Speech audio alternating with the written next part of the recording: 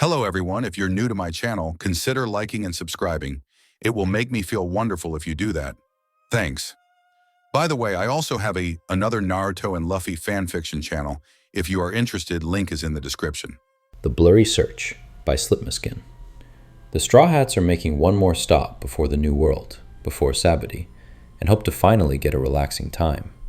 Zoro and Robin are slowly but surely taking increasingly more interest in the other. Soon troubles arises as the crew encounters a strange pirate, Zoro x Robin. Adios. A noise is heard coming from down on deck when a door is opened and closed. A while after there was a faint sound of a clicking.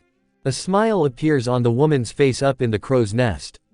She didn't want to admit that she was somewhat tired for keeping night watch yet again, but her stomach she didn't deny.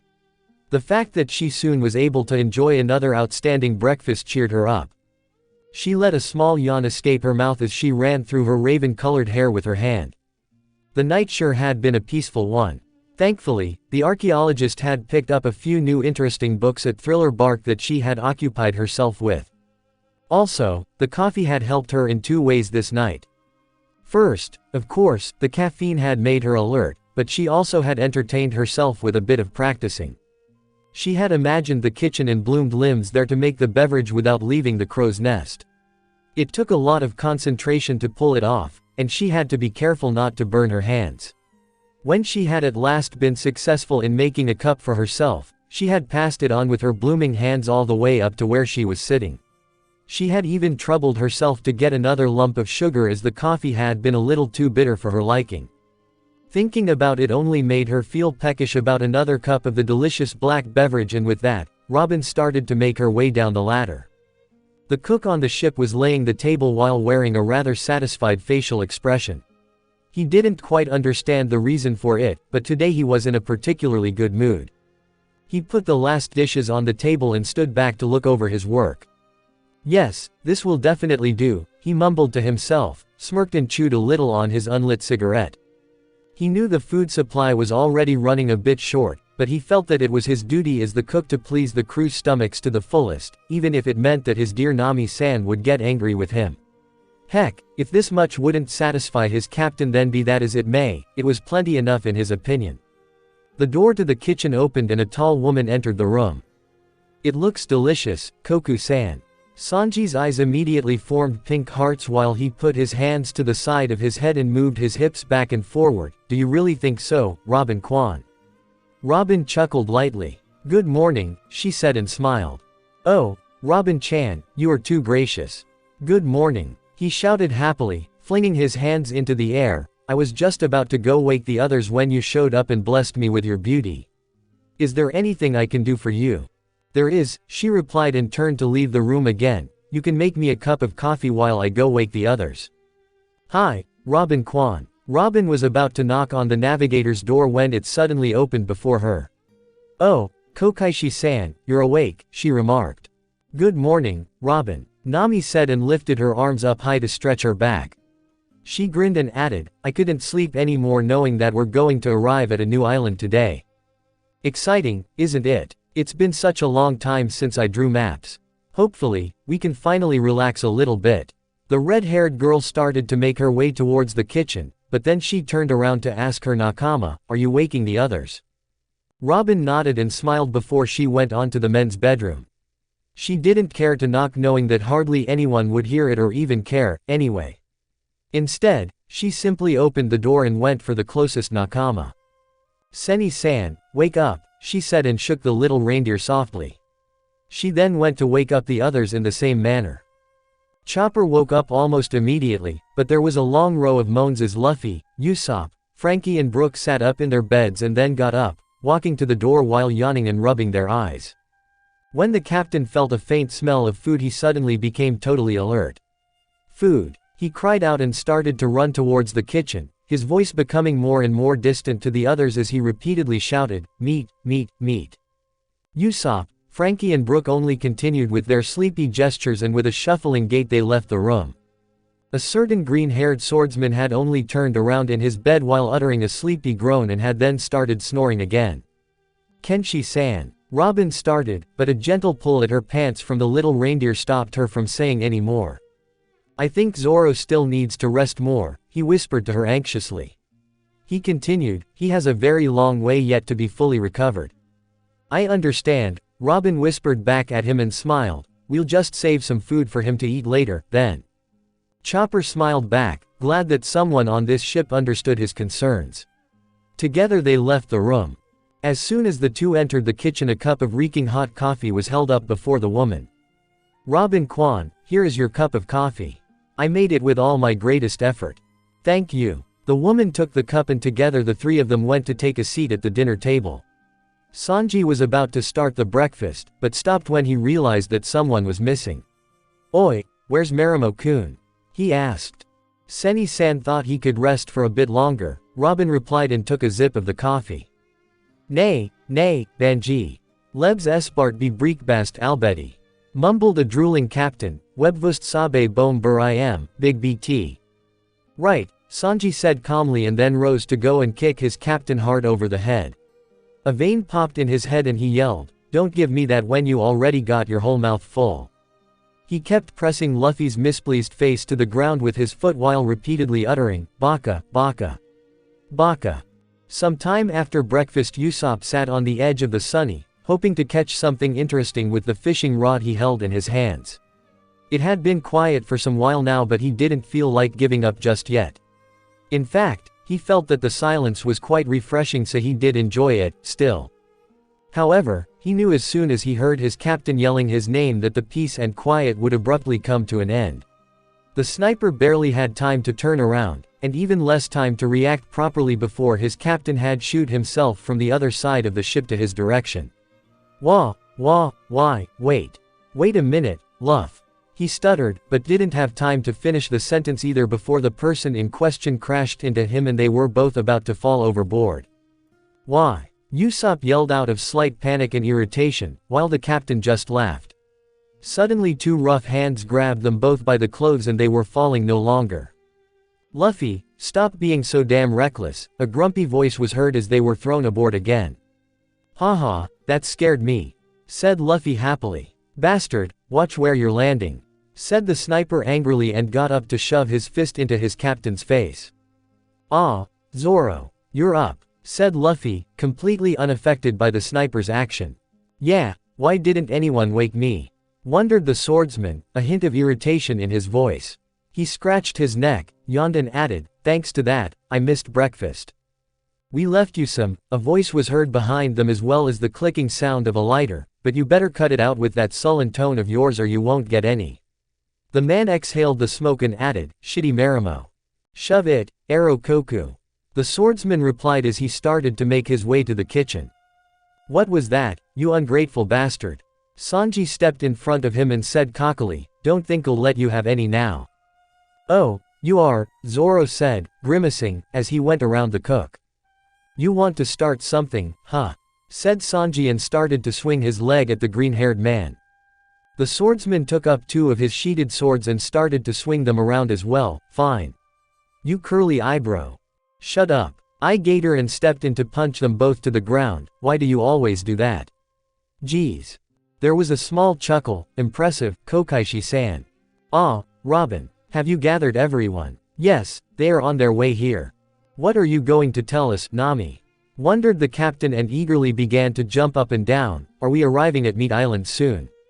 As Frankie, Brook and Chopper also joined the commotion, Nami went to stand before the group. Listen up, she said, it is as you say, Luffy. We're arriving at a new island in approximately 1 hour. Meat. No. A vein popped out of the navigator's forehead as she punched her captain. The island is named Liwatura. She paused to sigh and collect herself. It is known to be lively and pirate-friendly. It's our only stop before we can go to the new world, so if possible I thought we could relax a little while we're there and try to enjoy ourselves. Oh, like a vacation? Asked Frankie, lifted his sunglasses and started to grin. Yeah, sort of. The rest of the crew began to cheer, some louder than others. Super. How nice. Yo ho ho. Okay, listen now. Everybody gets to do what they want eventually, but first, Nami pointed a finger up, there are some chores we need to take care of. Everybody, spare Robin, Zoro and Sanji, who had jumped around cheering suddenly stopped and started to groan instead. "Don't worry, there isn't much," she reassured them and then turned to the cook. "We need more food, right?" "Hi, Nami-san. I was worried that you would scold me because I used so much food for breakfast." Sanji made an innocent face and pouted, "But it's really hard feeding these bastards to the fullest every day." He quickly glared at the boys in the crew. She waved him off and said, "No need to worry, Sanji-kun. We're arriving today, after all." She turned to the others again, "I will distribute the chores when we arrive. Now you all have time to prepare yourselves." As the group started to scatter, she yelled out, "Luffy, Zoro, wear something different for once in a while." "Huh, why?" Zoro grunted. "Come on, you're always wearing the same thing. Mix it up a little." As she started to head to her own quarters, she more or less jestingly, Zoro couldn't be sure, added, "Or else I'll rise your debts." The swordsman wasn't sure if he even had a debt to pay anymore. He cursed under his breath as he together with his captain made his way down to the men's bedroom again. Luffy quickly changed into a pair of black shorts and a dark green vest and headed back up again. "Devilish woman," muttered Zoro as he took the white shirt off and threw it at his hammock. The bandages over his chest and stomach loosened from this action and fell to the ground. Zoro stopped to look at them for a while. Even though it stung all over his body just from the air from the salty seawater, he snorted and left them there, thinking that they only disturbed him anyway. Suddenly, an arm bloomed out from the floor and picked up the bandages. 3 arms bloomed out from Zoro's leg and passed the bandages up. He stiffened from this action. While feeling rather freaked out, but not letting it show in his stern expression, he stared at the hands. Finally only one on his hip remained, holding the bandages up in front of him. "Seni-san will be angry with you," a smooth voice was heard from behind. He turned to look at the raven-haired archaeologist standing at the doorway. "They're just in my way," the swordsman answered and awkwardly took the bandages from the arm at his hip, which disappeared shortly after. "But they help you recover, Kenshi-san," Robin argued. She couldn't help but to inspect the gruesome wounds on his body. They almost made her own body ache and she couldn't help but shiver. She could tell just from a glance that they were incredibly severe, and she thought that it was indeed a mystery how the man was even alive, let alone up and walking. Obviously uncomfortable with her gazing at him, the swordsman turned away to throw also the bandages onto his hammock. Robin didn't know whether to laugh because she could still see his back, or to writhe yet again from imaginary ache because the wounds were just as gruesome there. "What did you want?" wondered the man in a rather awkward tone and looked back at her.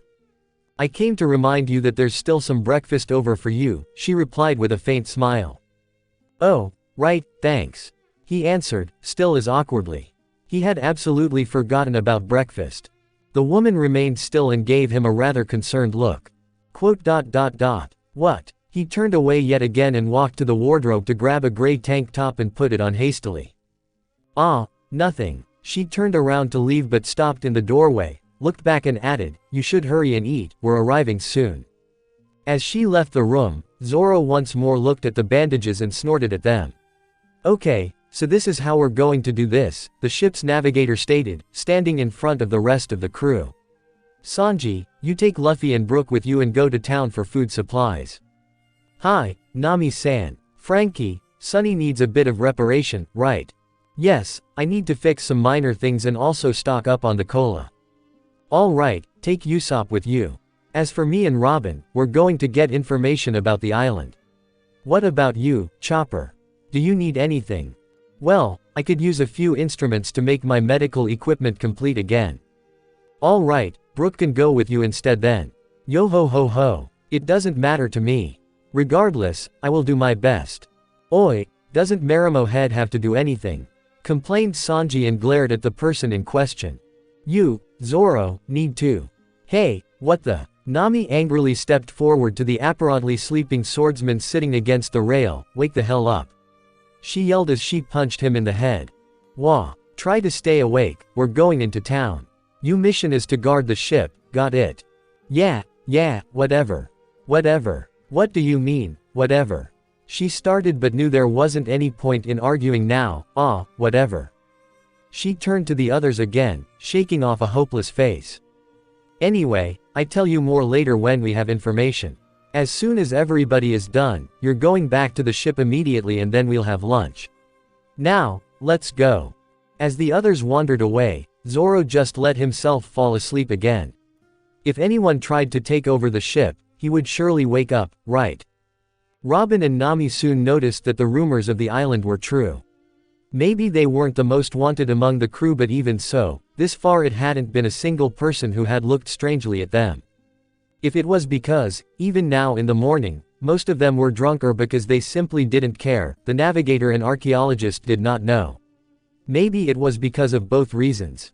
Liwatura was a rather big town in range, but the buildings were not taller than 2 or 3 floors. It had a lively and cozy atmosphere. Everything had a kind of soft yellow and brown color, obviously a fall island. Nami noted the season to be somewhere between summer and autumn as well. People seemed to be happy and nice, whether they were drunk or not, and most of them calm. Therefore, they could easily ask nearest person for information. Sanji and Luffy had found a lot of food, partly because the captain had requested a lot of meat and partly because the cook had found many interesting ingredients. Sanji took advantage of Luffy's strength and stretching abilities and used him as the pack ass. He had also noted that there were many beautiful women on the island. "Oh, I think I'm going to like it here," he happily mumbled for himself. On their way back to the ship they met up with Frankie and Usopp. "Oi, Luffy, did you find any good-looking food?" asked the sniper, although he knew it was a dumb question as their captain would eat almost anything.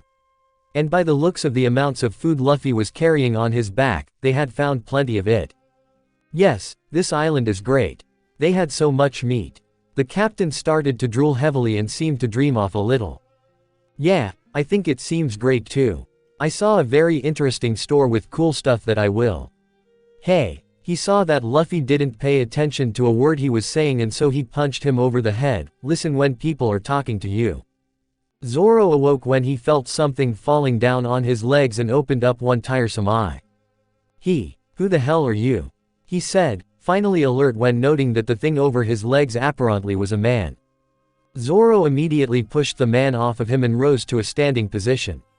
He grabbed an unsheathed Sandai Kitetsu, then held the tip of the blade to the kneeling man's throat. From his now current posture he could see that there were more people on their way boarding the Sunny. 3 swords. Holy crap. That's the demon cutter. Roronoa Zoro. One man nervously yelled as he had stopped making his way any further onto the ship. The man standing on his knees in front of the swordsman got an even more horrified facial expression and gulped. Zoro made a serious face and pushed the tip of his sword a little further into the man's throat. One small sipper of blood made its way down from where the sharp blade was lightly piercing through the skin. He heard the others worrying about him. "He shows no mercy. 120 million bounty. He's going to kill him.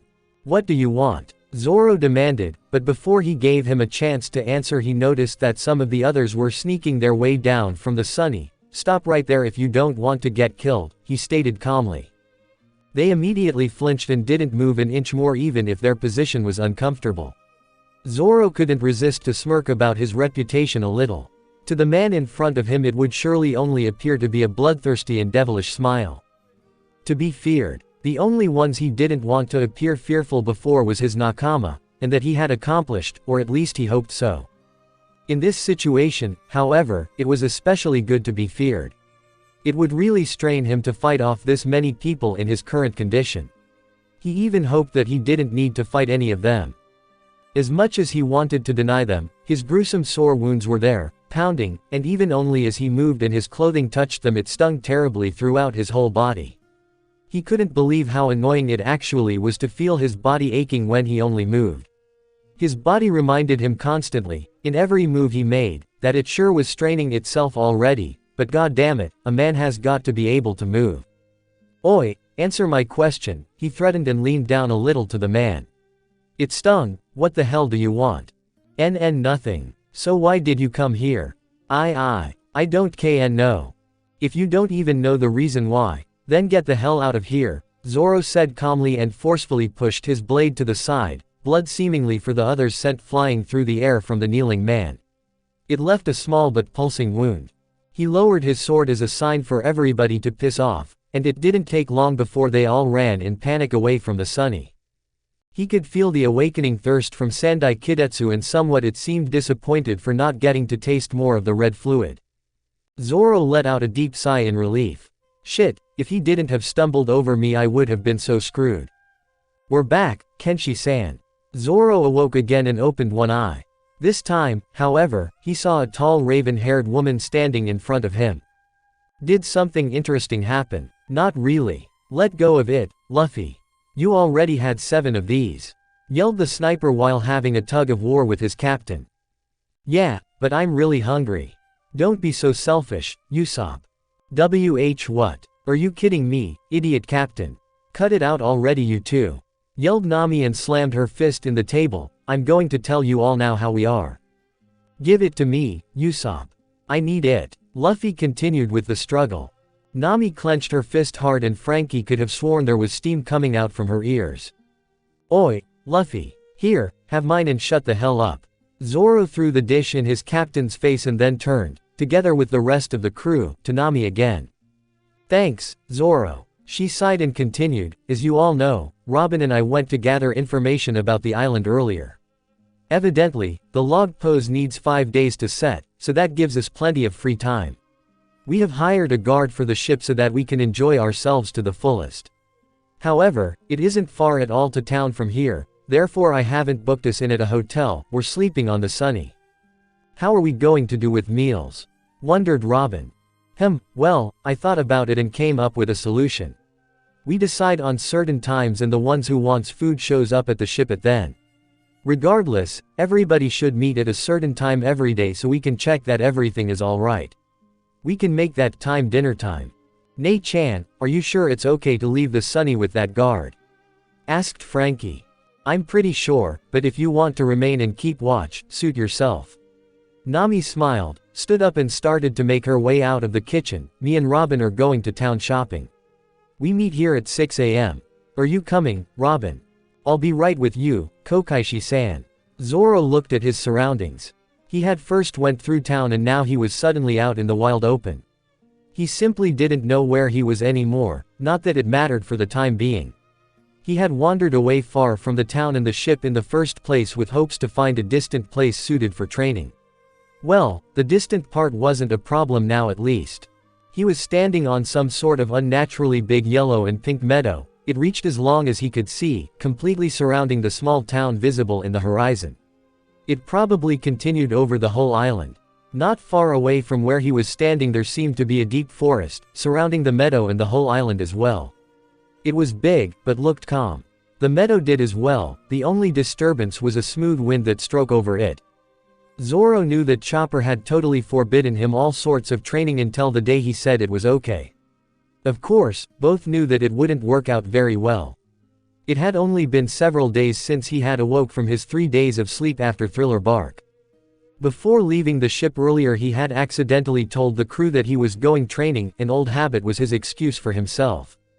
Chopper had panicked and begged him not to, then he had also discovered that his bandages were gone and freaked out while he began climbing up and down on the swordsman.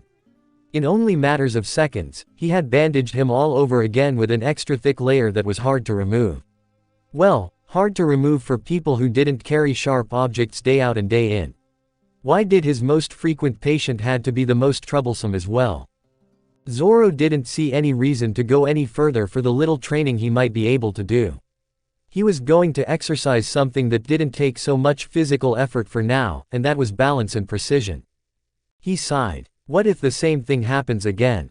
I'm not going to be strong enough to protect them, especially not in this condition. I'm certainly not going to be as lucky as I was at Thriller Bark.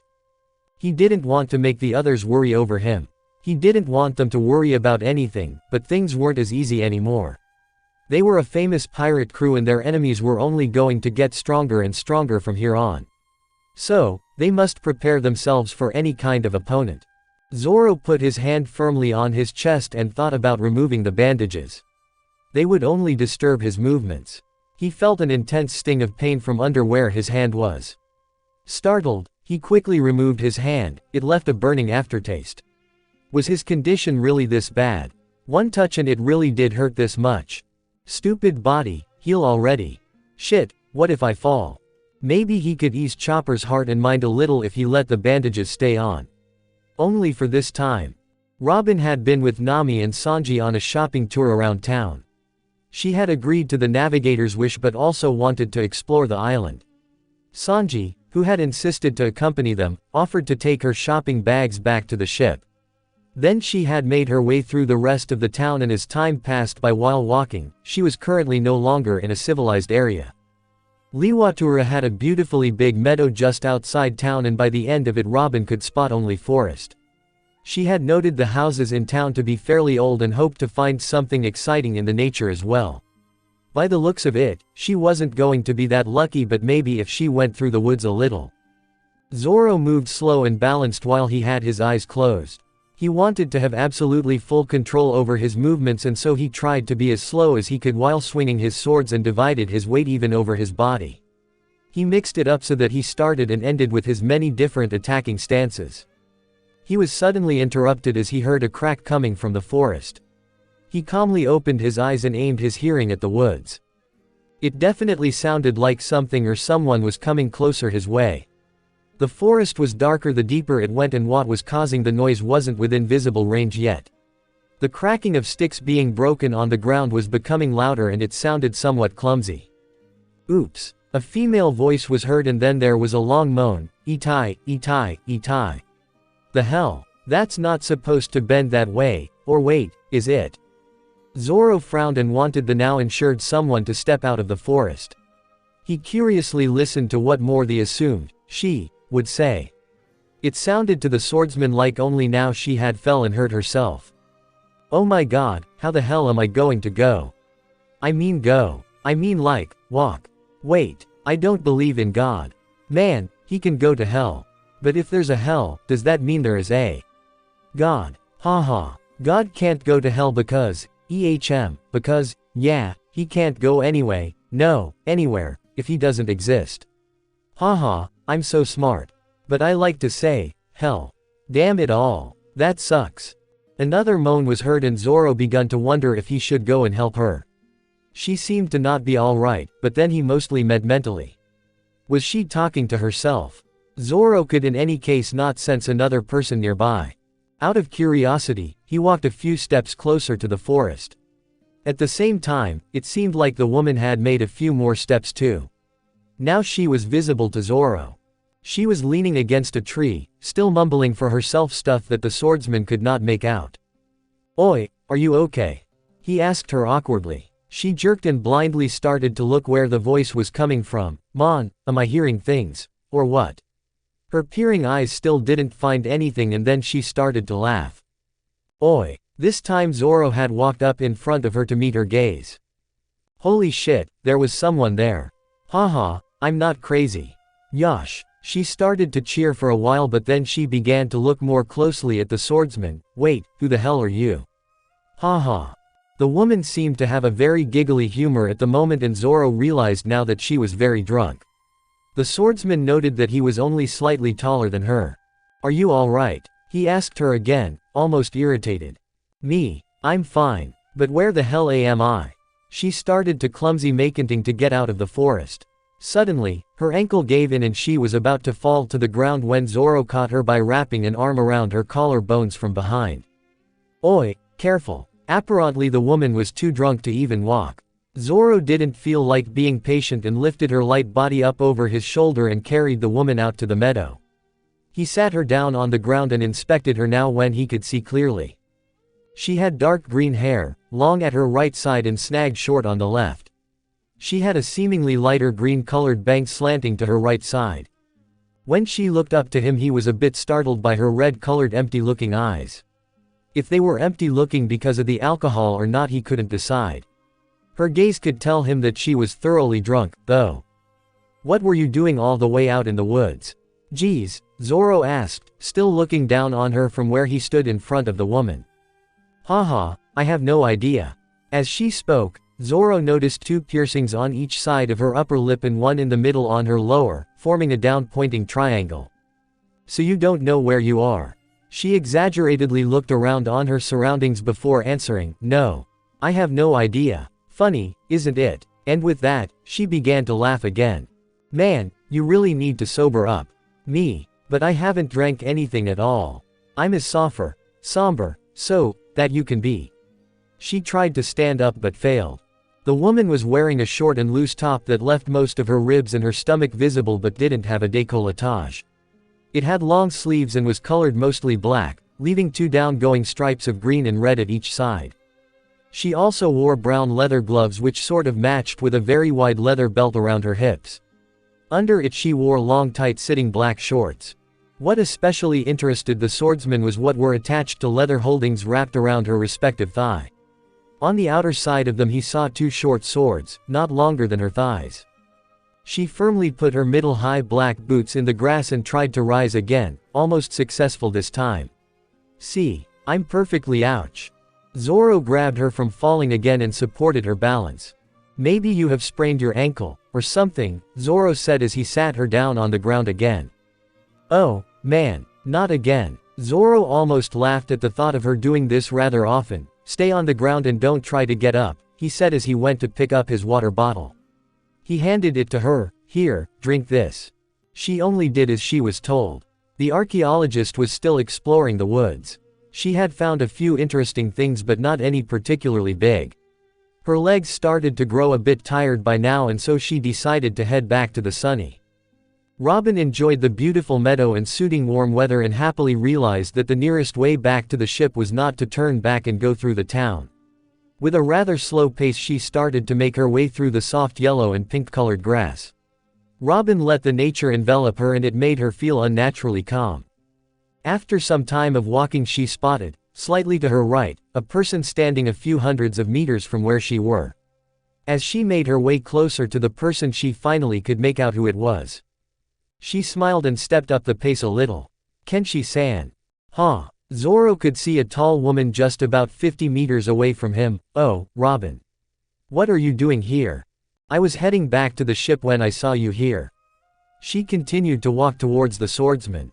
He felt kind of relieved as he had no idea of what he was supposed to do with the person sitting on the ground in front of him.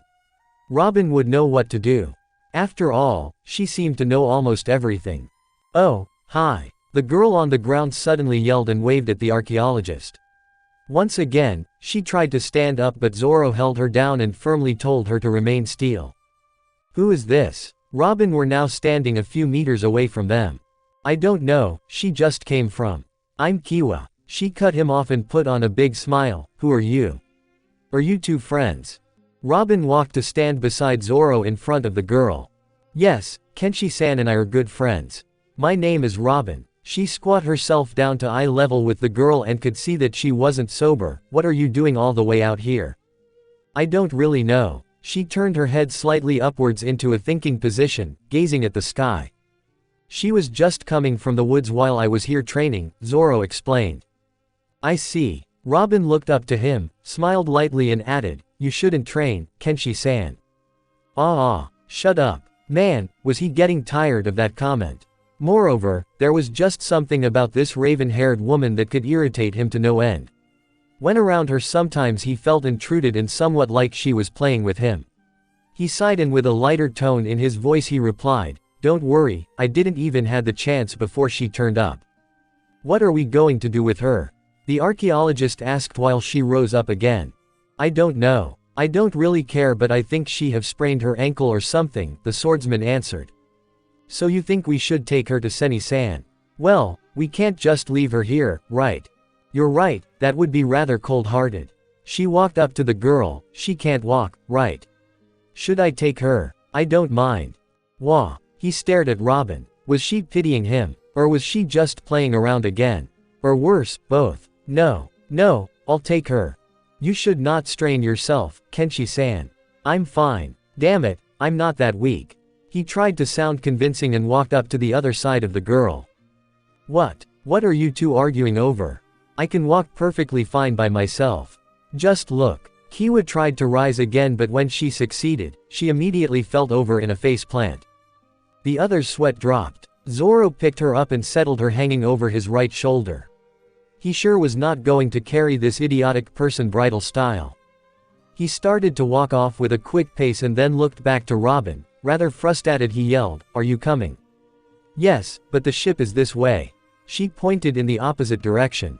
Face turning blood red, Zoro turned around and angrily picked up an even quicker pace. Shut up. He shouted to the chuckling woman. Frankie had stayed on the ship the whole day. He had prepared the Sunny and fixed her minor flaws. He had never intended to get off the ship in the first place. He knew that by the time he would be finished, dinner would be ready. By the looks of it, he was right in his assumption. The clock was 5:20 a.m.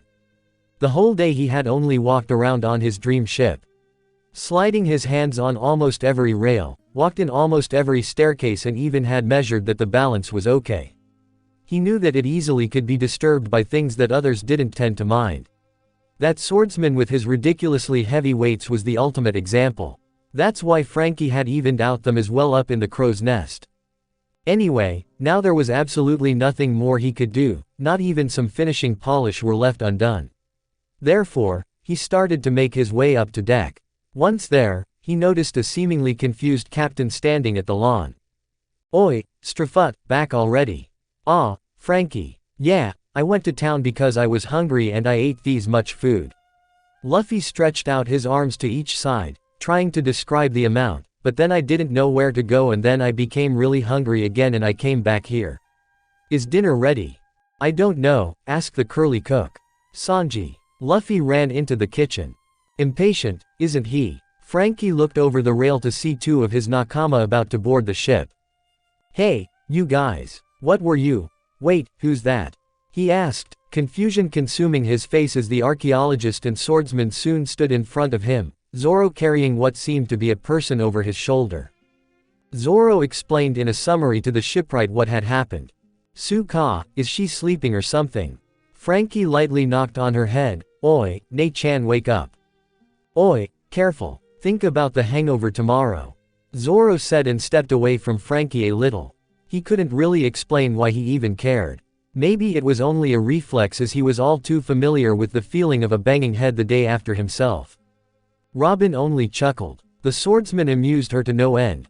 Everybody knew very well what his goal was in life and what he was willing to do to get there.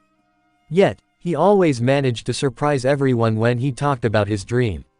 He never failed to get the clear message through everyone's head, even though he had made it clear many times before. Then there was these occasions when he managed to surprise everyone by showing his actual humane sides. People who didn't know him saw him as a demon without feelings. This reputation only strengthened the fun in seeing him act like he just had. Oh, and don't you look smug, Zoro said while looking at the archaeologist. What? Robin found herself a little off and realized she had been staring at him the whole time. Zoro had noticed it but chose to not care for it, for now. Is Chopper back yet? He asked Frankie. Zoro. A worried voice was heard below on land, but in just a few minor seconds the doctor had made his way up on board. Are you hurt again? I knew it. I told you not to train. Why don't you listen to me? Now I have to Here, catch. Zoro had neatly thrown Kiwa against him. This is your patient, not me. Chopper panicked. No, wait, what? Finally, he had to transform into his heavy point so he could catch the person. Zoro, don't ever do that again. Whatever, he smirked. Kiwa was indeed asleep as Frankie had thought earlier. Brook and Usopp had came back together with Chopper and was finally aboard. What's going on here? Asked Usopp and then looked at the person in Chopper's arms. Who is that? Oh, I am not explaining this again, Zoro grunted. Senni-san, it appears that this person has sprained her ankle. We found her very drunk out in the forest earlier. It seemed that she didn't know where she was, Robin explained. I suggest that you take care of her now and then we talk to her when she wakes up. Yes, of course. I'm the doctor, after all.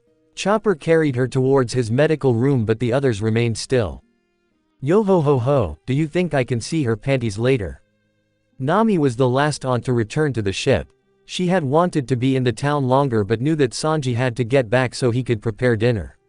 Luckily, he had carried her shopping bags, as well as Robin's, back to the Sunny. She was very happy. Some of the gold she had gained at Thriller Bark had she turned in. She didn't even had to be tricky with the man. Without any arguing at all, the navigator had gained more money than she had ever expected the gold to be worth. It had been a funny and interesting town and everyone had been really nice. It was even hard to walk away from there, but knowing that she soon could return, she headed back. With a little trouble, because of the bags with money, she climbed up on deck. "Hey, everybody," she greeted the crew members standing in a crowd at the lawn in front of her. "Welcome back, Kokaishi-san." The archaeologist turned to her. "What's with those confused faces?" Nami asked, looking at Usopp, Frankie and Brooke. Strangely, even though he was a skeleton, she could see that Brooke was confused also. "We have a visitor." Robin explained the situation. "Su-ka." Nami looked towards the medical room. "Is Chopper working on her right now?" The navigator got tit for tat as the doctor came out from the room and closed the door behind him. "Oh, hi Nami," he said, although not having a very happy face. "How is her foot doing, Seni-san?" asked Robin, and she noted that he almost was about to dance for a second. It wasn't sprained. He turned to having a serious expression again. It was totally broken. The bone was snapped in 2 holes, only having ligaments holding it together. "Could you fix it?" Robin asked again, the only one who didn't stood gaping like speechless. "I did my best to stabilize it, but she definitely won't be walking for a long time." Chopper then turned to a certain swordsman leaning at the wall. "Zoro. How could you just throw her at me? It could have made things even worse." "Sorry Chopper, I didn't think it was that bad. How could you possibly have thought that? Having the foot broken like this usually hurts very, very much." But it didn't seem like she was even in pain at all. By the time I think she broke it, she just went, "Itai, Itai," a few times and then still continued her way out of the forest. I agree with Kenshi-san. She was on the other hand very drunk, but she appeared to be fine otherwise. We couldn't see how serious it was either because of her boot. But, even if she was drunk, there's no way she wouldn't be in pain. Chopper made a very hopeless face and then started to walk in circles while thinking. But she's asleep now, isn't she?" Nami bugged into the conversation and then added, "There's nothing in particular we can do now, right? I'm sure Sanji is ready with dinner about now, so let's go eat instead of standing here." "Yeah, girly here is right," Frankie said and declared, "Let's eat." During dinner they explained also to their captain and cook what had happened. While Sanji was excited that there was another woman on their ship, Luffy was just generally interested. Why did she came from the forest? Does she live there? He asked the casually eating swordsman. "Ooh, Luffy," Zoro sighed, "how should I know? She's a complete stranger to me." "She didn't know where she was," Robin explained, "so I don't think that she lives there, Sencho-san." "Su-ka, she's a mystery person then." Luffy turned into a thinking position for a while but then turned to Zoro again. "Haha, what were you doing all the way out there anyway?" Nothing. Don't lie." Chopper angrily rose from his seat and stood on the table while pointing his little hoof at the swordsman. "You said you were gonna train." He moaned out of desperation and his eyes darkened out of overwrought terror. "Don't you understand, Zoro? If you don't take it easy you can die." "Relax, I didn't do any serious stuff," the swordsman calmly replied as he continued his meal. "Besides, I didn't have much time to train before that girl showed up anyway." "But you carried her all the way here." Zoro didn't reply nor made an expression. She had been very light, but carrying her all that way in his current condition really had strained him a little. He could hardly even confess that for himself. Nay, Nami." The captain yelled, meanwhile stuffing more food into his mouth. "Bod RB boy HG go bo." A foot buried itself in his face. "Bastard. Don't speak with food in your mouth while talking to women." Luffy quickly swallowed everything at the same time and released a relieved sigh. "What are we going to do now, Nami?" Completely unaffected by her captain's behavior she replied, "Well, I've already told you, right? This is like a vacation, you are essentially free to do what you want. However, I guess someone has to stay on the ship now, right?" She looked at the doctor. "Yes, but you all can go, I won't leave my patient," Chopper replied with a smile. "Are you sure that you'll be alright by yourself, Chopper-kun?" "That's so noble of you, yo-ho-ho-ho. Shut up, bastard. I'm not happy. That doesn't make me happy at all," he said, but was as usual giving away his true feelings as he danced back and forth. "He won't be alone," Robin said. "My legs are pretty tired after walking around all day, so I will probably stay here too." Later, the crew was ready again to head for the town. They didn't really know what they would do there, but most of them agreed that they were going to party and have a good time. "Aren't you going with them, Kenshi-san?" asked the archaeologist and looked at Zoro, who remained still. He was sitting leaned against a wall at the lawn. His swords was leaned against one of his shoulders and one arm hung loose around them. "No," he simply replied. Then he thought that it may had sounded a bit cold without an explanation and smiled smugly while he added, "I shouldn't strain myself, right?" The raven-haired woman chuckled. "Yes, you're right." She was heading for the kitchen but then turned and asked, "I'm gonna get a cup of coffee, would you like one too?" Maybe it was a futile try, she rarely saw the swordsman drinking the beverage. Surely the question must have sounded awkward. Why was she even asking? Did she just wanted the conversation to keep on going a little more now that he seemed to be in a better mood? Zoro thought about it for a second. He knew that she knew that coffee wasn't really something of his liking. She was probably only acting nice, but he didn't mind, at least not this time. He had been a little tired before, but now he simply didn't feel like sleeping anymore. "Yeah, I can take a cup," he answered. He wasn't sure if he even had made the decision in his mind, the words just slipped out from his mouth. "Okay then," she replied, rather surprised that he had actually agreed. She smiled and went off to the kitchen. "So what are you gonna do?" Zoro asked the little reindeer who was heading towards his medical room. Chopper smiled, "I'm going to make some new medicines. One is for you, it's gonna make you heal faster." "Who?" The swordsman grinned, "That's good. I'm really starting to feel restless cause I can't train." The little doctor giggled, "I'll do my best." Then he went into the room and closed the door. He is such a child, Zoro thought and smiled a little for himself. Suddenly a white cup appeared in front of him, shallow reeks came from it. "I think he is glad that you haven't removed your bandages this time, Kenshi-san." Zoro took the cup. The hand that sprouted from the wall and had held it disappeared with a faint clinging sound as well as something that looked like pink flowers. He looked up at the woman standing to his right. She held a cup for herself and in her other hand she held a book. She also had one arm coming out from the other one that held a candle. The light from it reflected in her eyes, making them sparkle ever so slightly. "Can I sit here?" she asked but was already on her way down.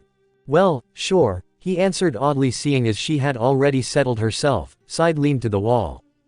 They both took a sip of the hot coffee. "How is it?" she asked.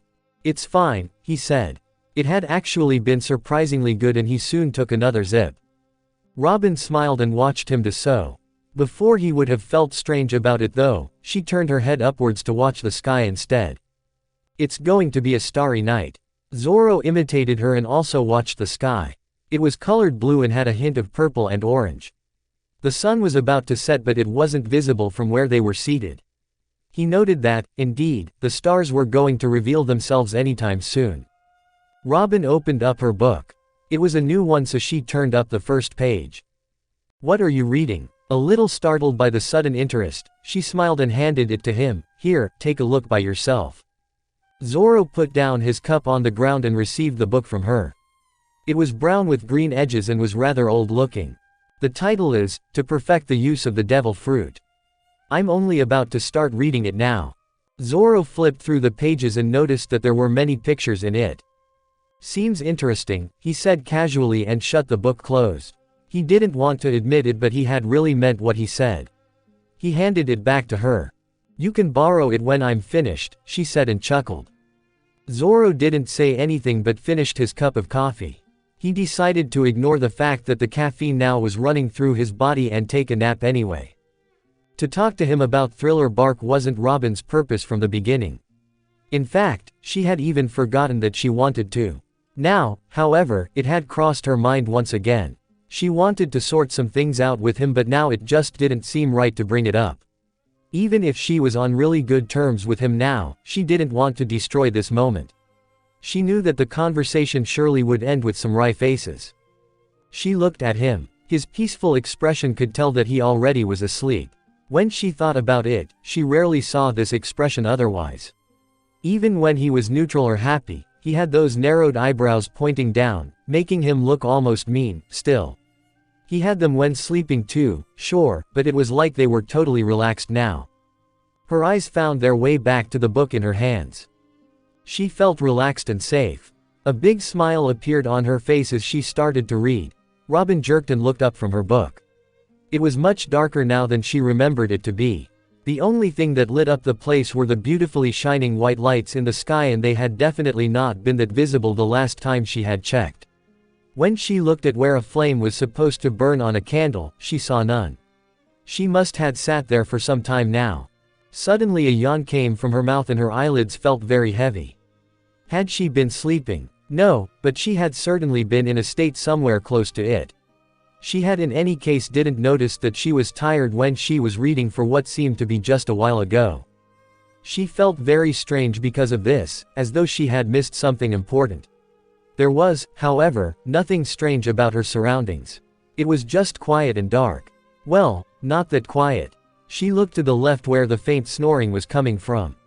The swordsman was sleeping in the same position, still. When she thought about it, she was very tired. And that wasn't very strange. She hadn't slept for many hours since she had been on watch the night before, and also a few occasional nights here and there before that. She had only herself to blame. After all, it was she who happily had volunteered to take the swordsman's shifts as well. It was Chopper who had decided that someone else had to do them. Partly because Zoro needed the time to rest, and partly so that he didn't do any secret training up in the crow's nest. Now the archaeologist felt a faint ache in her neck and understood that it was because her head had been leaned down when she was half asleep. She couldn't understand how the green-haired man beside her could stand it when she was in pain after only what she assumed to be a few hours. Maybe he was sitting in a more ergonomic position than she was. It remained a mystery to her. She laid her book aside and rose to do a little stretching. She assumed that the others wasn't back yet because she hadn't heard any sound of them. This meant that it couldn't be that late after all. Or maybe her crewmates didn't intend to head back to the ship at all for tonight. She guessed the time to be approximately 3 p.m. now that she could see the sky better. It was still colored slightly purple at the horizon. She would satisfy her needs and go to bed herself, but first she wondered if she should wake the swordsman. He would sleep for long if someone didn't wake him, but usually someone did. She looked to the harbor and saw that the guard for the ship seemed as alert as ever. Surely they wouldn't need someone to watch the Thousand Sunny for the night. Everyone deserves a good night's sleep in a proper bed, she thought, and went over to her nakama. Kenshi-san, wake up, she said and shook his shoulder lightly. He grunted and opened up one eye to look at the feet of who had disturbed him. This sort of sleeping seemed to be more alert other than when he was sleeping deeply in his bed. This pleased the raven-haired woman. It was right of her to wake him after all. Especially since he needed plenty of rest to heal his wounds. Don't you want to go sleep in your bed instead? Well, bed and bed, she thought. It was a hammock, still, but there he could relax to the fullest. He opened both eyes and looked up to her. I guess. The archaeologist bent down to gather the candle, book and both of the cups. Then she went off to leave the latter in the kitchen. Zoro got up and did some stretching as well. He picked up his swords and settled them in their holdings at his right hip. He scratched the back of his neck while he yawned widely. It had been a good nap, but he felt like it wasn't enough, and the idea of sleeping in his hammock actually sounded great. His throat felt dry, so he cleared it a few times, but this only made him cough. His body practically cried out when doing so. Better drink some water before going to bed, he thought while pulling himself together again. He wondered if the others were back yet, or maybe they were still partying. He didn't know, but on the other hand, he didn't really care. He was expecting Robin to be back on the deck in merely seconds after she had left to the kitchen, but she didn't appear. Not that he really cared about what she was doing in there either, but on the other hand, how long could it take to leave 2 cups at some table? He would just check what the heck she was up to, and taking a glass of water was indeed the perfect excuse for going there anyway. He walked up the stairs and then opened the kitchen door. The archaeologist was sitting at the couch alongside the wall. Her head was leaned down a little and a hand was holding the top of her head, as if she had ran her fingers through her hair and then stopped. She seemed a bit off and her narrow gaze was fastened on something he couldn't make out. Zoro ignored her strange behavior and casually walked up to the kitchen counter. As the woman showed no reaction and didn't even flinch from her position, he settled for a general question. "What are you doing?" he asked as he tapped up some water in a glass. He turned around to look at her. It was as if someone had just woke her up and her confused gaze met Zoro's. She shook her head a little. I'm just a bit tired, that's all. Why don't you go sleep then? He finished his glass and put it away. Yeah, you're right, Kenshi-san. She stood up and started to walk to the exit and Zoro did the same thing. As he was just behind her he saw her figure sink lower and lower before he could even realize that she was falling. Oi, Robin. He caught her just in time before she could hit the floor and turned her around so that her head was visible. Oi, do you hear me? He yelled and panic overwhelmed him just for a second. Then he looked at her closely and by seeing her chest rise regularly, he could confirm that she was out of danger. Had she fainted, or just fell asleep, he wondered. A bit relieved, anyway, he sighed and while still holding her, he wondered what he would do. It seemed that she was only suffering from exhausted but Chopper was on the ship after all. He lifted her up bridal style and carefully carried her out of the kitchen, down from the stairs, over the lawn, up for the stairs and finally into the women's quarters. It felt a bit strange because now when he thought about it, he had almost never actually been in there. He laid her down on one of the 2 beds in the room. He once again checked that she was breathing and was otherwise okay before he left the room to go get the doctor. As he was on his way to the men's quarters just downstairs he wondered if she would have anything against being checked. Not that he would care anyway, a sick person should visit a doctor, simple as that. He got an freaky expression for a second and dumbfounded himself slightly as he realized the double morality in what he just had thought about. He slammed the door open with the intention to make the little reindeer wake up. It succeeded pretty well. What's going on, bastard? Don't scare me. The doctor had immediately been up running back and forwards. Then he stopped to look at the person at the doorway. Zoro. Oh, no. Do you feel alright? He started to climb up and down on the swordsman. Where does it hurt? You have trained, haven't you? Zuru. What the? Get off. He tried to drag the furry little doctor off from his face. Oi, Chopper. Let me talk. The reindeer leaned away a little so that Zoro's mouth was free and looked at him. I want you to look at Robin. I think she's exhausted. What? Oh no. Rubian. His tiny voice was heard as he was already on his way to the women's quarters. Zoro sighed and walked back. When he got there again, the doctor was already inspecting the sleeping woman. Oh, so it's not serious, I'm glad. He gave out a relieved sigh and smiled lightly to the swordsman. If we just let her sleep she should be fine. Okay, so we can go to sleep now too. Yes, we don't have to worry a bit. He almost laughed as he was about to leave the room. Hep at the swordsman. Nay, Zoro. Haven't the others returned yet? No, they're probably still on it. A big yawn escaped his mouth. Okay, I hope they return soon. Good night, Zoro. He left the room. Good night, Chopper. The swordsman didn't know why he still found himself in the women's quarters. Maybe he was fascinated by the looks of it, after all, he had not been there many times. Yes, that had to be it. He went over to where the black-haired archaeologist was sleeping. He grabbed a cover and pulled it over her. It may be that only people with weak hearts catch colds, but now he felt like he had the right to consider her weak. A bit smug, he smiled as he glanced at her peaceful face. At last he turned around and left the room. Now it was his turn to get some well-deserved sleep. Chopper opened his eyes. He was a bit tired still but somehow he could tell that he'd slept fairly long already. The sun was shining in through the window on his face, as if telling him to get up and enjoy another beautiful day of life. He smiled and got out of his hammock. When hearing a faint snoring, he understood that the swordsman was still in deep sleep. The little doctor rubbed his eyes while letting out a small yawn. He looked around and a little weight left his shoulders and conscience. At least now he could tell that 2 more of his nakama were back safe and sound on the sunny. Frankie snored loudly. Laying flat on his back and having his limbs spread out within equal distance between, he almost took the form of a star. Not far away from him laid Sanji in some sort of curled up form. He was hugging himself, as if there was someone else laying there as well. In his sleep he silently mumbled, "Melorine," over and over. The shipwright held 2 empty bottles of beer in each hand and one also was in the hand of the cook. The swordsman laid on his stomach in his bed, arms along his body and one leg hanging down from the hammock. He looked as if he had partied just as much. Chopper sighed while gazing over his nakama. Better go and start making medicines for headache straight away, he thought. On his way to the medical room, he also could ensure the safety of 3 more nakamas. At the lawn, a big lump could be seen and the little reindeer could right away tell that it was the stomach of his captain. Leaned against the knocked-out Luffy were also Brook and Usopp heavily sleeping. Good morning, Chopper. The doctor turned around to see the red-haired navigator stepping out from the women's quarters. Oh, hi Nami. Look at these weaklings, ha Chopper. Nami laughed, are you going to make medicines for them?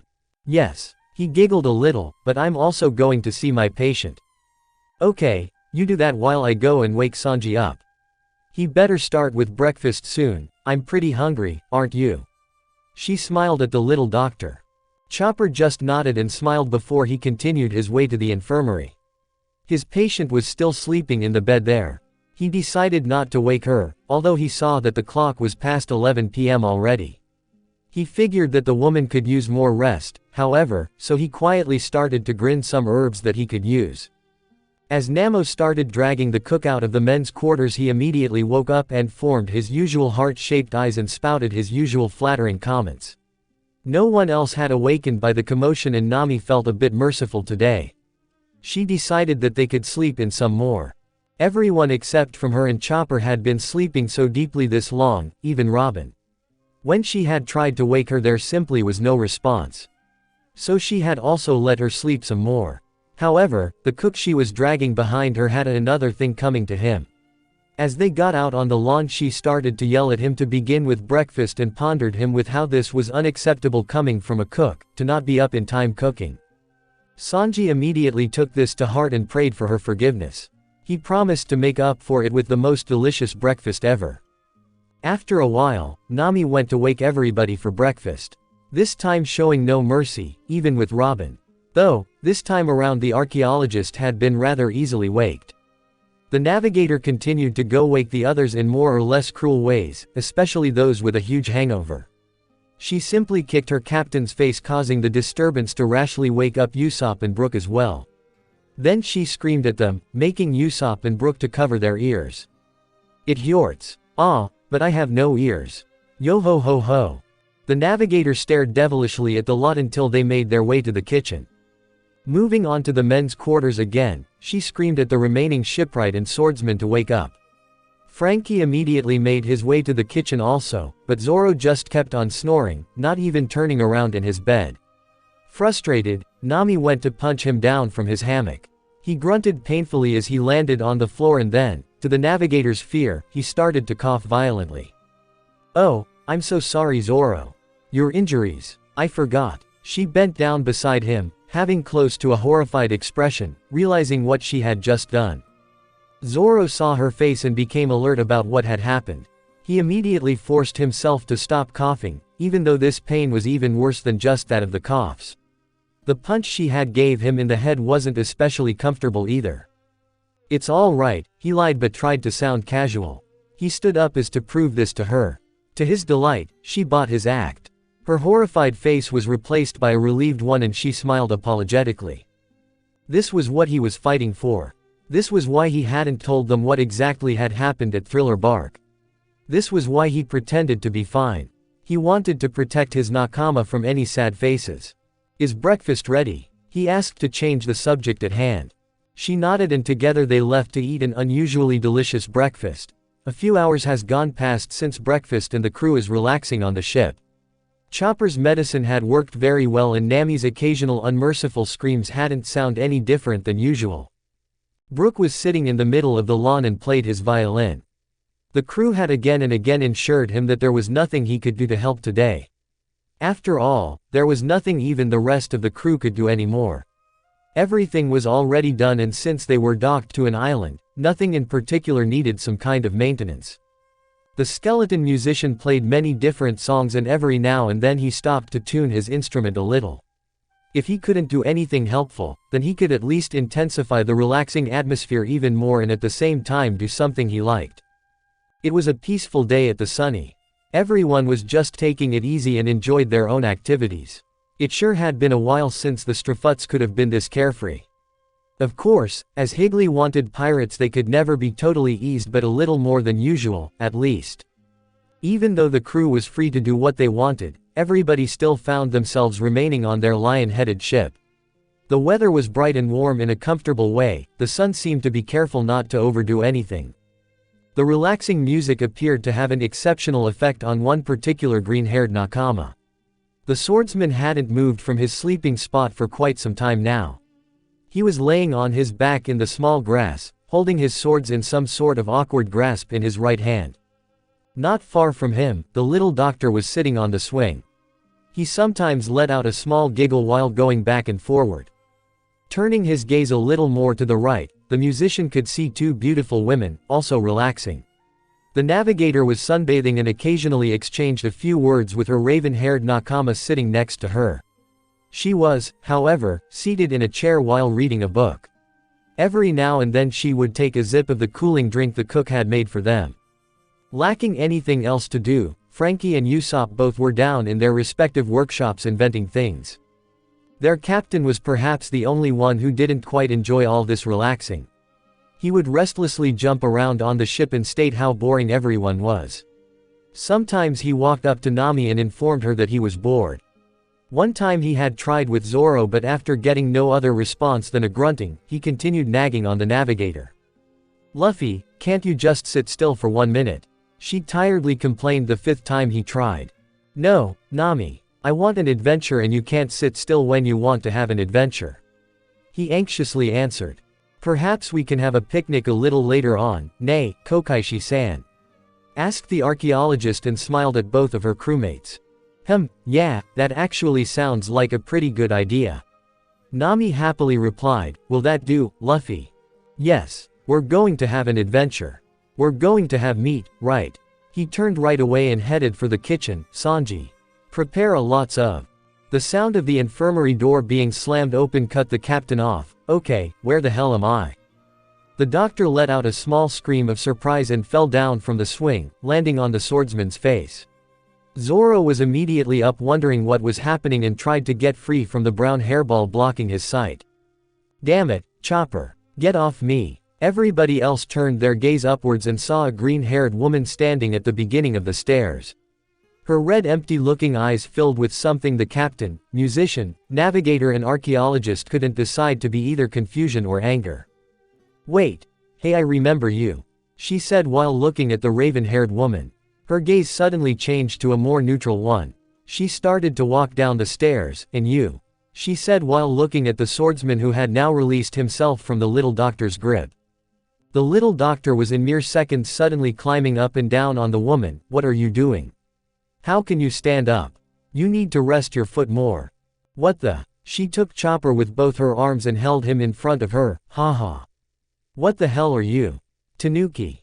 I'm a reindeer," he yelled as he angrily transformed into his heavy point. The woman stepped away from Chopper a little and started to laugh hysterically. Luffy watched the woman with an astonished face. Then he pointed at her and turned to the swordsman. "Zoro, is that your sister?" "What? No." The swordsman yelled angrily and grimaced at his captain. "But you both have green. That's not the same haircolor at all." Nami had stepped up and punched him over the head. "Are you colorblind or something?" "Geez." The woman had simply walked past Chopper while still laughing and was now standing before the rest of the crew on the lawn. At the same time, Sanji, Usopp and Frankie turned up to see what was going on.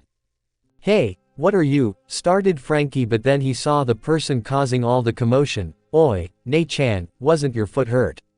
Sanji immediately formed his hard eyes and started to dance his way down the stairs as well, mellowing. "Huh, my foot. I don't know, maybe it was. There was some annoying bandaging around it when I woke up," she answered the shipwright and shrugged. "But how?" started Usopp and made a confused face. "Huh." She looked around to see that everybody had the same confused faces. "What? Your foot is broken. It should be totally out of use," yelled the doctor who had turned into his normally used brain point once again. "Now stand still. I have to examine you." "Oh, I always forget to tell people," she said, giggled and smacked herself in the head lightly. Then she turned to the little reindeer. "That's not necessary, whatever my foot have been through. To be honest, I don't remember, haha, but anyways, it will always heal up again. Fun ain't it? That's so cool." yelled the amazed Luffy while stars replaced his eyes. I know, right, she answered the black-haired captain while seeming to be just as much amazed by her own power. Kiwa-san, Robin said, do you mind explaining how this works? The woman turned back to the others, okay, but hey. Where's my swords? We kind of put them away, said Nami unsurely. Su-ka. Well anyways, it doesn't matter. Hey you. She pointed at Zoro, you have swords, cut me somewhere. Ha. The swordsman awkwardly stepped away a little. Yeah, just do it. Wherever you want, Kiwa said casually, or, don't cut any limbs off, okay? What? No. Are you crazy? I'll be fine, I promise. You don't have to do it that deep if you're too much of a puss, I mean.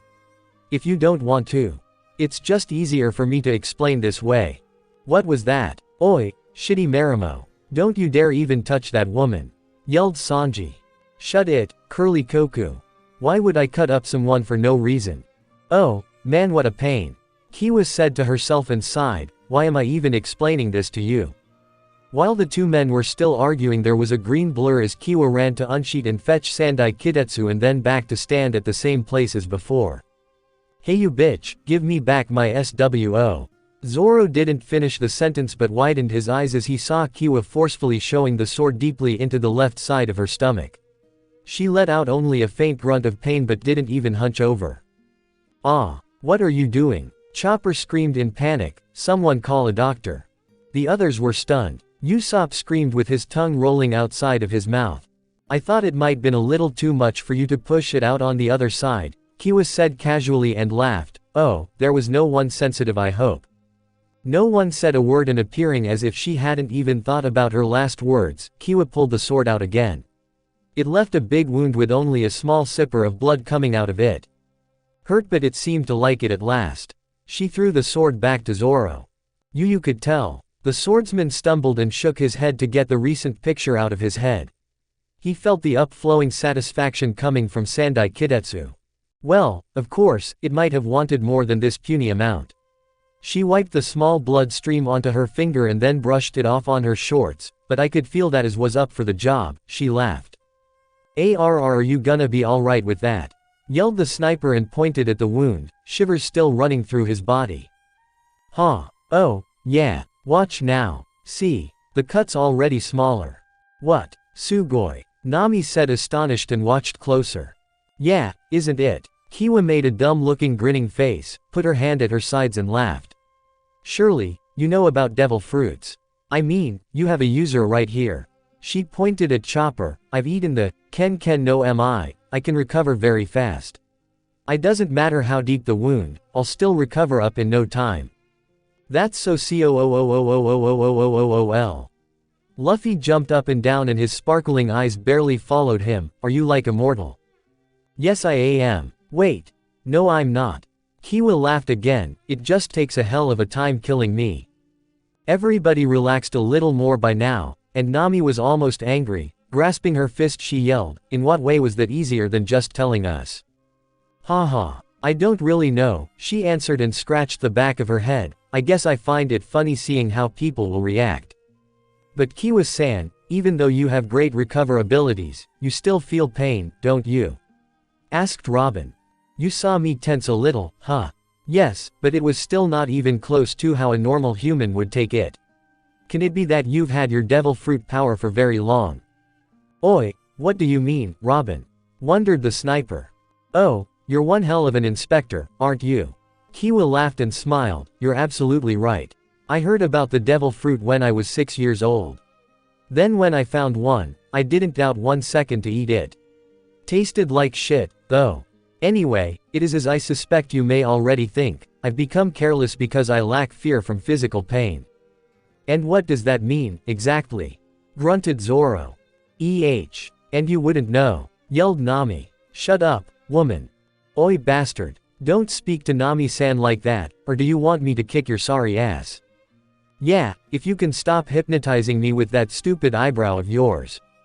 What did you say? Now I'm pissed. Bring it on, Freya. Shut up. The navigator punched them both to the ground. I'm getting so tired of that.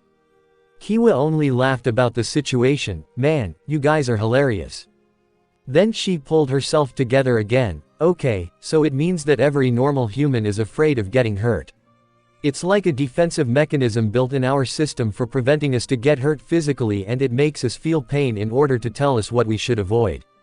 It's pretty much what prevents us from dying. I, however, haven't had any use of that mechanism because of my ability, and also knowing that mentally, I have learned to ignore pain to this degree. Understand? Suka, said Luffy and hid his right clenched hand in his other opened one. So you are a mystery person. That is quite interesting, Kiwa-san, said the archaeologist. You must have endured a lot to come to that point where you don't even notice that your foot is snapped in two. Yo ho ho ho. That's pretty amazing, Kiwa-san. Yeah, I've been through a lot, even though I haven't been to sea for so long yet. So, you're a pirate, huh, Nei-chan? Asked Frankie. Yes, I just became one. So you don't even have a hangover? Asked Nami, their green-haired visitor. No. Or, I don't really know how it feels, but I've heard it's like a heavy headache and sometimes you can feel ill.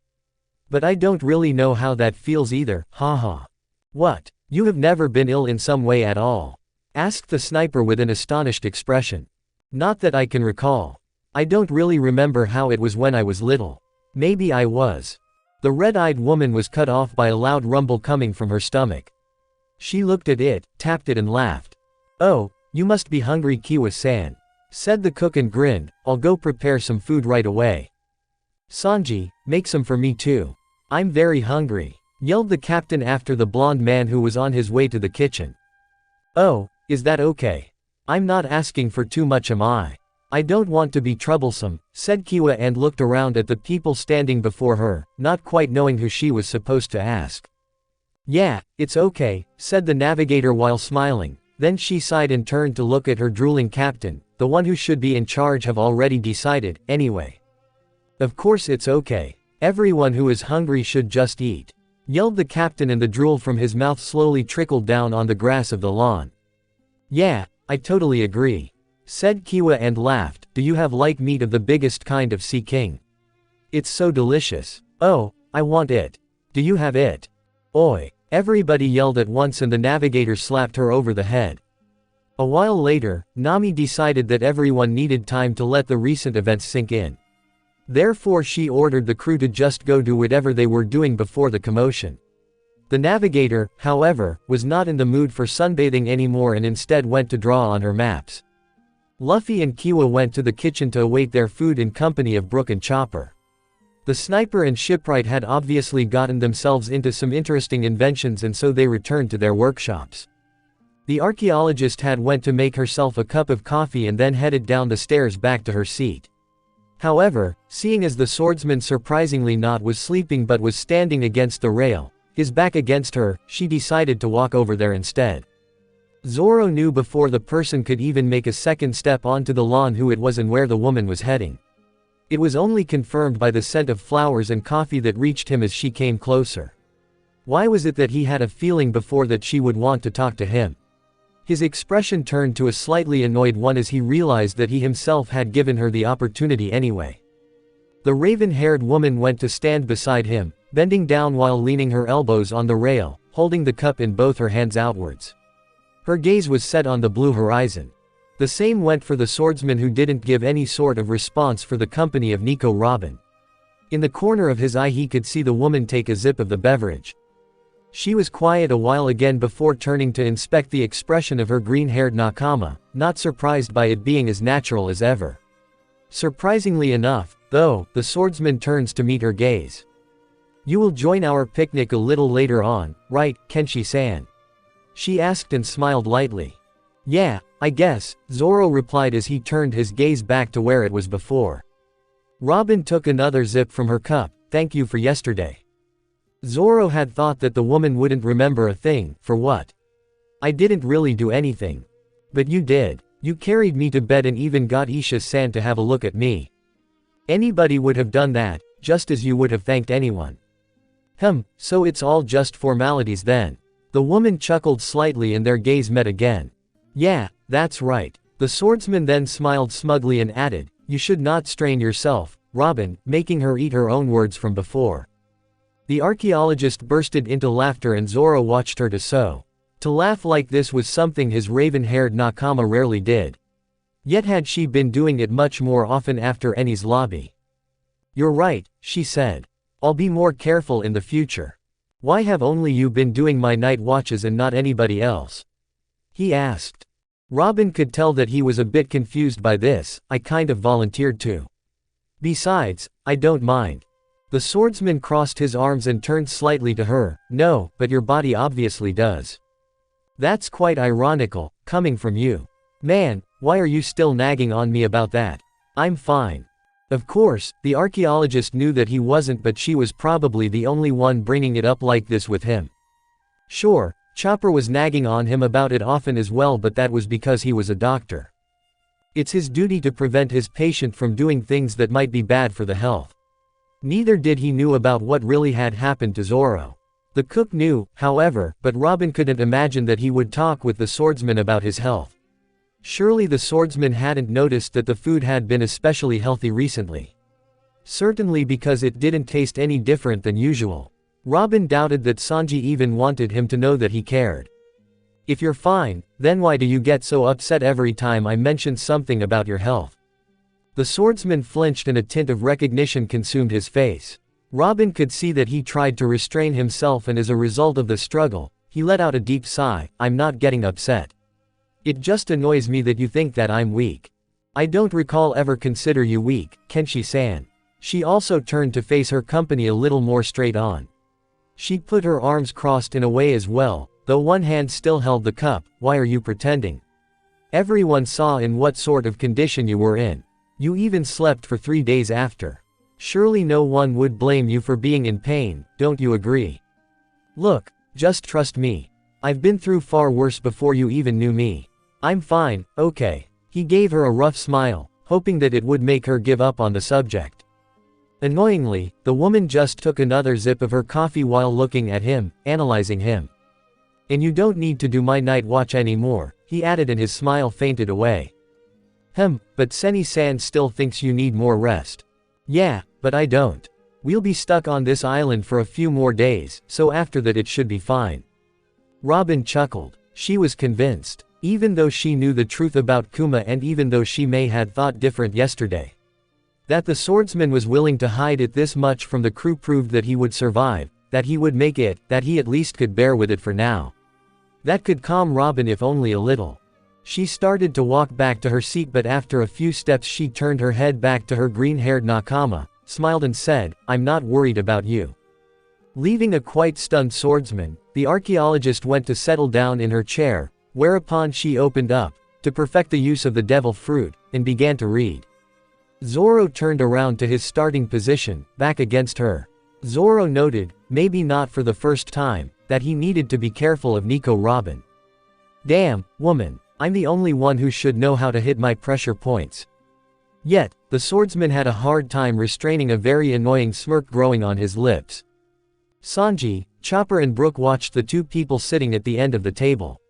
The cook tried for a long time, but he couldn't simply see anything cute or beautiful in the way their green-haired visitor ate.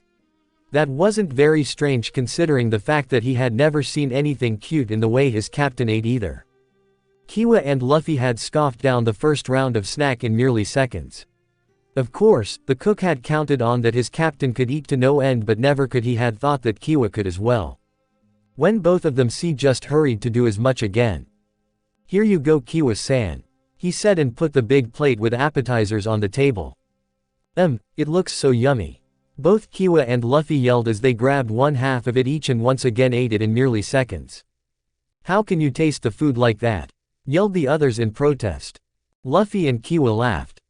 That was very good," said the green-haired woman while tapping her stomach. "Yeah, Sanji is the best cook."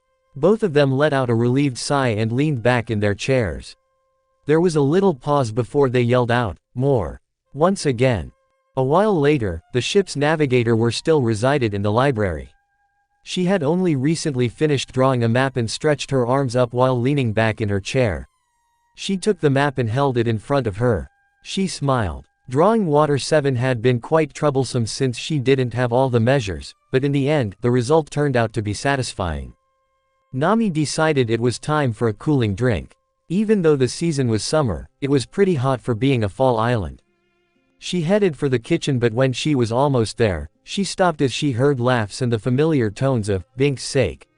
The navigator leaned over the rail to look down at the lawn. Everybody were sitting almost in some sort of ring, talking and laughing. Except Usopp and Chopper, who were currently up doing different dances and acted like entertainment. Luffy, Sanji and Frankie were cheering them on, and Brook was playing the violin while Zoro and Robin was sitting slightly further away but with just as happy faces. Nami smiled at the scene, but then she remembered something. Where was their visitor? Had she already left? The navigator searched over the lawn again but couldn't find her. She did, however, find that everybody was holding what she longed for. Suddenly, her sight was blocked as her wanted beverage was held in front of her. Blondie figured you might want one of these, so I offered to go deliver it to you. Nami turned around to look into a pair of red eyes. They were empty looking, as if one part of her wasn't present in this world. Yet they showed kindness and went well with the smile on her face. But now you're already here, so, here. She continued on as she grinned and held out the glass for the navigator to take. Thanks, said Nami and received the drink. She immediately took a sip of it and then let out a sigh of refreshment. That's exactly what I needed. Kiwa laughed, yeah, me too. Whereupon she also took a sip from her own glass. They both leaned against the rail to watch the others down at the lawn. Your crew is so amazing. It's nothing like the ones I've ever seen before. Su-ka, what exactly do you mean? Well, I've only been with you guys for a couple of hours, but I can still feel the respect you all hold for each other. Also, you don't have some kind of dictatorship where there's one ruler. You treat each other as equals. Oh, well, I guess it is like that. We have all our own dreams and goals to follow, but we still fight together for each other. Nami laughed and gazed down over her crewmates. Maybe it is pretty rare. Someday, I want to get a crew like this on my own. Kiwa looked at the navigator. I would very much like to get to know you guys a little more, but if I'm too much of a burden, I will happily leave. Oh, not at all. It's all right. You can stay with us for the remaining days it takes for the log to set. Now, you probably don't know the names of everyone yet, right? Kiwa laughed. No, I don't. I'm pretty good at remembering names, though. The little reindeer is our doctor, Chopper. The guy dancing with him, the long nose, is Usopp. He wants to become a great warrior, a giant, or something like that. Brook is playing the violin, the skeleton. His dream is to reunite with an old friend. Okay, Hopper, Danny. Nami smacked the back of the green-haired woman's head. You're not good at remembering at all. And then there was Brook. A skeleton playing a violin. Kiwa narrowed her eyes and paused for a minute as she looked suspiciously at Nami. Then she looked at Brook. Holy crap, he's a living skeleton. You're slow. Nami sighed. Anyway, the cook is Sanji. He wants to find all blue. The huge guy sitting beside him is Frankie. He's half a cyborg and he built this ship. Our captain is the dumb-looking Strafut boy. He's going to be the pirate king. Oh, that's a pretty big goal. What about those two? I think the woman introduced herself as, was it Claire? No, that's completely wrong. She's Robin and she's an archaeologist. The green-haired idiot beside her is Zoro and he always has debts to pay me. He is a swordsman and is going to be the best. That's a pretty big goal as well. What about you? Oh, I'm Nami. I want to draw a map of the world. The navigator grinned. So, anyway, if you're staying with us for a while, then you will join our picnic today. You bet I will. Now, let's get down there. It looks fun, said Kiwa and dragged Nami with her down to the others at the lawn. Okay, is everybody here? Yelled the navigator and looked over the people in front of her. Closest to her were Chopper, who today wore green bathing shorts with a flower pattern. I'm here. He carried a little backpack which contained some playthings for the Strafuts to enjoy. Next to the doctor stood the swordsman. Oh, Zoro, you've changed your clothes again. I'm surprised, said Nami and grinned. Shut up. Did you expect me to go swimming in my other clothes, or what? Oh, so you are swimming after all. That's so nice, Zoro. Really, I thought you didn't want to. By the way, you should wear those shorts more often, they suit you. Really, they do. The navigator nodded exaggeratedly many times at the swordsman, and while at it, she stuck her tongue out.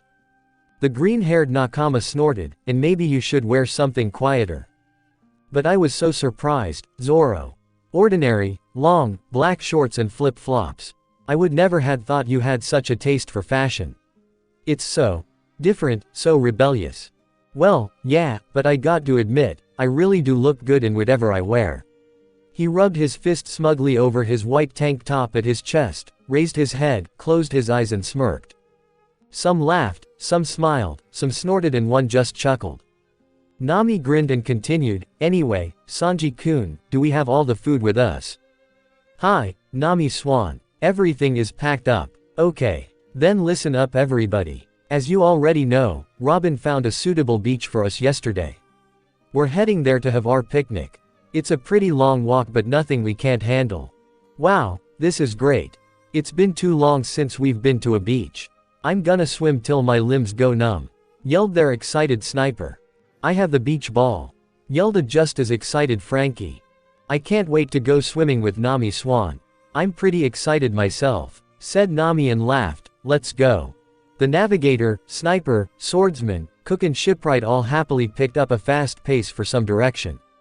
Wait, Nami stopped. Yes, that's right. We don't know the way. She turned. Robin, you need to lead the EH. The archaeologist was turned away, her arms crossed as she still were standing at the starting spot together with the remaining others. Chopper and Brook was standing beside her, heads bent down of disappointment.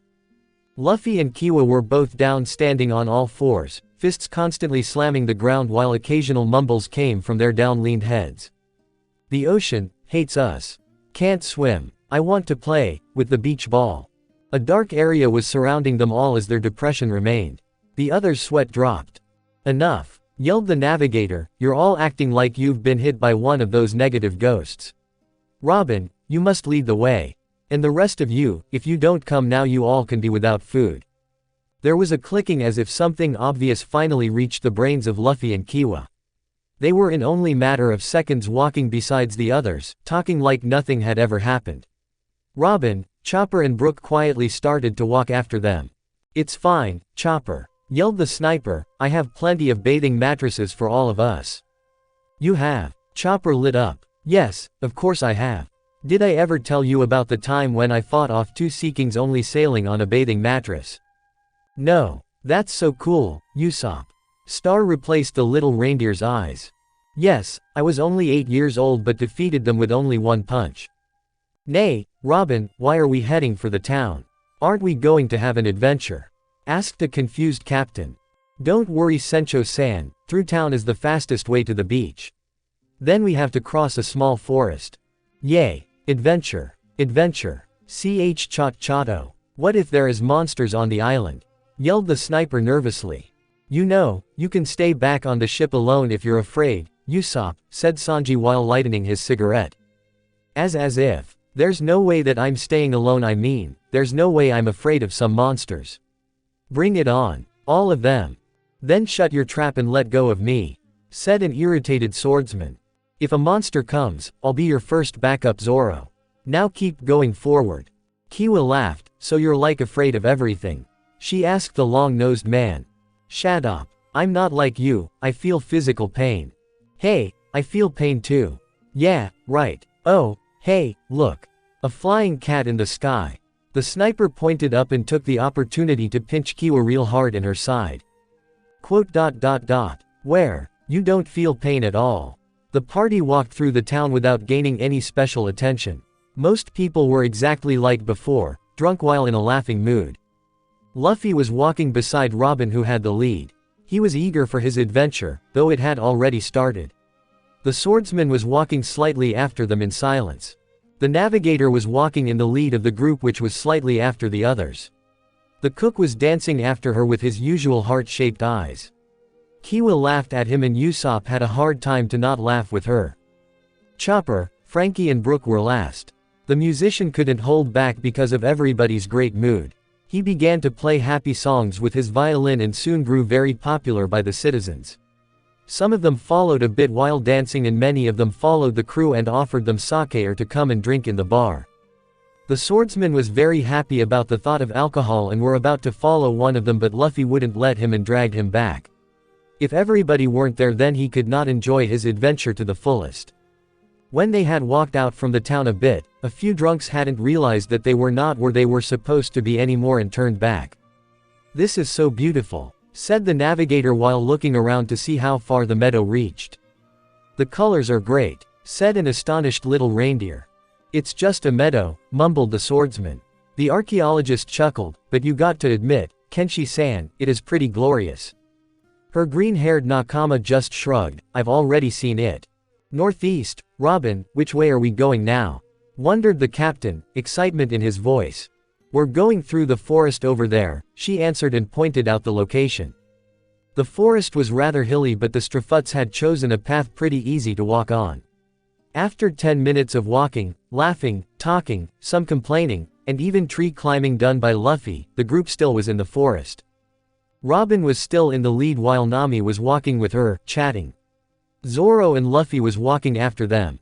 The black-haired captain had found a little round stone which he was tossing up and down in his right hand while he whistled. Then he had an idea and picked up many rocks, whereupon he offered some to the swordsman. Out of boredom they then threw them in order to see which one of them that could throw the furthest. The rest of the crew was not far behind the others and were casually chit-chatting as well. "Oh, I know this game we can do," said Kiwa. "Say like an animal, Chopper-san." Okay, reindeer." He answered and smiled, interested. "Okay, reindeer ends with an R, so that means that the next person must say an animal that starts with an R." "Hey, Longinose, you answer." "What?" Say, rhino." "Octopus," said Sanji. "Let's see, sunburned dolphin," said Kiwa. "Oi, wait a little, does that really count?" asked the sniper. "Ha ha, that's silly, Kiwa," yelled the captain and turned his head back, "that's not an animal." Whereupon a big argument burst out. "So, Cook, have you noticed yet?" said Zoro and also looked back. Sanji stopped arguing and turned to the swordsman. "Noticed what?" "Didn't thought so. Not even you, Chopper. Try sniffing over there." Whereupon he threw a rock to the group's left. "Huh, oh, alright," said the little doctor and did what his nakama said. "I smell people only about 100 meters away from here. Don't freak, it's probably have either been stalking us or maybe they simply aren't aware of our presence and just happens to head the same way. Considering our whereabouts, though, I'm guessing we're being followed." "You are right, Kenshi-san. It's the Marines," said the archaeologist. "The Marines? Why are they here?" said the navigator, looking confused. "Why are they following us?" wondered Frankie. "It's only 3 of them, I checked. They don't seem to be very strong either. They began to run away just now," said Robin and shrugged. "I can't understand why they would send so few of them if they were after us." "Maybe just to spy on us," suggested Sanji and shrugged as well. "Maybe, but it still doesn't make sense. Even spying is a big risk for them. They don't know what abilities a crew may have. They could easily get spotted." "That's right," said the swordsman. "Look, we discovered them already and if we wanted to, we could just end their lives here and now. It should be considered too risky just sending that few. Should we go kick their asses then?" said the cook and grinned. "We can squeeze the information out of them." "Yeah, why not?" said Zoro and grinned as well. "Where did Luffy-kun and Kiwa-san go?" said Brook just when the 2 teens were about to take off. Suddenly there was screams coming from behind the hill everyone was already looking at. "Man, what is it with those 2? yelled Nami and sighed. "Shitheads. Taking all the fun," groaned Zoro and sheathed his swords again. "Oh no. Hope they didn't," started the cook as they all ran over to the Marines' whereabouts. When they reached their destination, all everyone could do was to let out a deep sigh. "You idiots," yelled the navigator, "how can we question them if they're all unconscious or dead?" "Don't worry," yelled Kiwa and picked up one of the beaten Marines by the collar. "This one is still awake." "He is," said Luffy and walked over to her. Then he grabbed the man she was holding by his arms and shook him violently while roaring at him. "Now tell me why you were following us, bastard." "Oi," yelled the others. "I should beat you to a pulp." Nami went and kicked the captain away. "Look of what you did. Now he's unconscious." "Oh." Luffy and Kiwa walked to the others again. "Enma, it's not important anyway. If they come again, I'll just beat them up." "That's not the point." Nami sighed again. Anyway, they don't seem to be waking up anytime soon, so let's just head for the beach. I haven't walked all this way for nothing. Oh, the view's a lot better up here. I can see the beach, yelled the sniper. Yes, finally, yelled Luffy and began to run there together with Usopp, Chopper and Kiwa. I guess they agree with me, said Nami and shrugged. Then she and the others also ran. Hey, wait for us. Wow, a whole beach for ourselves, yelled the sniper when they all had ran out of the forest and now were inspecting their surroundings.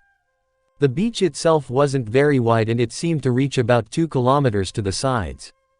There weren't much space between the forest and the water, but yet enough to actually make it worthy of being called a beach. The white sand on the ground was soft and fine-grained, noticed the archaeologist, as she had gladly taken off her shoes as fast as she had reached their destination. The water was dark and deep but anyhow calm. There wasn't a wave in sight on the vast ocean before them. As a matter of fact, the only thing that really disturbed the calm picture of a spotless ocean was a few white rocks occasionally spread out. It's totally empty. We can do whatever we want, yelled Kiwa, and together with Usopp, Chopper and Luffy they began to ridiculously cheer and dance around. I wonder why we are the only ones here, said the navigator and looked around. The weather's nice and the water looks peaceful. The archaeologist walked up to her and chuckled only slightly. Perhaps we're the only ones that are sober enough. Haha, yeah, that's probably it. Everybody laid their packings against a tree that stood out a little more from the forest. The cock and navigator started to prepare the food while Frankie laid down a big blanket on the ground. He had found a place that wasn't that grumpy, and when he was finished, the captain stepped in on it, his eyes filled with triumph. Yosh, this is our main base. We're not going anywhere else, idiot, grunted the swordsman while he scratched the back of his head. Then he went to place his swords leaned against the side of the tree which wasn't already occupied with packings. As soon as all the food was laid out for the devil fruit users to snack on, Sanji took off his t-shirt and yelled, "Now let's swim." Then he started to run against the water. Yeah, yelled the navigator and also undressed her t-shirt and shorts. The cook immediately stopped and turned to look at her, Melorine. Nothing new concerning his dear Nami-san could slip past the cook's eyes. Today was no exception, so Sanji couldn't help to thoroughly inspect the new blue fabric which functioned as her bikini. "Oh, Zoro," cried the little doctor, concern in his voice, concern in his expression. He turned to the swordsman. "Don't swim. It's bad for your wounds. Che, swimming's practically physiotherapy. It'll be fine. I won't swim for long, okay?"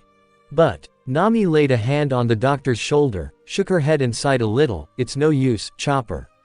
He won't listen." The swordsman, sniper and shipwright also removed their upper clothing, and together with Nami and Sanji, they all ran to the water. They rushed out a short bit and then all dived in. It took a while before one after another came to the surface again. "Ah, the water's nice," said Zoro and looked at the others who just stood in silence for a while and stared at him.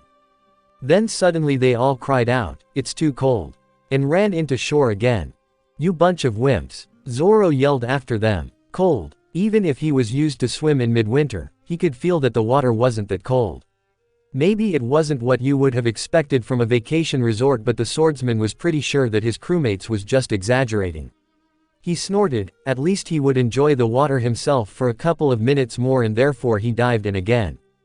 On safe land, joining the devil fruit users on the picnic blanket, were the others hiding under their own towels. They all seemed to be shivering, but the cook suddenly stopped, just as if his mind only now had told him that it wasn't cold anymore and that the lady beside him needed the warmth of his body. So after forming heart-shaped eyes, he happily yelled, "Nami-san, let me rub you warm." "I don't need it," she roared in answer. Chopper's fur flew straight up from the goosebumps on his body as he witnessed the devilish look on the navigator's face. He considered to run and hide behind someone strong when he saw that Nami angrily clenched her fist underneath the towel.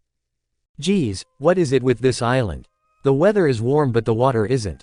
Perhaps, the weather turned good just as we came here and the sun haven't warmed the water sufficiently yet," suggested the archaeologist while calmly preparing a cup of coffee for herself.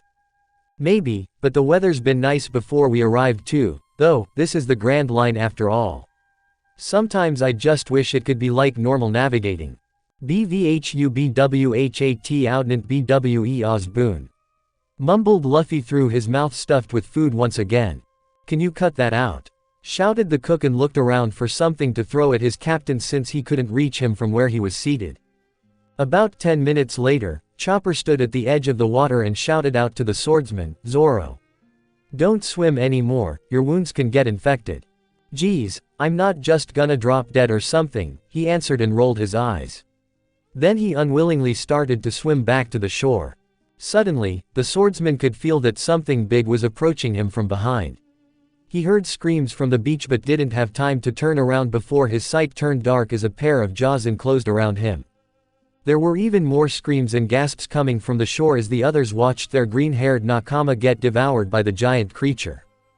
Zuru! Cried the little reindeer. Only the creature's head, neck and a little of its back was visible above the surface. Its head looked like that of a lizard's, having evil-looking black and blank eyes. The creature itself was colored in a more grayish kind of black and its skin looked hard. One row of red, slightly bended spikes was set from between the nostrils continuing back over its head, neck, back and probably also its tail while being biggest on its upper back. Zoro! No way! Yelled the navigator, it just came from nowhere. What are we gonna do? Cried the doctor and sniper in sync, both having their hands on the sides of their head. What if that thing swallowed him? He'll probably be digested and die, said the archaeologist casually. Stop saying such scary things, Robin. Yelled Nami. Oi, can he get out of there? Isn't he pretty messed up already? Wondered Frankie and lifted his sunglasses. The giant lizard moved towards the shore and its body became more and more visible. It also appeared to be higher and higher as it walked closer. That idiot, growled the cook and ran towards the water. We need to save his sorry ass. Yo ho ho, I'll help you, Sanji-kun, said Brook and ran after him. Suddenly they stopped as there seemed to be some disturbance in the mouth of the lizard. It let out a heavy hissing and turned around its head in confusion. Apparently tired of the ruckus, the lizard took a stance and then spitted out the figure causing it. Zoro was sent flying all the way to the beach and landed with a big crash, scattering sand everywhere. Zuru! Chopper ran over to his green-haired nakama. Is he alright? Yelled Nami as she ran over there as well. She didn't need an answer. The swordsman was already on his way up. That bastard, he snarled between heavy coughs. Are you alright, Zoro? Cried the little reindeer as he panicky climbed up and down on the swordsman while inspecting him thoroughly. Then he climbed down and sighed by relief. Good, you don't seem to be suffering from any more injuries than before. I'm fine, grunted Zoro and coughed for a last time. What the hell is that thing? The lizard moved faster and faster against the shore. As it came closer it started to hiss furiously. The sniper's legs started to shake and his expression was terrified. What does it want? It's coming here. Was it attracted by the scent of the food? Wondered Frankie and scratched the side of his head with a finger. Holy shit, how can that thing move so fast? Yelled Kiwa and ran a few steps full to get a better view of the lizard. She stood with her hands clasped together and her eyes showed nothing else than amusement. It's so cool. What? It's after the food. I'll beat it up. Yelled Luffy and ran past Kiwa and stretched one of his arms backwards. Gomu Gomu no. Pistol. What? The lizard had stopped the impact by swinging Luffy's arm down with its own frontal paw and continued to rush forward. It passed the stunned captain but then suddenly it stopped before Kiwa and bared a row of orange fangs. It snarled and hissed before her but the green-haired woman just stood there, no longer amazed by it. Instead she tilted her head at one side and gazed at it recalcitrantly. What are you doing? Are you stupid? The lizard roared and raised a paw before throwing it at her. Kiwa jumped back and then unsheathed her short swords. Bastard, I'll cut you up. It's after Kiwa-san, cried the musician but before even he or the green-haired woman could do anything there was a blur as the cock ran to stand before the beast. How dare you try to hurt a woman? Sanji jumped up to kick the lizard over the head. It roared furiously as it rose from the ground again but it never had the chance to fully recover its stance as the black-haired captain were already rushing against it. Gomu Gomu no. Bazooka! He yelled before the impact sent the lizard flying back into the ocean again. Did it go away? Cried the sniper from where he now was standing behind a tree in the forest. What the hell was up with that thing? Growled Sanji and brushed some sand of his shorts. Kiwa-san, are you alright? Me. Of course I'm alright. Shouldn't you rather be asking him that? Answered Kiwa and pointed a thumb at the swordsman. Huh, the shitty Marimo. I don't care about him. Well, anyway, let's just eat, said the grinning captain and held his arms up in the air while walking back to the blanket. Meanwhile, Zoro, Nami and Chopper also came back and everybody started taking their seats once again. And you see, Chopper, if I only wanted to, I could have just released my hidden powers and knocked that thing unconscious by just pointing at it. Really, Usopp? The amused little reindeer seated a few seats from him looked up at the prideful sniper. Why didn't you? That's because I thought these guys needed more training. He crossed his arms, closed his eyes and nodded determinedly. As their personal coach, it would be unfair to interrupt this perfect opportunity. The cook started to deal out the food and drinks to everyone who didn't already had some. Cho bher bao krom? Asked Luffy, while looking at the green-haired woman, seemingly interested. He didn't look at the food he now was constantly shoving into his mouth. Bam kromp bout bo. Bher bao buys kromp. She answered while doing exactly the same thing as Luffy. Cho bka. B. Cho-o, byami, ubapue band kondi ba walb krom beast bo. Bwhe phone bje duhe bir ab bje byandu rhine. Stop talking like that. We don't understand, yelled the others.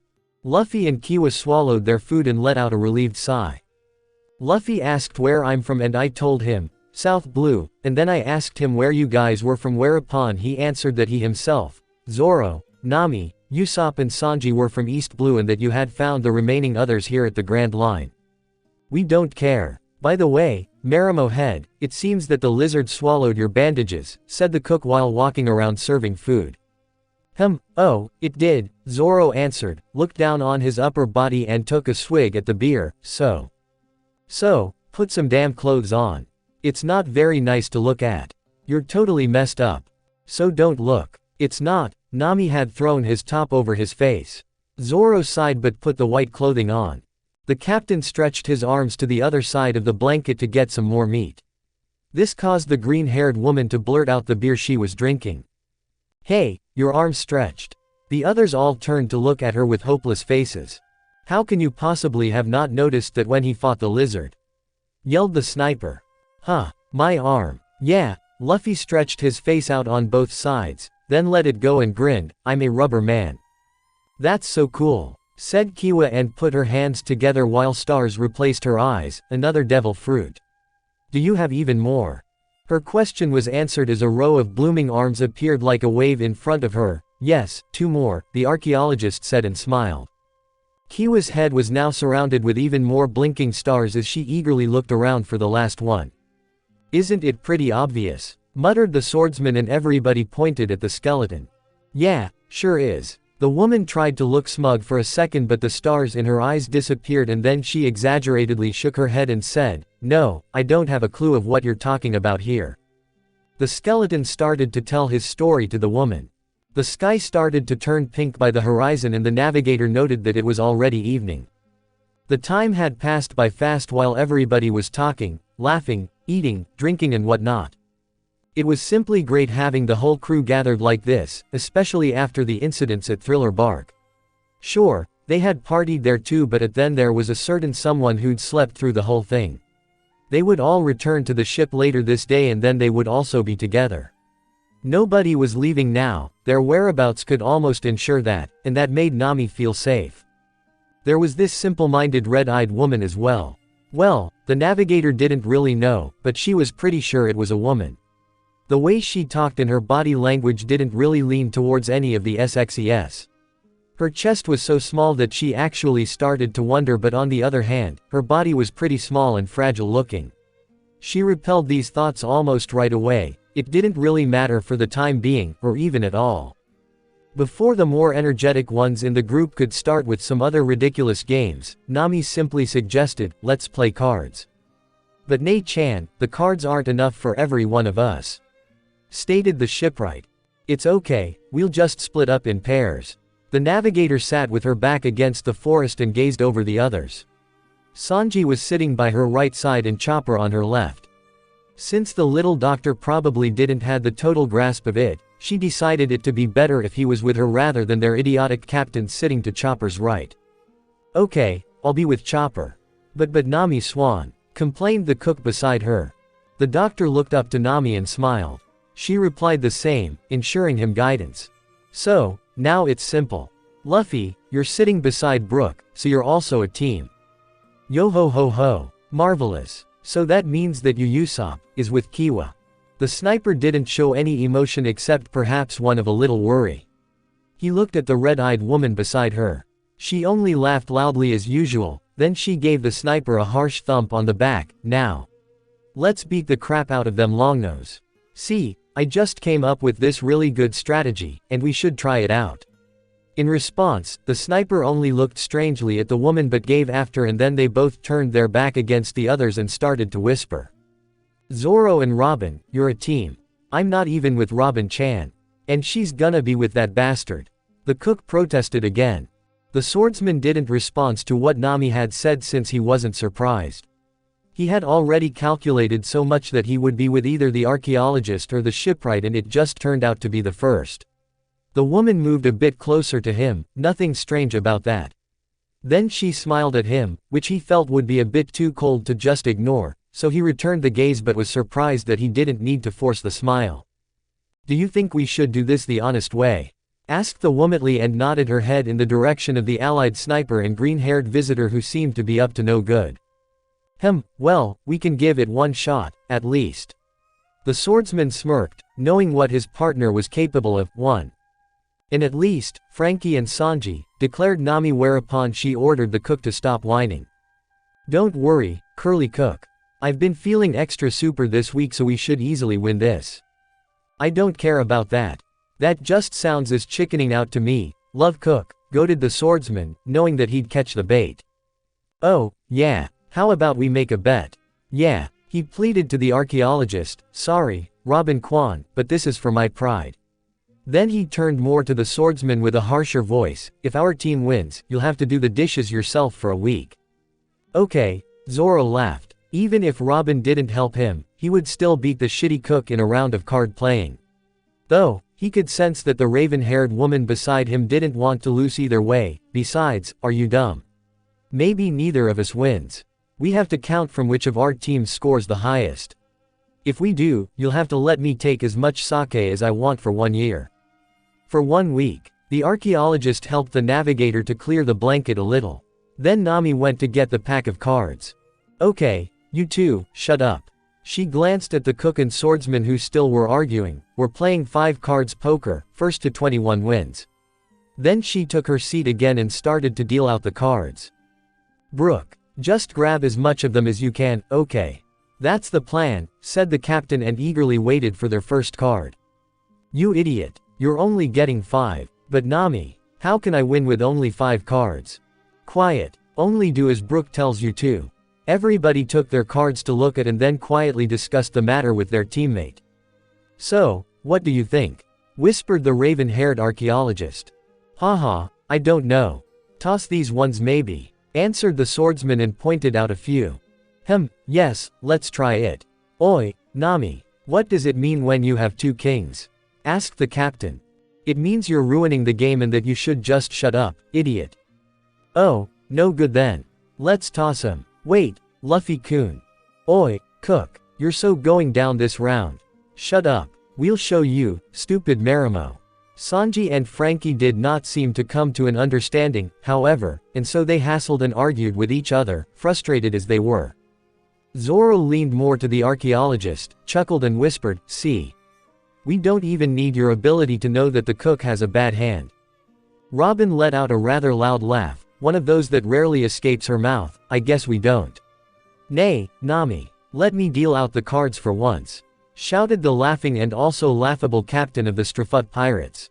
After 1 round of cards won easily by Zoro and Robin, the emotions was mixed in the group.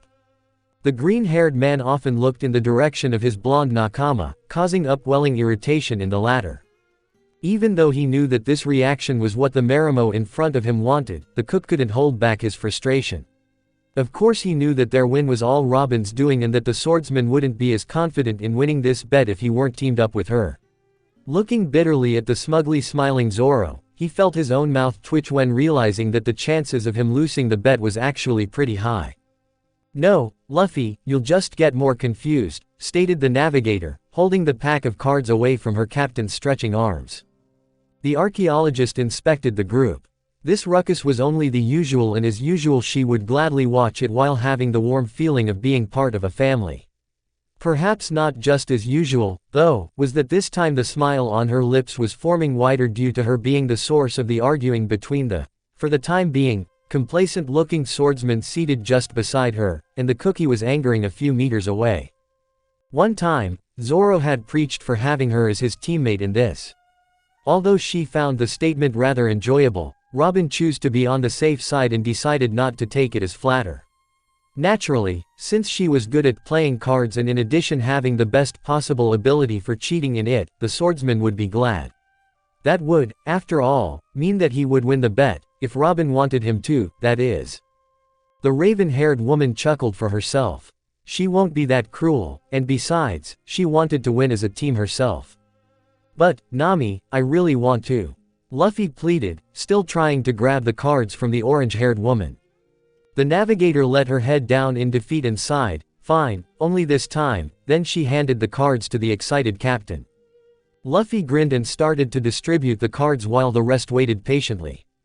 The small bits of paper was thrown around hopelessly and some of the crew placed their head behind their hand in slight frustration.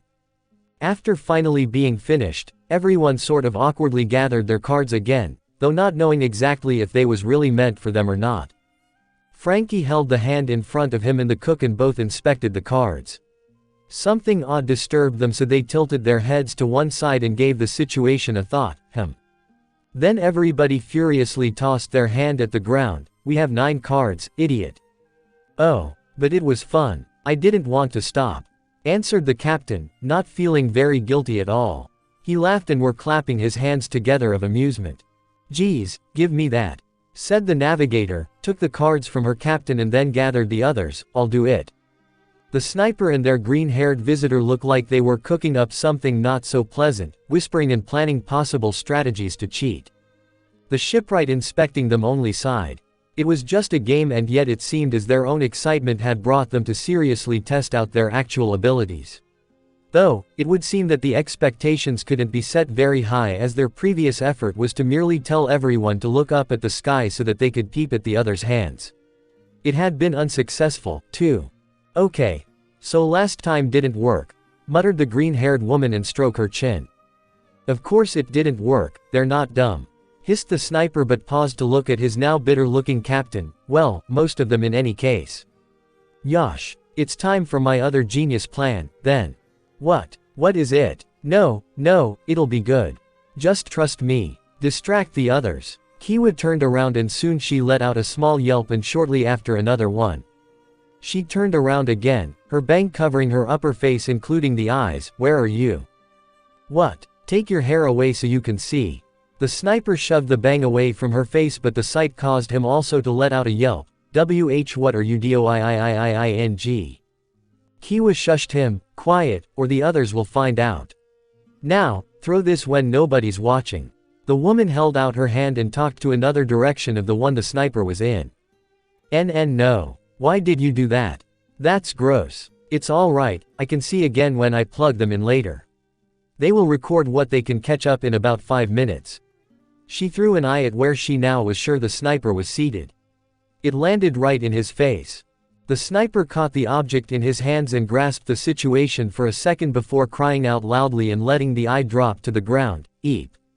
"What is it, Usopp?" wondered Nami. The green-haired woman stupidly looked in different directions trying to grasp where the others was seated. She waved her hand. "No, nothing. He just thought our cards were bad." The navigator looked strangely at the dumb-looking woman whose bang covered her upper face. "But I haven't lent you the cards yet." The woman ignored her and turned to the sniper and whispered, "Now, that was quite embarrassing. Why didn't you say anything? She asked you. You were the one who answered by yourself. But you were so slow. Are the cards dealt now?" Wah. "Yeah. Good, then throw it so it can maybe see someone else's hand." "Huh, I'm not throwing that. But weren't you a sniper or stuff?" It should be, or something, and yes, I am. Well, just throw one so can I throw the other. The woman took a stance in her sitting position and then blindly threw the eye in some unknown direction. It hit the shipwright right on spot in the head. What the hell? Frankie gasped and looked at the object that had flew into him, an eye. Where did it? Ops. Oh, that'll be mine. It, fell out. Cut that shit out. Everybody yelled at once. Hours later, the sun had settled and the sky was slowly turning into a dark shade of blue.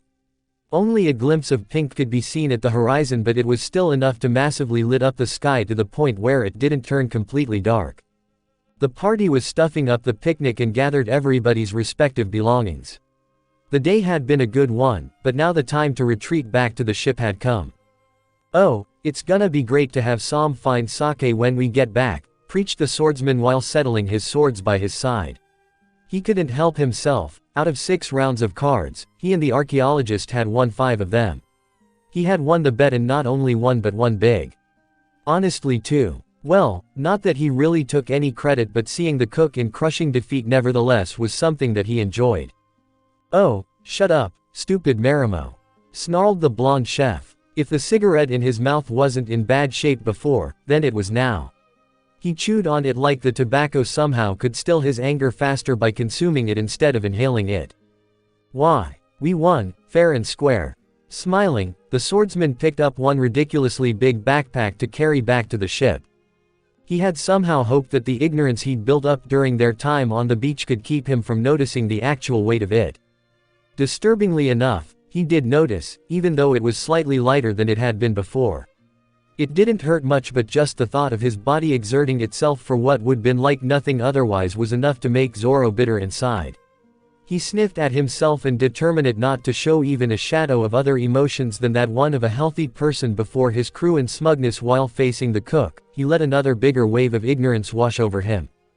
The cook picked up a smaller bag as well and then gestured with his hands out at both sides as if something obvious was what disturbed the man. But Robin-chan can what? The raven-haired woman walked to pick up that Luffy had required for his adventure, then she walked to stand by her teammate as if to not only defend herself from the cook's statement. Are you implying that I cheated, Koku-san? Sanji's mouth fell open by her words, almost enough for the cigarette to fall out, and no. That's not it, Robin Cwhan. I'm sorry. The archaeologist only turned away to start walking back to the ship. Everybody else started to follow her, but the swordsman and cook remained a few seconds longer, just to exchange a smirk and a hateful glare. Zoro turned away and walked up by Robin's side, forcing himself to not laugh about the situation. He still thinks you did, you know. Does he now? Oh my. Robin kept walking but shifted her head backward so that she could see her blonde nakama in the corner of her eye, but only for a second before she turned forward again. Koku-san, I can assure you that I played this game in all its honesty. Don't you believe me? The cigarette actually did fell out this time as he was walking. I believe you, Robin Cwhan. Forgive me for ever doubting you. The swordsman was the only one who could see that the seriousness in Robin's voice didn't fit at all with the smirk on her face. The navigator walking further back in the group sighed. Well, at least we won one time. Right, Chopper. She looked at the little doctor walking slightly behind her and smiled. The little reindeer suddenly burst out in happiness and danced.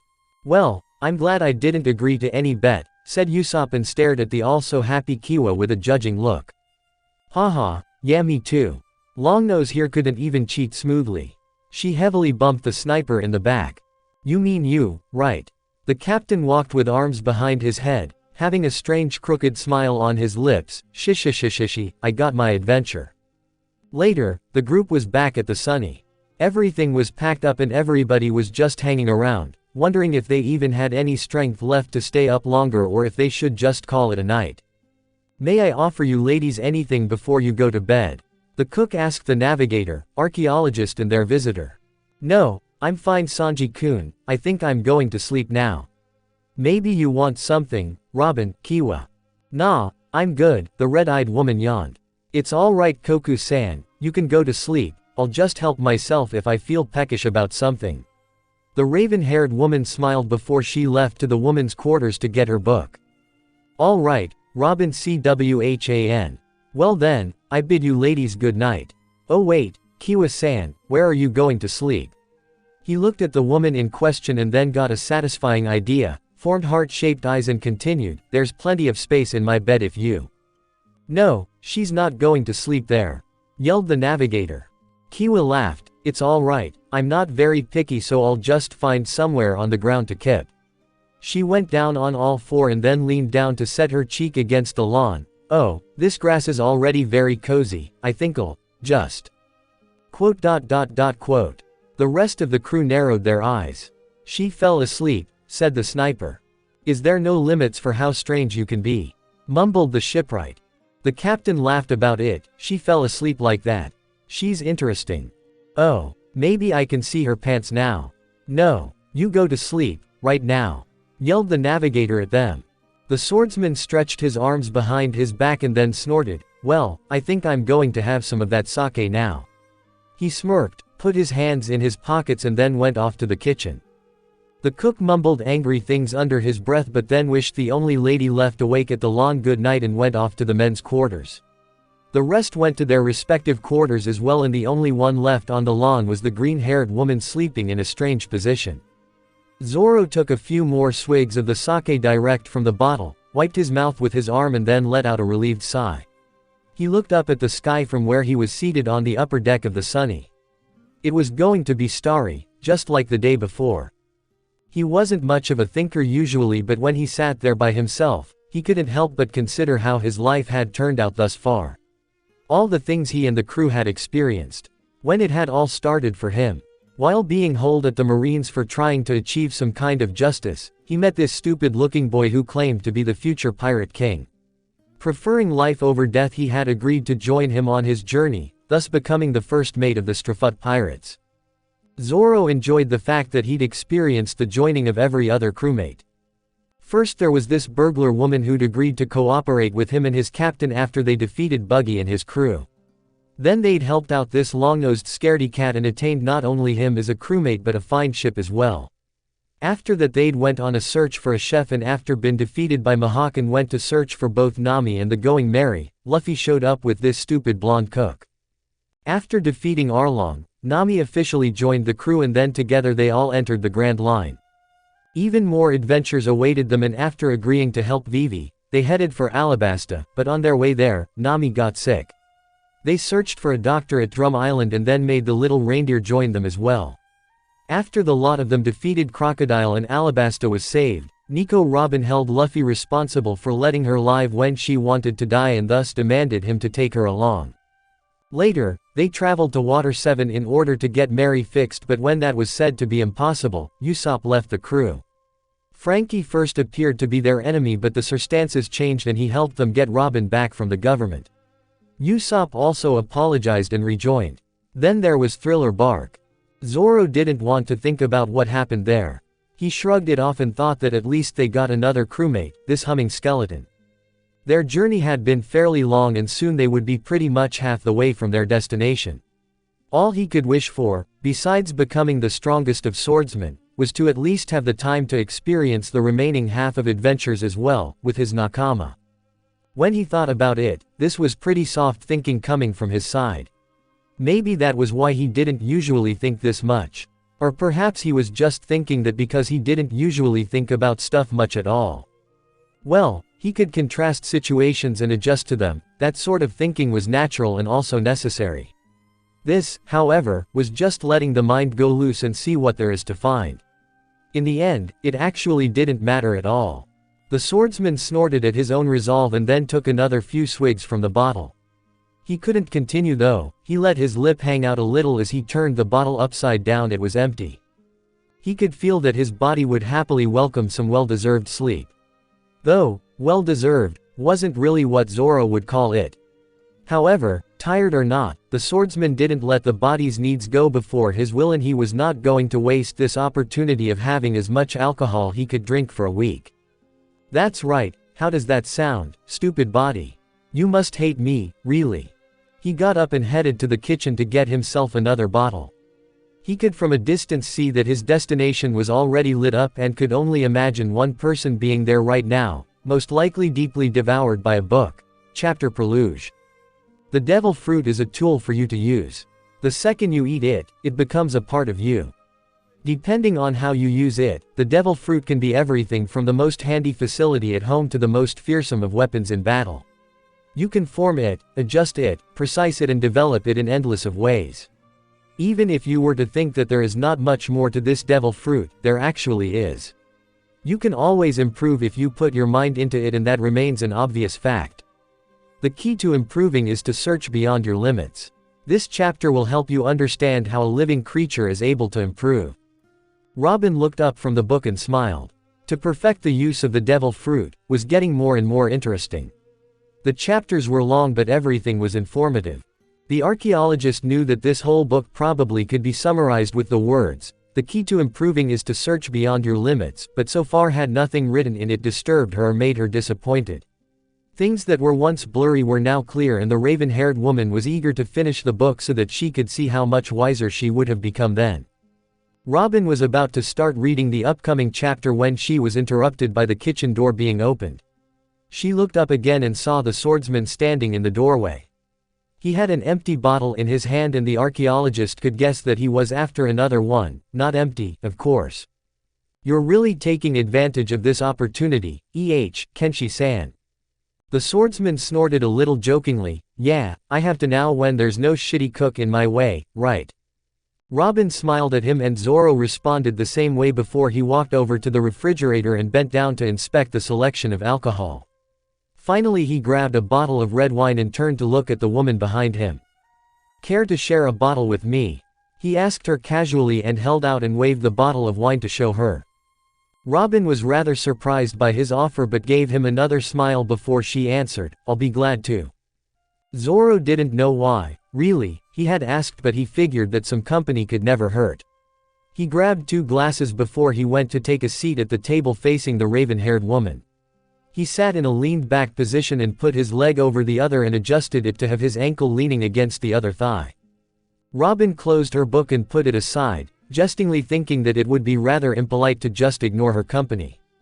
Besides, there was no doubt in her mind that this wouldn't be fun. She leaned her head against her left hand and watched the man before her pouring up wine in the 2 glasses. "So, are you getting any smarter?" he asked, glanced at the book and then took a sip from his glass.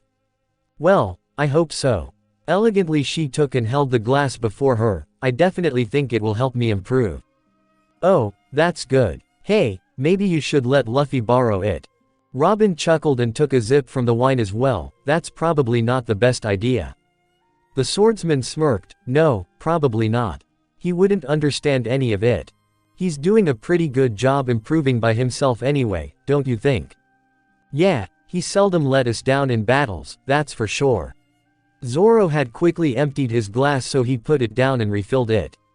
"Well, that goes for you as well, Kenshi-san." She smiled genuinely at him. The green-haired man took his eyes off his glass and looked at her with interested eyes that yet could reflect a bit of tiredness. Robin could swear that there were a glimpse of sadness there as well, but the area surrounding him told her completely different. Even now, sitting casually in front of her while taking a relaxing glass of wine, she could feel his enormous spirit crashing against everything in the room. Everything except for her. It was avoiding her, blocking her from feeling inside of any of that strong spirit. This clearly told her that his thoughts and emotions was unavailable, out of reach. It was just centimeters away from her and she could only sense it at the most. The swordsman turned his gaze to his glass again, feeling almost ridiculous for suddenly finding the red liquid in it so interesting. He snorted quietly for himself, thinking that he certainly did let them down last time at Thriller Bark. Didn't she see? They survived it, sure, but if he only had been stronger then he wouldn't be this injured and unable to protect his nakama now. Besides, last time was a little bit too close. It shouldn't have to be like that. Uncomfortable was all he was feeling when he thought about it. "It is true, Kenshi-san. You have in any case never disappointed me," stated Robin, as if she knew that the swordsman before her wasn't happy with what she had said earlier and somewhat needed to ensure him of this. She looked at him while slowly taking a wig from her glass. Zoro told himself to continue putting up his facade. As if to just shrug this matter off, he did just that, shrugged and tilted his head so he could see the woman in front of him again. I'm just doing the best I can, just as everybody else.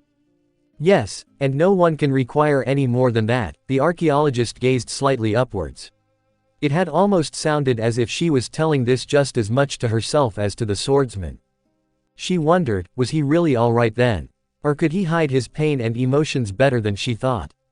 Not knowing why really but feeling almost as if she had tramped on someone's toes with this subject, she decided to smoothly start talking about something else. She looked down again, let the hand that cupped around her left cheek fall down to instead lean at her other arm and then took the last swig of the wine. Zoro did her the honor to pour up more. He also took the initiative of changing the subject. Is it any good? Robin rippled the beverage round in the glass and observed it. Yes, pretty good. Yes. Zoro inspected his glass for a moment as well and then took another few wigs. I can definitely get used to this. He looked at Robin and let out a short laugh. It's a good thing you're a woman, or else the cook would have never accepted that we won fairly. Robin chuckled. That's true. Then her tone changed to a more sophisticated one. I'll only use my devil fruit powers when I need to. Who, self-confident are we? Zoro smirked. It was funny, it felt like it usually should be the woman before him saying that instead. And almost as if on order, Robin leaned a bit forward and said, the same goes for you. By recognizing the only expression on the swordsman's face as a frown, she continued, you were flown quite the bit when the lizard spitted you out. You really didn't got injured. Her green-haired Nakama sighed and looked at her with troubled eyes. No, it didn't scratch me a bit. Not the least. Look, Robin. What is it that you want, really?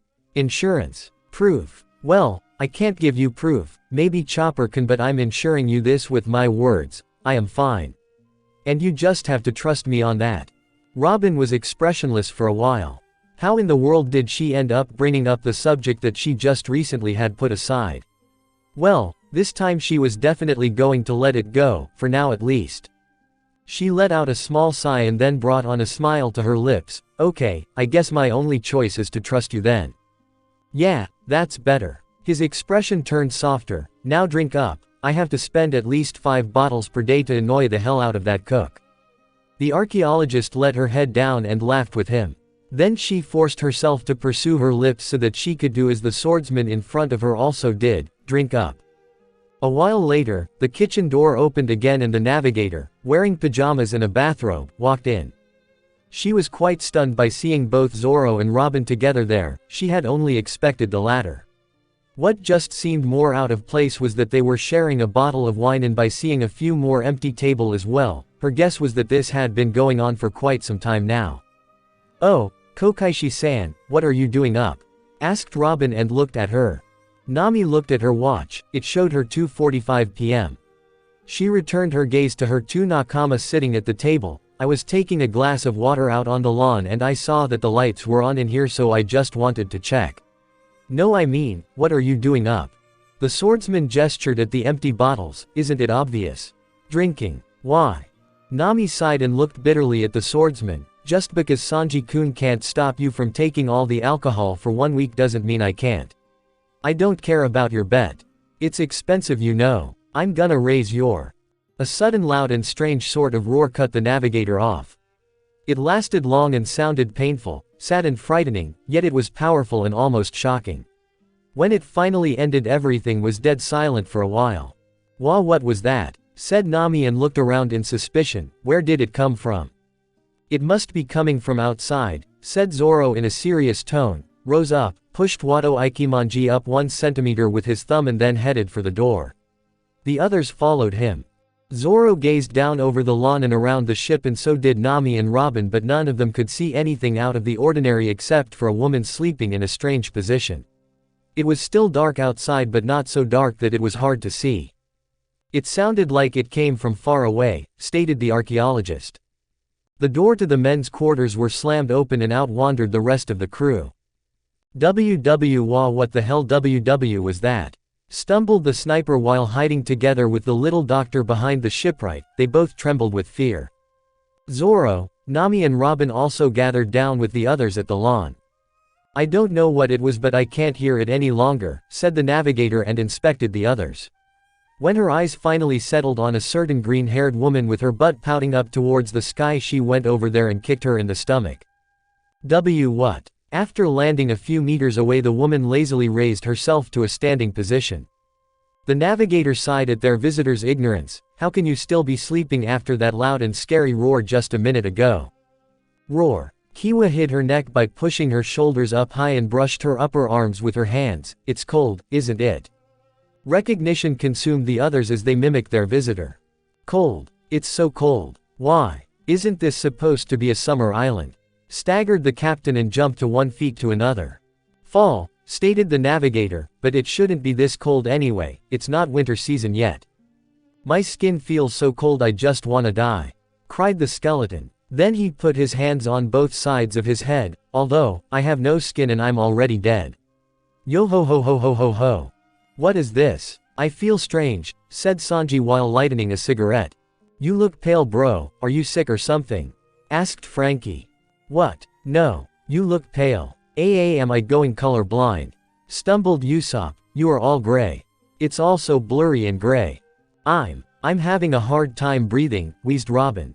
She held her hand against her throat. The little reindeer looked horror-struck at everyone. He slowly walked against the woman and could merely stumble. What is it? Robin. The swordsman also put his hand at his throat and soon everybody else did the same. What is this? It's getting hard to see, as well, wheezed the navigator. It's like a fog. I can't see anything, gasped the shipwright and looked around aimlessly. Oi, guys. I can't see you. What? Luffy stared right forward, seeing only gray and white thick fog. What is this? Oi, guys, are you okay? Nami let out a scream. She had no time to gasp after air, but instead she hastily stumbled backwards, away from what she was seeing. Oi, Nami, yelled Luffy. Brook was heard gasping several times. What, there are monsters? Monsters in the fog. Also Chopper and Usopp cried out. Thuds was heard, indicating that people was falling down on the grass. Oi, what's happening? Are you alright? Yelled the captain. He suddenly stopped and shrugged back 1 step when he saw a skull-like figure shaped by the fog moving towards him. He heard complaining and tormented sounds growing louder as it came closer. It soon developed to a mini version of the previous starting roar as it ran through his body. Now he felt even weirder, as if he was scared. Bastard. Sanji gathered all his courage and strength to try and kick the faces away. It turned out to be futile, and actually, he really hadn't thought it was going to work from the start. Damn. The sniper were so terrified he could barely even move. He could hear his nakama struggling in their own ways, but he could swear that in addition to the tormented sounds the faces were making, he was hearing even more screams further away. That's when it occurred to him that this probably had struck the people in the town and probably around the whole island as well. The swordsman started to cough violently and fell to his knees. Between every seizure he had to hurry and take breaths, but every wheezing breath he was able to take were almost no good anyway. He felt like he was choking. He could hear the others being freaked out about the situation. Luffy angrily wanting to know what was going on. Nami, Chopper, Usopp and Brook being terror-struck. The stupid cook hopelessly swearing and the shipwright being all confused. He couldn't hear what were Robin and Kiwa's cases, but he could definitely sense their presences. He himself had no time for being frightened by the scarred faces in the fog, which seemed to be the other's source of fear, as he was too troubled about not being able to breathe and actually feared that he wasn't going to make it if this kept on going. He fell forward and supported himself with one hand against the ground while the other were still at his throat, hopelessly trying to increase the flow of oxygen in some hopeless way. It was futile, and he knew it. Things started to look strange, everything swayed and it just made the faces look ridiculous instead. The dizziness overwhelmed him and he could feel the strength in every limb slowly pass away. He fell to his side and it didn't take many panicky seconds before everything turned black for the swordsman. Robin peered her eyes in an attempt to see through the fog but knew it wouldn't work that well. She had almost gotten used to the occasional faces showing up by now. She ignored them and instead tried to find her nakama. The archaeologist had enough of this. She closed her eyes, pictured the ship in her head and made 20 eyes do the looking for her instead. This was just a test to see if the fog was as thick everywhere, and it was. She passed on to her other plan and continued having her eyes closed. She exchanged the eyes all over the ship to ears and tried to overhear the painful sounds and distinguish her nakama's voices and in that way be able to gather them all together. She had only barely moved from where she stood at first before the fog and knew that the swordsman should be close to her. She tried to sharpen her senses, tried to see if she could sense the overwhelming spirit which she had before, tried to feel if it was crashing against everything now as well. The result she wasn't happy with. She couldn't sense him, but she didn't know if it had anything to do with the fog or not. Whatever possibility that crossed her mind added more and more fire to her worries. She turned to her left and started to walk slowly. Meanwhile, she blindly held out her arms in front of her to feel her way through. After only a few steps, she bumped into something laying on the ground, and it didn't take long before she could identify the person as the one she was looking for. Unfortunately though, it seemed that he didn't longer belong to the conscious world. She turned the man around to inspect, confirmed that he was definitely fainted. She laid a hand at his chest and held her ear against his mouth to confirm something else important. A slowly repeating movement under her hand and a silent wheezing tickling her ear told her that the swordsman at least was breathing. The archaeologist wondered what she should do. The only thing she could do was to wait for this to be over and have Chopper look at him, right? She inspected his face and recognized the slightly narrowed eyebrows. Wait, he didn't look that peaceful. Was he sleeping? She grabbed his shoulders and shook him. Kenshi-san, wake up. The response was merely a groan at first, but then Zoro's eyes flew up and he was consumed by recognition. He was slightly confused by seeing the archaeologist bent down over him but chose to ignore it for now. Here. Robin held out her hand to him. He took it and with help from the woman he rose to his feet again. The swordsman's first action by instinct was to hold his hand against his throat again, but suddenly it wasn't as hard to breathe anymore. He could see that Robin had noticed as well. I had enough of this. It was their captain yelling. The fog was actually thinning out, but Luffy didn't seem to notice and launched out his arms as long to the sides as the ship's construction allowed and then surrounded the whole lawn with them. Continuing, he connected his arms together and formed a big circle, but just as fast he shrunk the extent in purpose to bring everybody together in some sort of big hug. Whoa! Everybody was fiercely flown into both each other and the captain. It worked. Everybody's here, said Luffy and laughed. Uncalled for, yelled Zoro, Nami, Usopp and Sanji, and together they kicked the captain into the wall behind. The navigator angrily walked over and bent down to grab her captain by the collar. Stop being so rash. Didn't you see that the fog already was getting thinner? But Nami, I just wanted to know that everyone was safe. Luffy complained, loosened himself from the navigator's hands and stood up. Well, Yo-Yo, you could have thought of it earlier. Stumbled the sniper and looked suspiciously in every direction. He slowly sneaked over to hide behind the swordsman. I thought I was going to have a heart attack. Breathed the little reindeer and supported himself against the rail. At least everybody's at the same place now, muttered the cook and inspected his environments. Is everyone okay? His dear Nami was seemingly nothing more than irritated by all that had happened. When inspecting her, he noticed that she still was wearing only pajamas and a robe. He found the outfit very cute and couldn't help to swing his hips a little at the sight. His other precious lady was casual and elegant looking as usual. She only seemed to wait for further action to be taken after this whole experience. Quickly watching over the others, he saw that the only thing that had shook the captain was perhaps Nami-san. The skeleton was not out of all worries yet, wearing a rather dismayed expression, while Frankie seemed natural at the moment, also awaiting further actions. The bastard of a swordsman looked a little gloomy and also a little out of breath, but that was only fitting, Sanji thought nonchalantly. The long-nosed sniper that was cowardly hiding behind Zoro was still scared but not in any danger. The same went for the reindeer, who now seemed to have recovered his breed a bit. He didn't expect to see anything strange about the carefree Kiwa, but as he glanced over to where she stood, he wasn't very pleased. She had the emptiest eyes while only staring at what seemed to be nothing, spaced out of all what was happening around her. Kiwa-san. The woman immediately snapped out of her trance, readjusted her eyesight and looked at the cook. What? Are you alright? Kiwa smiled exaggeratedly and rapidly waved off Sanji's question. Alright. Of course I am. The little reindeer slowly approached the slightly frantic behaving woman. It's okay, Kiwa. I was scared too. The woman waved her other hand as well to ensure her words. Really? I wasn't scared.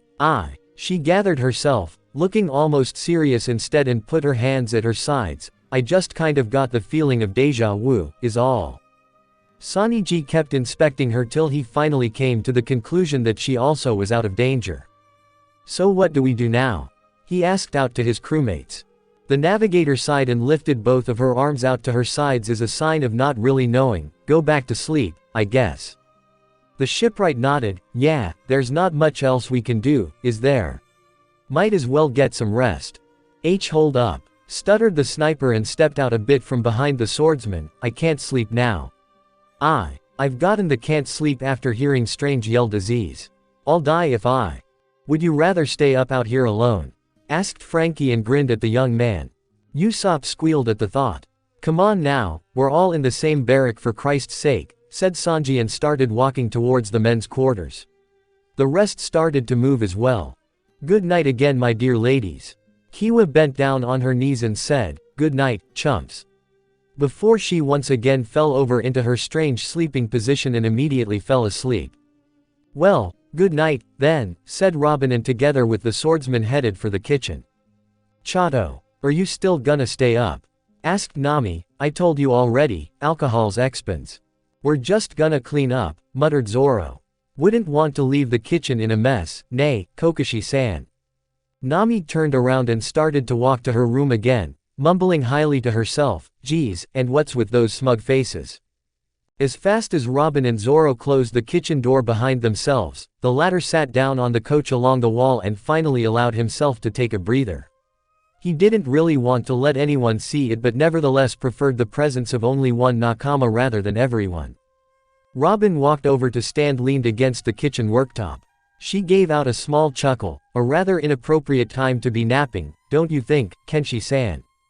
The swordsman didn't respond. He knew a comment from her was unavoidable. Well, at least she was joking. When he looked at her though, he noticed that her face was one of concern rather than her usual mockingly calm face. And even though the latter had irritated the hell out of him countless of times, he would have preferred that one now. The green-haired man got a feeling that she wouldn't let this slip by that easily. He looked away from her down to his right and sighed. With a rather bothered tone he asked, what is it? The archaeologist looked slightly confused for a moment. Whatever do you mean? I mean that your face is telling me that something's not right. Oh. Robin quietly cursed herself for letting it show. Once again the conversation about Zoro's health had become inevitable. She knew the subject was irritating him. Since she knew that, it also started to make her feel quite uncomfortable whenever she brought it up. The problem was that she knew that she couldn't bring herself not to in the future. Perhaps it was best to just get it over with once and for all.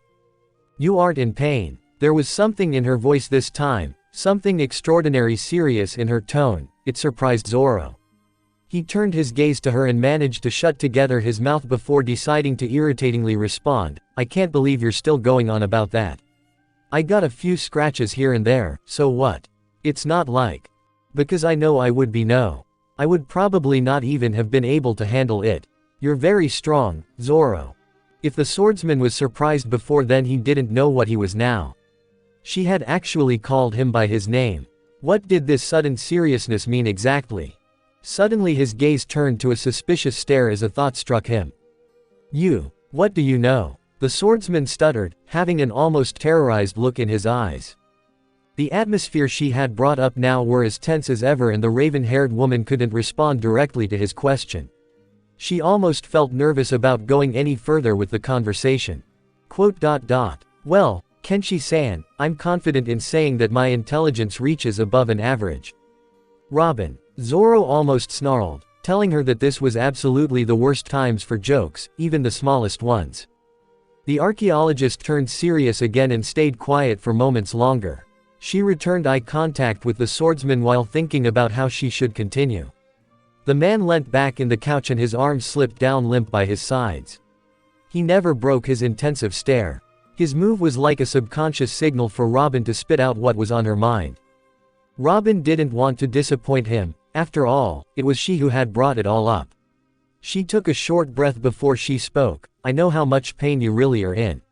Or should be in. Zoro looked almost confused by her words. It was just as she thought. Robin had already figured that the man would wait for further explanations rather than spill everything out and maybe expose something new. Though, the swordsman's reactions was already proof itself that something was not right. Robin proceeded, "You're either hiding it very well or you are really not that hurt after taking in all of Luffy's pain and fatigue, after all." Zoro's mouth twitched, and that much was more than enough confirmation for Robin. The woman crossed her arms. "I would guess that it's the first one that is true." TCH. The swordsman broke eye contact and looked away. He felt how anger started to overwhelm him. He settled his eyes to blindly stare on the table corner in order to focus his thoughts. Why did someone perfectly find the way things were already? He managed to swallow his frustration as another urgent question crossed his mind. He blinked by realization of it and slowly turned his gaze to stare at the corner of the other side of the table. How many know about this? His voice was serious and bitter. The archaeologist thought that it probably wouldn't help the swordsman feel any better by telling him that also the cook knew. "I heard it from some of the rolling pirates who were awake to witness it." Zoro's expression didn't change. Robin felt relieved that the swordsmen weren't that talkative about this and seemingly didn't need to have it completely confirmed that it was only her that knew. Everything was silent. Not even a brush from a movement as they both stood and sat still like statues for the time being. The archaeologist was now calmer about the situation. There, now it was already said and done. All that was left was the swordsman's reactions. In fact, they had been more peaceful than she thought they would be already. Wanting to understand what was going on in his mind, the woman once again concentrated on her surroundings. She could feel it, his spirit, only centimeters away. So annoyingly close but still out of reach.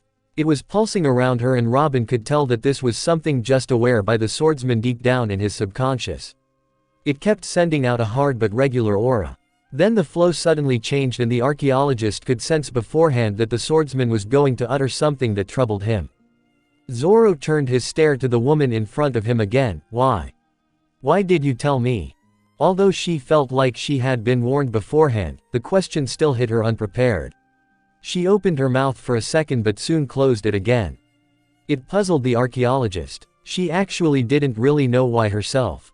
The swordsman continued in a gloomy manner. "I mean, you want me to show how I'm feeling instead of holding it inside me. But why does people have to know? By only expressing that I'm in pain, how does that help anyone?" He hopelessly gestured with one of his hands and let out one desperate laugh. "It doesn't help me and it doesn't help you guys. If it doesn't matter, then I might as well simply not show it, right?" Robin stayed quiet for moments longer as she considered the swordsman's words. She felt strange about it. To someone else it could have sounded as just empty guesses, but to her it was like the swordsman knew exactly what she was thinking. Furthermore, the man was actually quite right. At last the archaeologist forced one empty chuckle. "I don't quite know why. I guess I just needed confirmation from you." Zoro gritted his teeth and looked away again. It didn't make sense to him whatsoever. The woman could have might as well kept quiet about it. Though, it was the fact that someone else actually knew about what had happened that disturbed him the most. He knew he should be even more upset about this, but what now kept bewildering the swordsman was that it just didn't seem to bother him that much after all. He roughly thought over the days that had passed since coming to this island. Perhaps he had sensed it deep down all along. That the woman calmly standing in front of him had knew. Still, it didn't change the fact that it made him incredibly irritated by knowing that someone had been worrying over him all this time. Zoro dragged a hand over his face in order to somehow diminish his frustration, closing his eyes on the way. It was quiet for some time again. The archaeologist patiently waited for her nakama to take some sort of action. The pulsing around her did finally change, and she curiously inspected the source of it. "So you know, huh?" There was a little pause. Robin could see that he was trying to find a way to put things. His aura changed to one little more relaxed as he looked at her and spoke again. "It still doesn't change the fact that I'm fine now," he lied. Physically, he had never been through anything as agonizing and painful as the occurrence at Thriller Bark, and his body constantly reminded him of that. It was not fine, and maybe the frustration over it had made an impact on his mental state. However, mentally, the pain was nothing. His thoughts wandered to his deceased childhood friend. No, this was absolutely nothing. The archaeologist was struck by the eternal stubbornness of her crewmate. However, she knew that she couldn't forcefully make the man show his feelings. Besides, perhaps it really was better if it didn't simply show. She gave him a genuine smile. I already told you, right? Zoro formed a slight expression of confusion and interest. I'm not worried about you. She tilted her head to the side and continued, I would just like you to be honest with me. If you're in pain, then share it with me. Zoro was as taken aback again as when she had said those first words before. He looked down, closed his eyes and even formed a small smile before he snorted in a warm manner. He remembered how it had irritated him, but still pleased him, as she had stated those words. Perhaps it was he who needed to stop worrying. However, sharing his pain. Both knew he wouldn't let that happen that easily. He understood where she was going with this, that friends will bear each other's burden and share both happy and painful times together. But sharing his physical pain was not only something he didn't want to but also couldn't do by the laws of physics. Unless he would literally go and beat her to the extent that he thought was his own pain, that is. And of course he would never do that. Mental pain. Undoubtedly, if things were like that, he would want Robin to share her pain if it would make her feel better. But what pain? What pain could he share? As much as he thought about it, he couldn't understand what his pain was. That meaning that he wasn't in any pain at all. The swordsman eventually came to the conclusion that Robin couldn't have his pain. Even though he still wouldn't want to share it, now it was simply because he had none. Fine, he finally said, I'll let you have it. You'll know when I'm in real pain. I'll let you know. He had told himself to not speak of any promises in that utterance. That was because he still was doubtful if he would really do it. Robin was startled. Though, she didn't know whether she was satisfied or not. She knew that by real pain he didn't mean physical pain. Also, his more or less statement meant that this subject was going for its end. Still, she felt flattered that he had opened up to her if even just a little and praised this by once again smiling warmly at him. The swordsman returned a worn smile but still felt that perhaps he had gone a bit too far with this. He wondered if he was going to regret letting Robin approaching him this much onto life, because it certainly felt like he was doing that. Then again, she was his nakama and even though he hadn't before, he trusted her now. In fact, if someone in the crew had to know about this secret, he would most likely want it to be the archaeologist before him. Robin thought it may feel good for the swordsman if she took the role of ending the conversation here. She stood up and took two of the bottles laying on the table with her. Now, we better clean this up, right, Kenshi-san? The green-haired man stayed seated a little longer. He was glad that it wasn't going to be much more of a deal than this and snorted at the thought, yeah. After bidding his raven-haired nakama good night that early morning, the swordsman returned to the men's quarters once again. He felt that a lot of things were going on in his mind but constantly tried to silence his own thoughts, reasoning that it was only minor matters not actually worthy of this much attention. In any case, it had to wait some more. It was yet early to completely grasp the happenings of this night. The swordsman first went to the bathroom to swiftly wash his face, then to look at his own reflection in the mirror. Drops of water were slowly running down over his brute features to at last drip down at the sink. Metaphorically, he felt that drops of trouble slowly but surely were leaving him. He was washing it off like it only had been dirt all this time. Steadily, it felt more and more okay to let things go, to just simply leave everything to chance. He could see himself somewhat smirking but it was not yet time to investigate why. Leaving things hanging seconds away from completely reaching his sense. He started taking his white tank top off while entering the dorm where his male nakama both silently and noisily were resting. While tossing the clothing on the floor beneath his own bed, the swordsman got a faint feeling that something was missing and found his own hand reaching towards his chest. Indeed, the bandages he had now gotten so used to, even though they were still annoying, were gone. That's right, that damn bastard of a lizard swallowed them. It struck the man how rare it was for Chopper to forget about bandaging him up again. Still, he didn't care to really give it any thought since he only enjoyed the slightly more freedom he got in movement. Curiously, he gently pushed the spot under his hand as to see if there miraculously had been some kind of change, but it was no good after all. He could feel a bitter sting lingering throughout his whole upper body, thus he softened the pressure again. He noticed that the smirk on his face had surprisingly yet to wear off. He kept it while quietly snorting for himself, still not any better, huh? Zoro reflected upon the matter but conclusively only winded up feeling rather stupid for getting any kind of hopes up.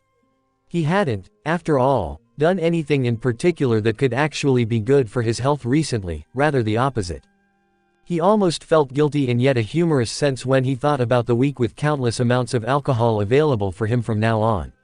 He looked down to where his hand rested on his chest. "I'm certainly ain't fair to you, stupid body." Zoro climbed up to his hammock and posited himself rebent on his back, head leaning on his knot-together hands. Now, while staring up at the ceiling, he finally let it indulge him all at once. As his thoughts slowly reached him, he couldn't pinpoint exactly what he felt. He was sure of only one thing: he was relieved. He didn't know why really and how. It had to have something to do with the happenings of this night, and he constantly tried to connect things together. It was just that it didn't really matter for now, because in all its simplicity, he was feeling relieved. As if a burden had loosened from his shoulders, freeing him from a load of pain on a throw-in. Some part of his mind told him that it was all good, and perhaps the thinking didn't need to extend any further. After all, did it matter? Maybe, maybe not. It couldn't harm to go further in his thinking either, since the only thing he felt obliged to do around this time was to sleep. As good as it may have sounded, to just sleep, the swordsman decided that this still wasn't something he could just overlook. Thus he shut his eyes, resolute to consider thoroughly whatever would cross his mind. There was Robin. Robin was crossing his mind. She knew. Why didn't it bother him more? How could this affect him this little? Had it really been so that he had subconsciously knew that the woman at least had known something? So in a sense, he had been slightly prepared. Still, it didn't explain why exactly he was feeling like all this was okay. Wait, was it not okay? He felt his eyebrows twitch by his own resolution. So no, he was unsure of his own rules. Oh great. This had to be cleared up at least. The one to decide whether something is right or wrong, good or bad, okay or not, was Roronoa Zoro. He was the judge of his own life and world. So what was okay? It was okay to feel happy, but was it okay to feel happy about anything? Certainly not, of course, since he couldn't feel happy about something that made him sad, but all that was only made up by his own ideals and morals. So had those changed, or what exactly was going on? To at least have a small dirt of ground to stand on, the swordsman counted up one undeniable fact. Robin knew, and even if he would prefer otherwise, things weren't going to change. So where does he go from here? All in all, things weren't just suddenly going to be much different from before. Somewhat eased by that fact, he relaxed and let his mind wander off more freely. Undoubtedly, his relationship with Robin sure was getting interesting. They had been spending some time together these past days. It was kind of startling for the swordsman knowing this, but he couldn't just deny it either. Robin was this much of a character, and he hadn't thoroughly noticed until now. It was rather unfair actually. Damn, was it nice to actually have a reasonable talk with someone for once in a while. If it was good or bad to let her in this much onto his life wasn't really something he cared about any longer. He just wasn't used to converse this much, and although it was both new and sometimes tiresome, he had to admit it was a bit exciting as well. Could she even be the person he knew the least about on this ship? Perhaps he could count Brooke out on that since he newly joined, though. Zoro gave out a comfortable sigh. There was still so much to learn, about almost everything too. So much he didn't know, and also frankly didn't want to know. Yet he felt glad that there was so much left in the world for him. So many days more to enjoy. He had company as well. He didn't have to enjoy the wonders of life alone. He had Nakama, although not wanting to rely too much on them. Though, thinking about this made him realize exactly how much he actually was relying on them already. He couldn't navigate, he couldn't cook, he couldn't build things or even help maintaining the sunny. He wasn't inventive, he didn't know much about medicine or music, and he certainly didn't know much about history. What could he do? He was a swordsman, he could handle swords. As little or much that helped the others, Zoro didn't feel incompetent or bad for not being of better use in any way. Besides, he knew he wasn't at all useless. He could simply be, and for once, after the incident at Thriller Bark, Zoro truly felt relieved. He snorted again for himself, still smirking.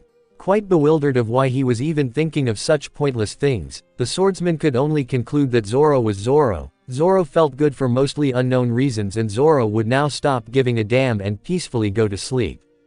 Everyone got a rather late awakening that morning due to the lack of sleep the night before. Sanji had as usual prepared for them a delicious breakfast, and as everyone was seated at the table, it was okay to grab in. After first stuffing both his plate and mouth full of food, Luffy turned to the navigator and opened his mouth to say something. However, before he could do so, Nami grabbed both his upper and lower lip and shut them tight again. "Swallow first or I won't understand you." Luffy continued in doing as he was told and swallowed his mouthful of food in one visibly big gulp. An instant later, Nami released his lips. The captain let out a relieved sigh. "Ah, Nami, what are we going to do today?" Nami moved to rest her cheek on her right hand before she answered, "We don't have anything planned, so it's basically all free time again." She saw as her captain started pouting of the thto do, so she continued on, "However, I was thinking that maybe we could try out one of the town's restaurants tonight. Most of them have bars as well." Murmurs of acceptance and agreement came from the others. "Sounds like a pleasant idea, Kokaishi-san," said the archaeologist. She gracefully moved her cup of coffee towards her mouth and took a small taste of the hot beverage. Apparently it was not yet sweet enough, thus she got herself a lump of sugar to stir into the drink before she spoke again. "So, do you have one particular in mind?" "Well, not really, but there sure are plenty of them, we'll have no problem finding a good one." "So, to specify the choices," Sanji suggested, "is there anything special that someone feel like eating tonight?" "Meat," yelled their captain. "Figures." Their red-eyed visitor broke out coughing, seemingly having swallowed her food too fast. However, the shipwright sitting beside her gave her a proper thump in the back, which seemed to solve the problem. "Woo, thanks." The woman paused to take a few breaths, then she grinned and continued, "I know a good place. I went there when I first got here. Food's good and their sake's the cheapest, it's still good, though." "Cheap sake, snickered the swordsman, a teasing grin growing on him. "Oh, I don't know. Maybe I'll just stay here again. It's all free, after all. Or maybe I could bring it to town. A bit troublesome, though. It would be a lot to carry." "Bastard," snarled Sanji, "you better watch what you're saying or you'll be without any food at all." "What, eyebrows? I thought we were going to eat out for tonight, Oh, I wouldn't mind not needing to prepare food for the likes of you every day from now on. Does that sound good too?" "Quiet," yelled Nami and bumped her fist in the table. Giving out a small chuckle but then ignoring the usual quarrels from her two nakama, Robin asked the navigator again, "So, when will we set off for tonight?" Nami calmed herself down after successfully silencing her two noisy nakama, the blonde swiftly apologizing before turning temporarily mute, the green-haired snorting as he continued his meal instead. "I suppose we could gather here again around 7 o'clock, said the navigator and now put on a brief smile. "Until then, as I said before, you're free to do whatever you want." The little reindeer smiled as he asked, "Then, what will you do until 7, Nami?" "I think I'll go measure parts of this island today," she answered and smiled back at the little doctor. Alone?" the cook asked worryingly, "but Nami-san, it's dangerous for a delicate lady to walk alone in this." "Who are you calling delicate?" argued Nami, "I can handle myself just fine." Another small chuckle escaped the tall raven-haired woman. "Don't worry, Koku-san, I'm still interested in investigating the island further." She turned to Nami again, "It's okay if I go with you, nay?" "Of course." The navigator grinned. "No way," stuttered Sanji in objection, "both my precious ladies walking of alone again. Let me accompany you." Nami sighed, "Why do we have to go through this every time? We'll be fine. Besides, you couldn't anyway. You promised Luffy you'd go with him and brook fishing, remember?" Frankie turned to the two mentioned ones. "Ah, I'll join you as well. Got nothing better to do for now." "Ah, great Frankie. Yo ho ho, I can feel my heart getting excited. Though, I don't have a heart." Skull joke. Yo ho ho ho. But Nami Swan," pleaded the cook, "I won't be at ease if I'm not assured your safety." "How about Usopp, then?" The long-nosed man turned his attention away from his meal. "Wah. Me? Usopp? How can I be at ease if Usopp's coming with you?" "Oi, that's rude, Sanji," shrieked the sniper while spitting food out. clearly being insulted, before his expression suddenly changed to a confident one instead. He rose to take a stance with one foot at the table, thereafter swiftly moved his straight arms slightly upwards, one finger pointing at the ceiling. The aura smarmy heroic. Fear not my friends, because I, the great Captain Usopp, will accompany you and protect you from any harm. The reindeer watched amused at the black-haired man, so cool, Usopp. Later that day, Roronoa Zoro was not quite happy as he was walking. Chopper, after noticing that the swordsman wasn't appropriately bandaged and thus forced some new ones upon him, had stayed behind to make another round of healing herbs. The rest, besides from their visitor, had already left the ship for either exploring or fishing. The swordsman himself had wandered off in another direction than the others and was now heading towards the big meadow. Well, at least he thought he was. Actually, he was bewildered by why he were walking here and now when he could be taking a nap back at the ship instead. He had already tried that for a moment though, but somehow he had felt uncomfortable by only being still. All the day till now, Zoro had constantly caught himself tapping his fingers or feet against some kind of hard material. He was feeling extremely restless. Even now, he was restraining himself not to start tap on one of his katana. It wasn't very strange though, thinking about how he would usually perform some kind of physical activities at these times. That was in fact why he had figured he should do something instead of just sitting around. Therefore he had sneaked out to secretly do some training by himself again. Only problem was, he wasn't quite by himself. The red-eyed woman walking besides him apparently had decided that she would accompany him wherever he would go in lack of anything else to do. Now, as they walked, she was occasionally telling him random things about herself, about things she had experienced or whatever random things she could even think of. And although it didn't really bother the swordsman, the fact that she was practically still a stranger made it hard to completely relax. She didn't seem to be a person who'd tell on others for the fun of it, but he wasn't quite sure, still. When he thought about it, though, it didn't really matter what the crew found out as long as they couldn't restrain him from what he wanted to do. That's why Zoro had planned on training even if the woman beside him were to witness it. Is that so? He answered in an uninterested tone while not really knowing what she was telling him. The swordsman paid now more attention to his whereabouts, stopping in his tracks to take a look around. He thought about it for a minute, but in the end he really couldn't remember seeing the plants growing at his feet before or the strangely shaped rocks spreading around a few trees. The trees looked like those he had seen when being in the forest before, and now, when taking a thorough look around, he could actually recognize that they were actually at one of the tips of the half-moon-shaped forest surrounding part of the island he recalled Nami had shown them on a map before. It was deserted and only by far he could see small silhouettes resembling the town. "Oi, do you recognize this place?" he asked the green-haired woman. Kiwa stopped talking to take a simple look around before responding, "No, where are we?" "TCH, how should I know? I'm the one asking you." "Haha, are we lost then?" No. Town's over there," he pointed it out, "see." "Ah, you're right. Why'd we come here anyway?" "Well, I guess this place is as good as any other," Zoro mumbled to himself and then answered Kiwa, "to train." Why couldn't you've just done that back at the ship?" In a troubled tone, he said, "I'm not allowed to. Besides, I'd prefer to do it out here." "Oh, why?" Zoro sighed, "Damn, you're inquisitive." Rather than telling her all about his injuries and how he got them, he simply pulled down his tank top a bit, revealing his newly bandaged chest. "Because of these." "Ah, you're in the process of healing then, I see. Now then." He walked over towards a stone as big as his own height, sat down beside it, simply picked it up with his right hand and then started lifting equant manner. It was hard, but he didn't let it show. "Oh, impressive there." The swordsman kept quiet. "Can I do it too, I wonder?" Kiwa walked over to another stone in her own size and bended down to get a good grip at it. She adjusted her legs before putting all her strength into one all-out attempt to lift it. She lifted the stone, roaring out of intense effort, and finally could hold it above her head. Legs shaking from the strain, she looked at Zoro and grinned, See, I'm lifting it. Haha, I can do this all day. No propel." Before she could finish, her leg wobbled and caused her to lose her balance.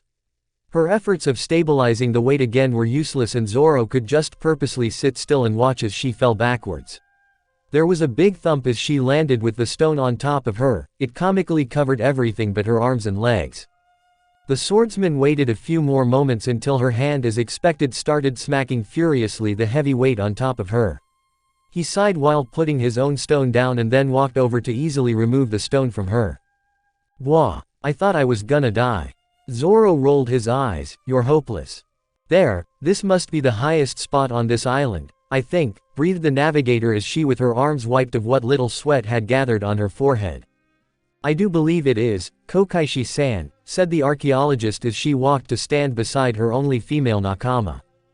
"It's not very steep but you can still see almost around the whole island," said Nami and took out a notebook to scribble something down. "The island isn't that big after all. With binoculars I bet we could even see what the others are up to, hee hee."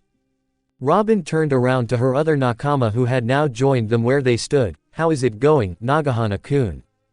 Panting as he was, he managed to stutter between breaths his answer of being fine. Just leave everything to me, the great Captain Usopp." The tall woman chuckled as she unburdened the sniper from the backpack he was carrying. They had brought along some coffee and cakes which the cook had prepared.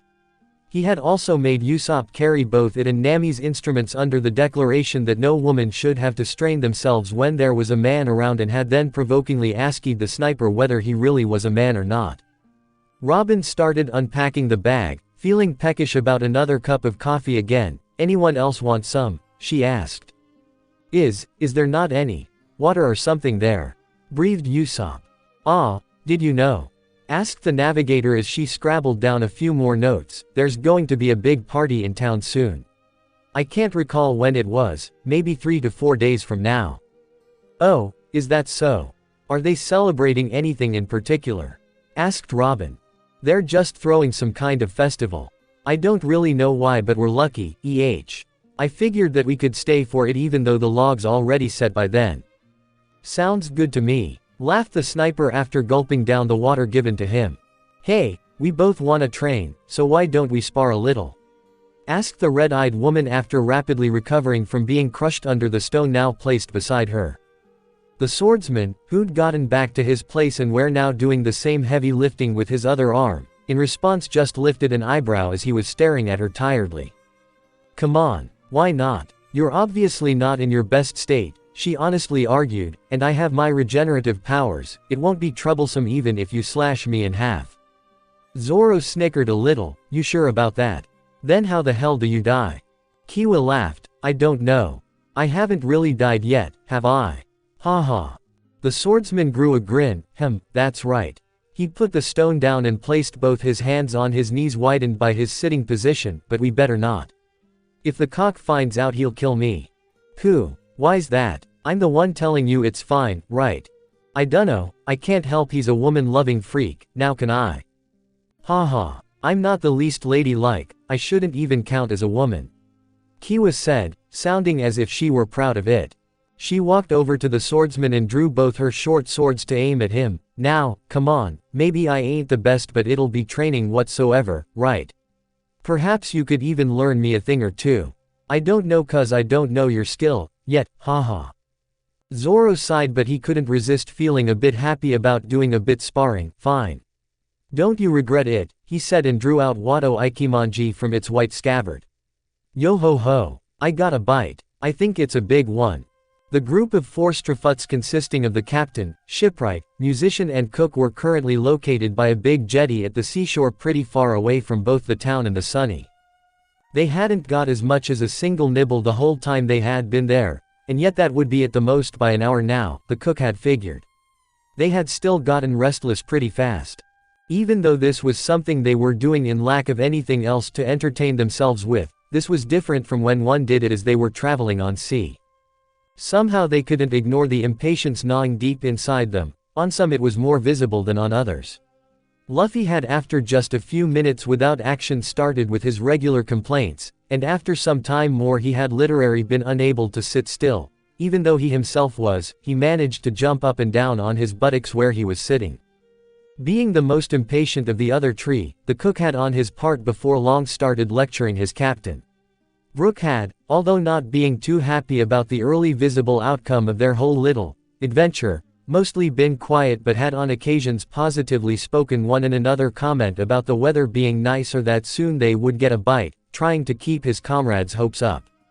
The shipwright also hadn't spoken much yet but was mostly feeling bored.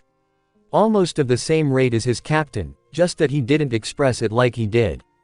Other than bored, he couldn't really express what he was feeling, only that he wasn't as super as he wanted to. The whole event was getting rather irritating, actually, for all of them. Just as they had almost given up, the line connected to Brooke's fishing rod had gone from slack to tense in only a second. It had come as a surprise for all of them, and what more was the heaviness from the instant dragging. The skeleton now desperately tried to stand his ground as he tried to hold back whatever had raised to the bait, which had consisted of sausages. His feet started to scrape against the hard tree as both him and the hooked creature resisted strongly. It seemed, however, as the latter had the advantage in strength and Brooke was hopelessly dragged against the edge. "Hold on to it, Brooke," yelled the black-haired captain as he and the others tossed away at the ground whatever they were holding, raised themselves and grabbed onto the struggling musician and helped him pull back. "You better not let go of it." "What is it? It's so strong," cried Frankie and let out a roar as he put all of his strength in holding back his skeleton nakama. "Damn it, we're not giving up. I'll hold here as well," said Sanji firmly as he grabbed onto Brooke's rod instead and started pulling with all his might. "Yuawa! Pull!" yelled Luffy. Then, slowly but surely, in order to bring the resistant creature to land, the group reversed in their tracks as they were winning against their almost catch. "Yes, it's working. Harder. Keep pulling. I'm pulling." Steadily and faster than before, the Forstrafuts managed to back off the jetty and onto firm ground. Soon they saw a frequently growing shadow underneath the water and eagerly they all pulled even harder. "I'm starting to see something. It's big. Yo-ho-ho. So big." When they had almost reached the thin forest behind them, a furious rampage slowly started to visualize itself beneath the surface. Water splashed in all directions and violent waves reached the shoreline as the struggling ruckus came closer and closer to reaching the surface. When it did, the first thing visible was a long red spike, and it didn't take long until more like it followed, gaining in numbers. "Woohoo! We almost have it," yelled Luffy victoriously and started grinning as he too put all his last effort into pulling further. "Wait," Sanji said and suddenly released his grip of the rod. "Let go." "Huh," the others uttered simultaneously as they hopelessly flew forwards due to lack of manpower. They landed in a thump but immediately rose to dig their heels down in the sand. "What do you mean, let go, lovely cock?" yelled Frankie. "We almost have it." "No, let go now. Don't you see?" Sanji yelled back. "That's the damn big lizard that attacked us yesterday." "What?" shrieked the others and all let go of whatever they were holding, rod or skeleton, at the same time. Everything remained quiet for a few moments as all awaited what would happen.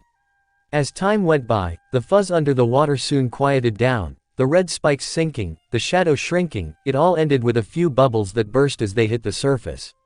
The only noise now came from the rod, which darted against the sand to keep up with the apparently diving lizard. In the end it got stuck at a pillar of the jetty and eventually snapped in two halves from the force. It didn't take long until the black-haired captain broke out in a rage and furiously began jumping around. "What the hell? Lizard bastard, come back here and fight." "Phew. Now when that's done I would want to go around the island," said Nami, closed her notebook and then zipped up the backpack which held her instruments. "I won't be able to do it all in a day, even though the island's not that big, but I can do the rest some other time." Robin and Usopp, who'd been seated while the navigator had done her work, now rose up. The sniper, figuring he'd be forced to anyway, walked forward to grab the bag before he was told a thing. "So, which way are we heading?" asked Robin, but before letting the orange-haired woman answer, she stated her own business. "I'm interested in going that way." Thus she pointed in a direction slightly right of the one they originally came from. "I haven't been able to explore those areas before." "All right, might as well start somewhere," Nami agreed. The group walked for a while over the even meadow, warmly colored in tones of pink and yellow. Small winds, having refreshing roots from the ocean nearby, passed by now and then, helping the Straw Hats to keep their cool from today's unmercifully hot sun.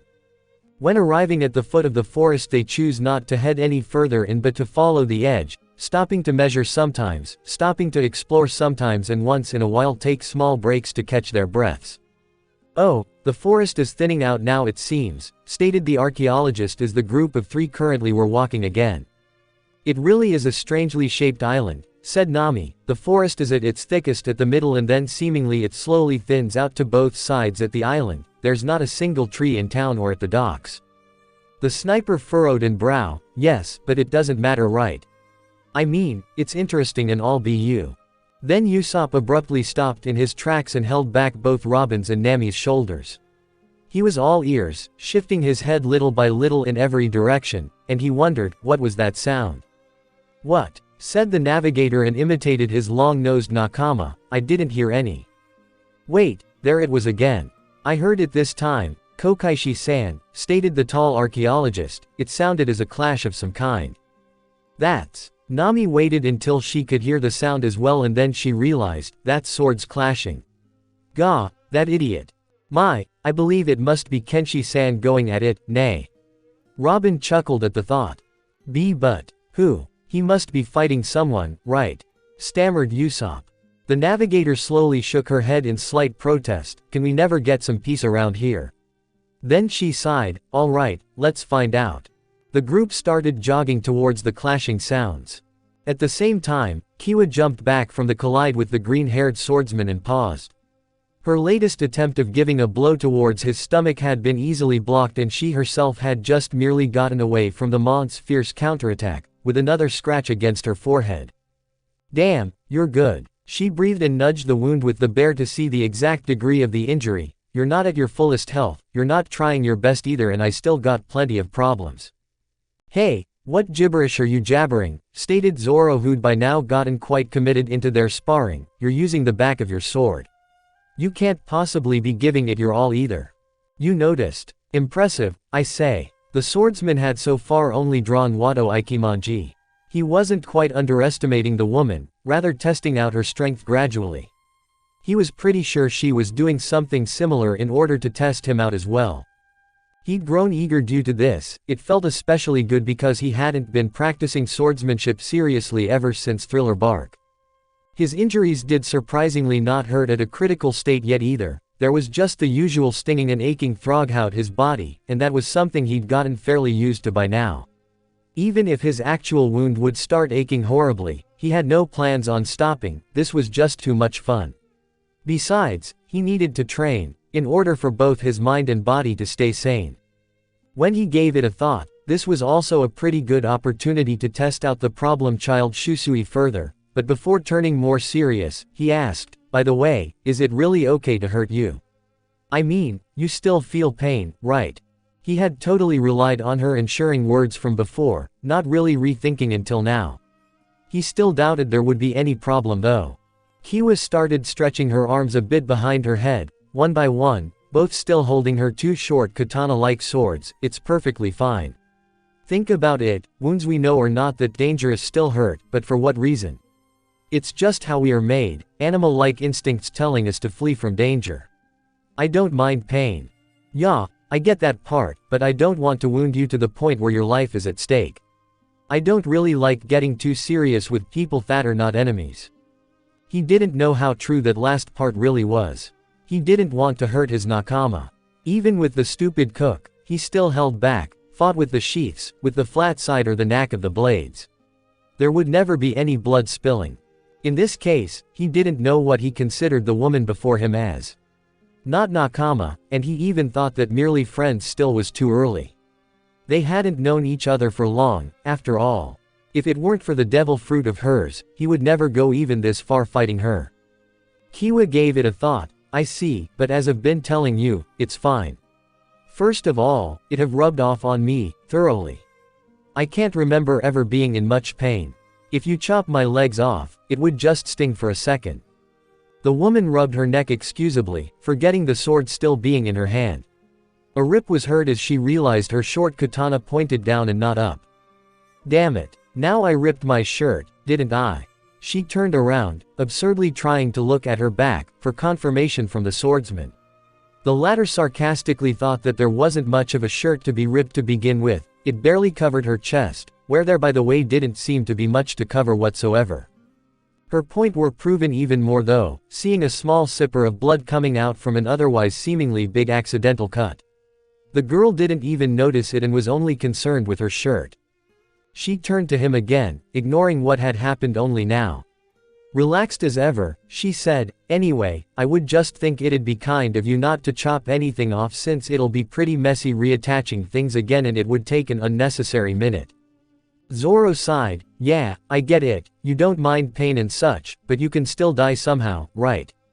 "Ah, I don't know, but I guess so." Jestingly, probably hopeful in triggering the man to continue, she laughed and said, "Silly man, don't worry about it, I promise you I won't die by the little likes of your blades." Yeah, Zoro raised the hand that didn't currently held the sword, telling her to stop explaining, "I get it. I don't have to worry, then, not that he had anyway." Kiwa eagerly looked as the man put the white handle of his katana in his mouth instead, and then she lit up even more than before seeing as he drew out 2 other swords as well. "So, let's rise the level a bit, yeah. Cool. Sounds good to me." There he is. The group made out of Nico, Robin, Nami and Usopp soon arrived to where the forest thinned out completely, still a few hundred meters away but yet in eyesight of the 2 sparring people. Ironically, they came just in time to witness Zoro swing the heavy blade of Shusui down in an intense strike at Kiwa's right shoulder. Neither of them could hear the encouraging words from the woman as she staggered a bit backwards. They could just watch in horror as a spurt of blood left the wound where she had been hit. "Kiwa. That's Kiwa. Why are they fighting?" The sniper confusedly stuttered.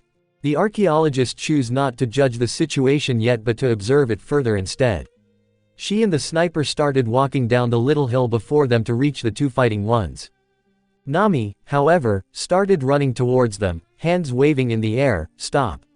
What are you doing? Why are you fighting, for?"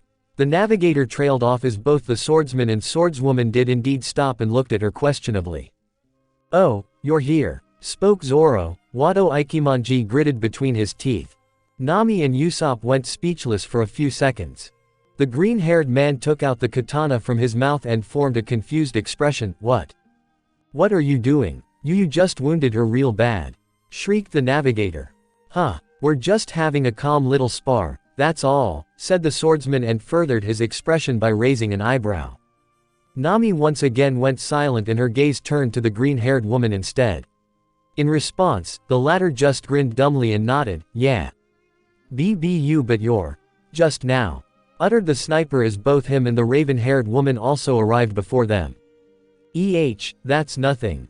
Kiwa confirmed her illogical state of health by pulling her sweater aside, showing nothing but mere skin, see.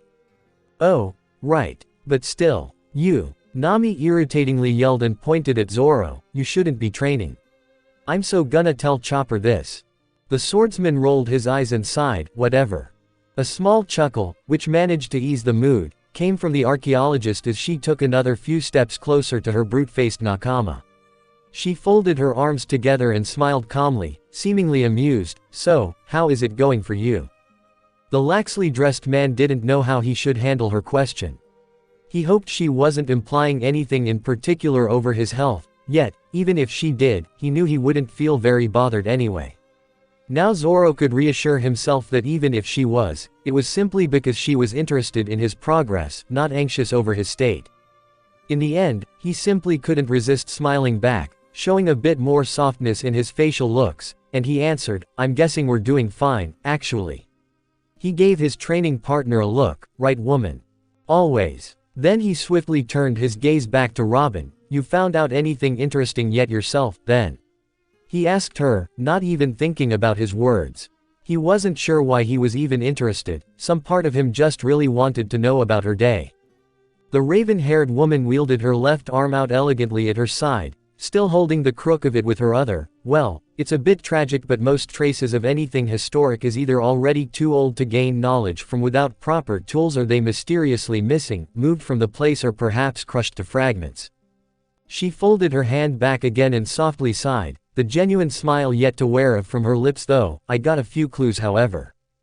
"Ah, so that's so. It's like a puzzle then," answered Zoro who all of a sudden had stood with his arms folded. He inspected the tall woman warmly. he managed to wonder how it was even possible to look as naturally graceful. His thoughts were interrupted by an orange-haired navigator, however. "Hey! What is this?" she accused, and, having her arms crossing each other frequently, pointed at Zoro and Robin. You're interacting too smoothly. Or something. It's weird." Usopp blinked and formed an expression of realization. "Ah. They do. Strange." Zoro and Robin simultaneously uttered as they turned their attention towards the rest of the group. Their visitor, who'd abruptly rose from having laid down a short while, walked over to the navigator and sniper and hooked them both from behind in some awkward kind of embrace. "It's fine, isn't it? People should get along well. Ha ha ha. You're not getting it." Both Nami and Usopp shook their right hand, rejecting her statement. As he held out the crushed herbs from the mortar onto a paper placed on his table in the infirmary, Chopper let out a brief sigh to his side, careful not to blow any of the last medicine out of place. He happily proceeded in carefully letting both sides of the paper meet up with each other and then tilted it and let the substance slide down a funnel and at last down into a little flask. He corked up the small container of glass and then put it up amongst some others on a shelf. After hopping down from his tall chair, he stood still on the floor gazing up towards them. A smile full of triumph soon filled up his face, being proud of his own achievements for the day. The little reindeer let out a cheerful laughter and then walked out from his room to hop up and lean out from the rail of the Thousand Sunny. He inspected the small waves continuously wash over each other and then to softly crash into the ship. Following with his eyes one in particular big one crashing against a pillar of the massive jetty that the ship were docked to, Chopper noticed the guard they had hired. After inspecting him thoroughly, he noted that it was indeed the same man that had been standing at the same spot and had not moved so much as an inch for these last couple of days. He looked real, and at very rare occasions he also blinked. There was no doubt that he wasn't some sort of replica statue. Chopper thought it was strange that a guard could stand there hour after hour and not even get sleepy or hungry. Or maybe he was, but didn't let it show no matter what. They were paying the little welcoming company a little amount for him to stand there, but the little doctor now started to feel rather worried for the man. Perhaps he was poor and this job was all he could get. Considering the small fee to hire a guard per day, his income couldn't be very high. He was a big and muscular man dressed in a black suit with amplified shoulders, turquoise shirt and a silver tie which fitted quite well with his short and likewise colored hair. The look didn't give Chopper the impression that he was poor, though, and his brute face made the doctor feel slightly too scared to go talk to him. Then something else caught the reindeer's sight, and the dying smile soon caught up to his dimples again. An uneven group of 4 straw hats were sluggishly heading towards him, seemingly barehanded. "Oi, Luffy, everyone," he called out and waved towards them. When they had gotten closer, he stated, "You're back early, it didn't went well." Sanji, who were right in the middle of lighting a cigarette, after he succeeded, answered, "You could say that." "Grr, that bastard, always running away," muttered their captain as the group climbed aboard. "What happened?" wondered Chopper. The shipwright took a seat at the stairway and told the little reindeer what they had been trough. It appeared again. "Is anyone hurt?" No, assured Sanji. As Frankie said, it never even raised above the surface. "Ah." Luffy squat down beside Chopper. "You understand animals, right? Did it say anything last time?" The question struck the reindeer and he got a horrified expression. "I didn't pay attention." Then he sighed and shook his head. "I guess I was too shocked to make anything out from its roars." The blonde cook blew out some smoke and then nodded. "I see. Then, if we see him again, be sure to catch up what that nuisance wants." Shall we have some music while waiting for the others?" suggested the skeleton, violin already in his grasp. The swift and beautiful tunes of a violin reached the group of 5 approaching the Thousand Sunny.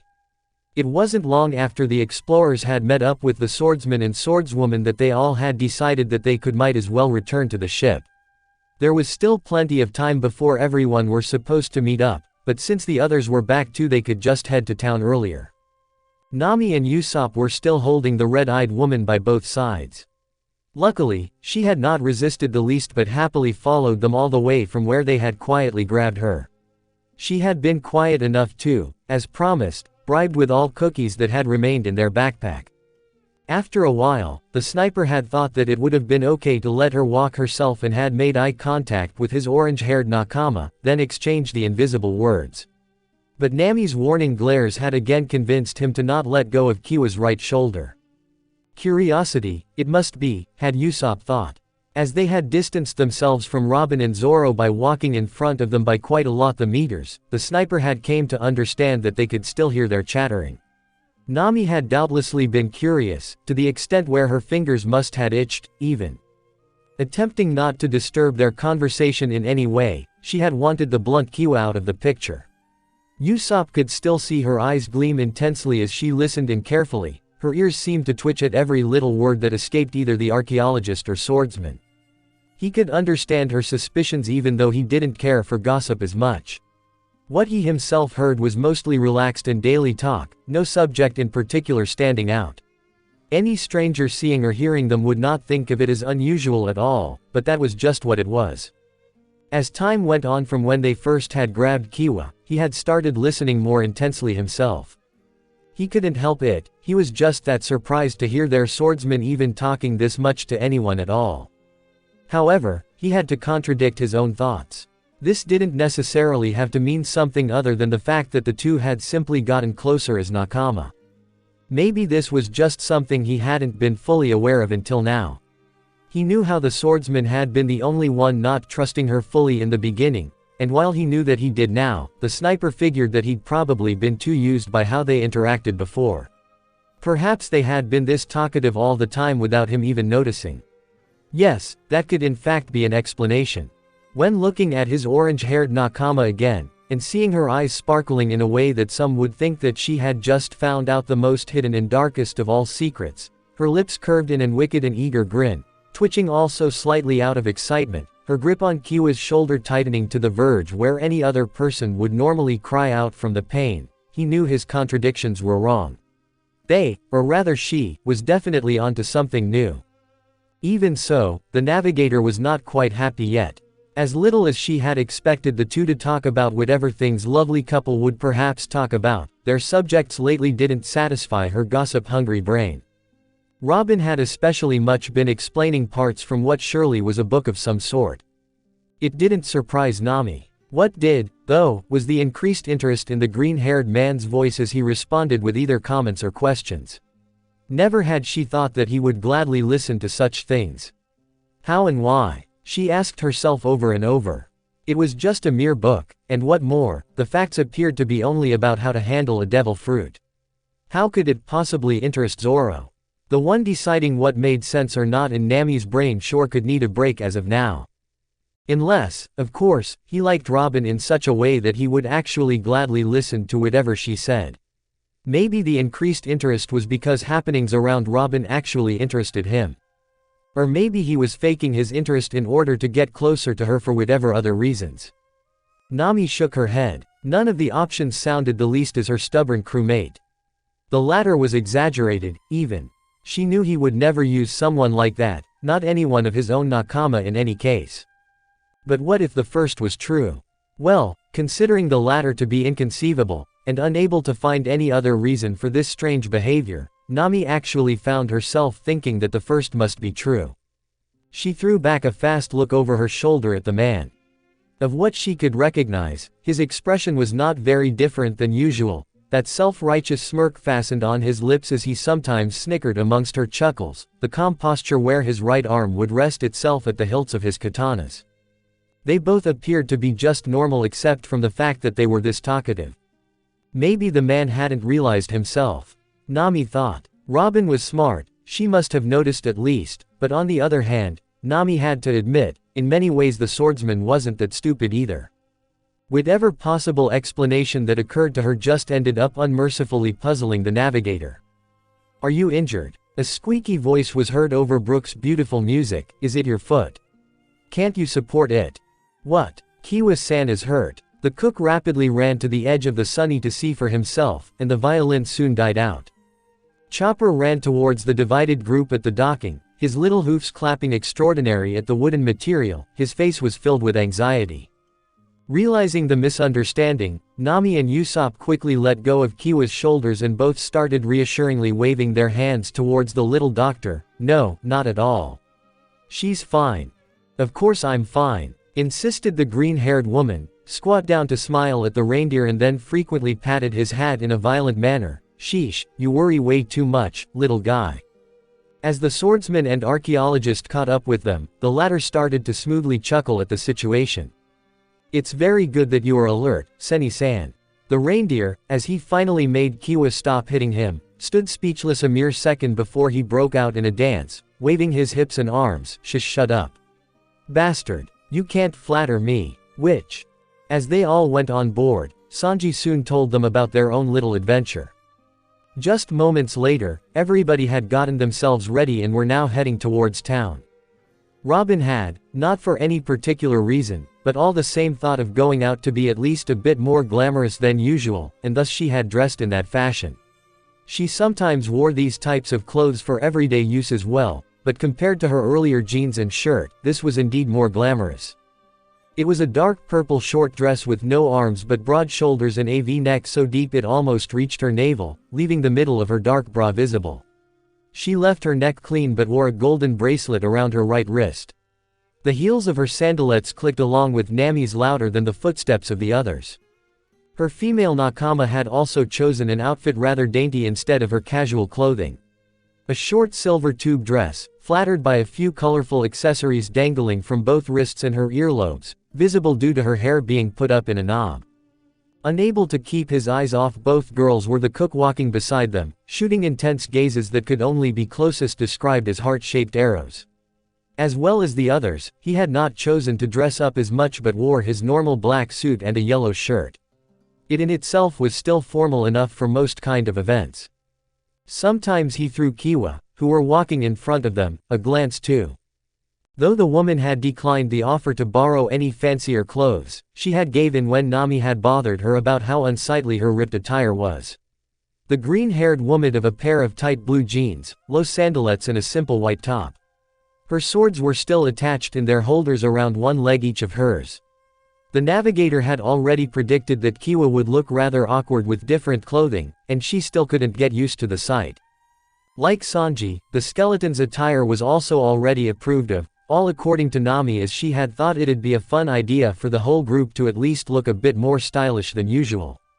Or rather, as she had insisted for the group to do a makeover to her liking, for tonight. The navigator didn't actually think her request would be followed by Luffy and Frankie, however.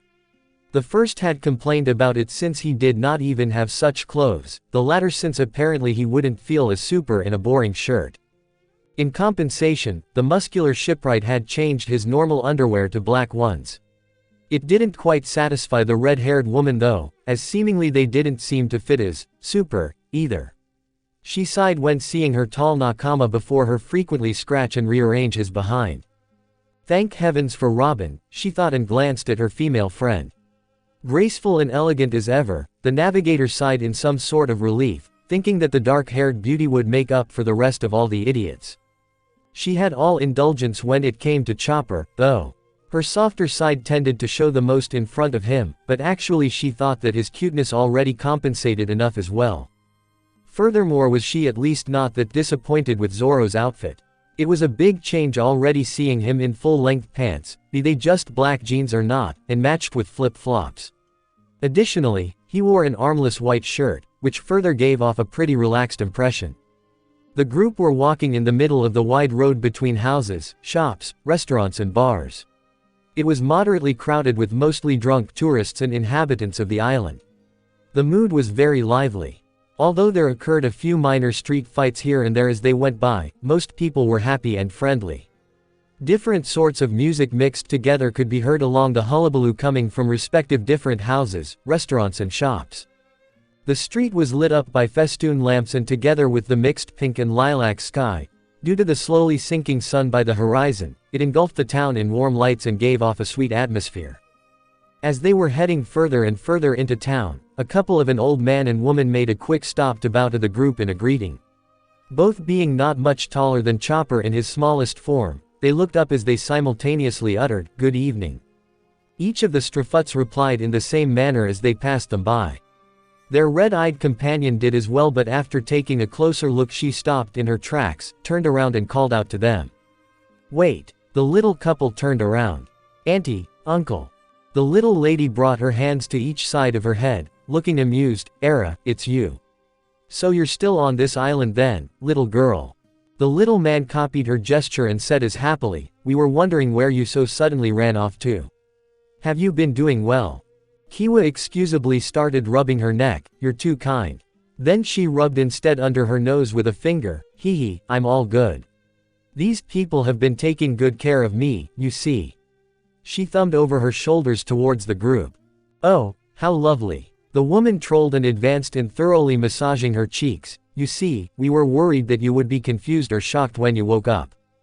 The little man spun around a turn in a pirouette and continued, "Yes, and would walk off all by yourself like that. Ho ho. Oh, partially that's kinda true though." Kiwa muttered, followed by an excusable laugh. "Ho ho. Well, maybe that is to be expected after all from someone who was almost eaten the day before," the lady said, now deeply engulfed in doing serious grimaces by dragging her skin at different directions. "Eaten, what do you mean?" Kiwa asked, continuing her innocent snicker. The man started twisting on the spot, gently shaking his tush. "Ho. It's not strange that you don't know of it, but you laid unconscious on the ground by the shore and you were about to be eaten by a big monster." "Yes, a monster it was." "What, really?" "Yes, dear. Fortunately we were able to take you away from it. We didn't have time to explain to you before you left off the other day though," the woman said, her expression was now nothing else than rude. "Oh, wow. Kiwa crouched over in a deep bow before the couple. "Thank you very much for saving me and taking care of me, auntie, uncle. I'm in your debt." "Who? Don't mention it, little girl." The couple chuckled. "Well, we better be going now, or the little man here and I will never get rid of the restlessness, you see, ho ho." "I see. Then, whenever you need help, you contact me somehow, okay? I'm staying at the docks for the moment." "Will do. Have a good night." The man and woman waved as they trolled off again. Kiwa gave out a small sigh, followed by a shining grin as she turned back towards the Strafuts again. "Such nice little people," she uttered and with one hand dried her slightly tearful eyes. "I'm so touched by their kindness." The group were all stunned for moments more. "So, shall we continue?" "Oh." Nami interrupted her with a hard fist connecting with her head. "First of all, aren't we the nice ones here? And second, you were about to get eaten. And third, how stupid can you be?" The raging navigator roared as Usopp and Frankie held her back from giving Kiwa another beating. "Nayu, what do you mean?" asked the green-haired woman as she recovered herself from the punch. "Kiwa-san," started the archaeologist, "that monster cannot have been no other than the big black lizard who attacked us at the beach yesterday, right?" "Oh." Kiwa inspected the ground, wrestling with her mind, until finally she reached realization. "Ooh." Nami, who now had calmed herself slightly, couldn't do anything but burying her face in her palm. "Wah, that bastard. The hell does he want from me? I'm gonna go look for it right now." "No, you're not." Interrupting her again, the navigator grabbed hold of the woman's ear. "Now we're going to have a nice dinner at this restaurant you were talking about, and that is final." Meanwhile, not far away from, but yet not visible for the inhabitants at Liwatura, in a mighty fort resting upon high and pointy cliffs. There was a knocking on the sturdy black door before it was swiftly opened. A slim man came in, saluted and reported, "The scouts have returned." "They sure took their sweet time," answered a resolute and seedy, yet gentle, voice. "Well, call them in." 3 beaten-up men stumbled in and lined up, reporting in, "Sir," called one of them as he saluted with the opposite arm, his other being wrapped up in bandage. The older man was standing in front of a wall behind an equally sturdy and black desk. He slowly answered the scouts with the same gesture. "Ganjuk Dono. We're over here," the first man to come in noted carefully. "Huh." The man looked around at different angles. "Well, how am I supposed to know that when I cannot see? Do you see any logic in that? Who are you again?" No. And I'm Carlos, sir." "Ah, the new one. I feel sorry for you, but do any of you have some matches?" "Wah," stuttered the scouts confusedly. "Matches, Ganjuk Dono?" Carlos questioned. Yes, matches. I can't see a thing. Didn't I tell you? Carlos and the scouts looked at each other with puzzled faces. Then. One of the scouts took out a package of matches from his pocket and limped forward to hand them over. Here are some, sir. Ganjuk received them, immediately took out a pair and then proceeded in sticking one in between his extremely puffy eyelids respectively on each eye. Yes, that's more like it. Changing bewildered looks. Seeing only that another wall appeared before his eyes, Ganjuk turned around to look at the others. By heavens. What happened to you? We're sorry, boss, started one of the scouts. Circumstances made us having to follow a suspicious group into the woods. And they noticed us, another of them finished drearily. However, sir, said finally the third, we were able to confirm that Necromancy Kiwa is alive and we're currently in company of the Strafut pirates. Strafut pirates? So they're here as well. I see. So she's alive after all then. Ganjuk scratched his cheek for a while as he was thinking. Okay. Good job, he said finally, it doesn't matter. I feel sorry for her but we got what she's after, she'll surely come back soon. But being with the Strafuts, sir, said Carlos carefully, she can't be planning to. Yes, it's certainly a possibility. Ganjuk laid a hand over his face and sighed, then continued, that she might be using them. Suddenly the matches between the man's eyelids snapped from the stress of the weight itself and additionally from the pressure of his hand. He started slowly to wander around, waving with his hands. Now where did I put that damn packet? Sir, started Carlos and took a step forward. Maybe you should try something else other than matches. The young man soon grew a bit nervous as he got no answer and started rubbing his neck. Oh, that's right. I did the laundry this morning. He started digging around in his pockets and then took out a couple of small objects and held them out. Please try these clothespins instead, Ganjuk Dono. Clothespins, you say? Impossible. The big man turned around rapidly with a brute look on his face, almost as if he had been insulted. I want matches, else it's no fun. But, sir, they will just break Agai. It's no use, you newbie, interrupted another man who suddenly had entered the room so quietly that no one had noticed his presence until he had actually spoke. He stood leaning at the doorframe with crossed arms.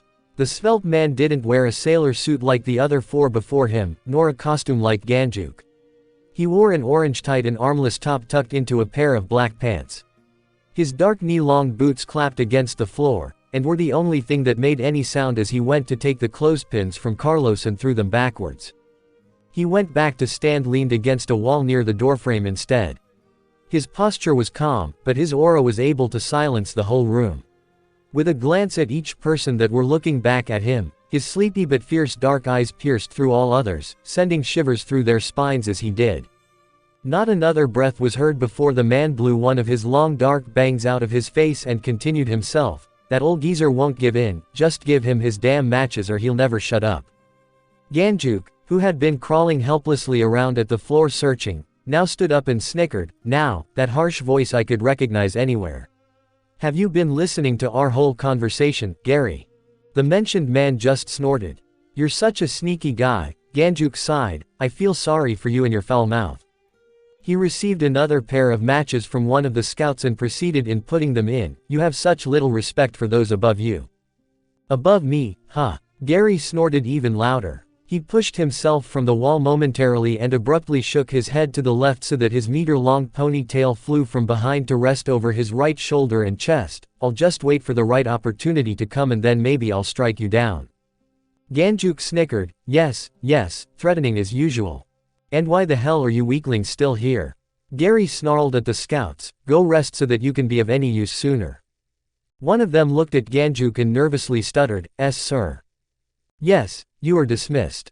The scouts left the room and carefully closed the door. Ganjuk went to stand at the window and while gazing out he said, Now, Carlos. You have to be more careful of where you decide to send out scouts. We can't have it like this every time, can we? Carlos straightened up. I'm deeply sorry, sir. It was very careless of me to do so. Careless. It was naive and stupid, Gary snorted. Why bother sending out scouts when we already know what will happen? Now, Gary.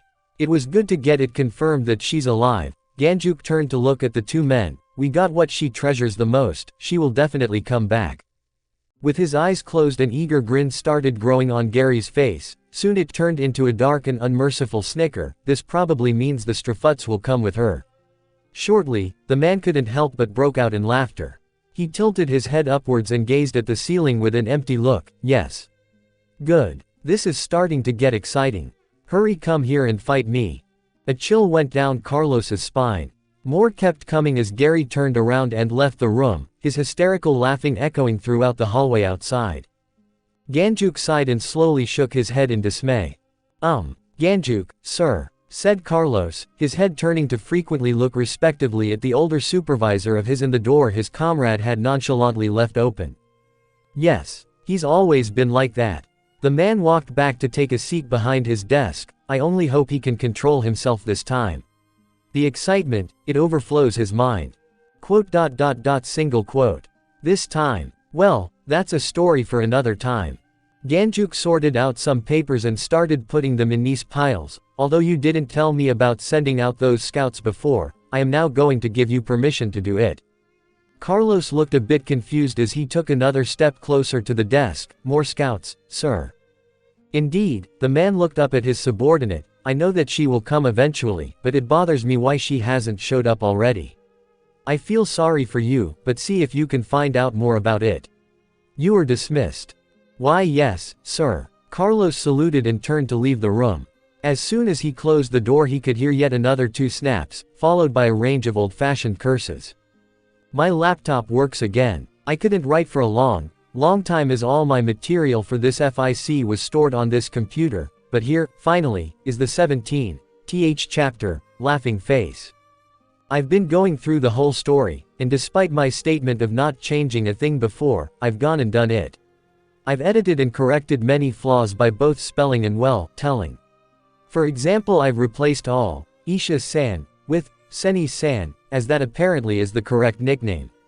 I think it's an improvement, but if you ever feel like reading the story over again, and if you even remember how it was written before, then please tell me what you think about its smiley face.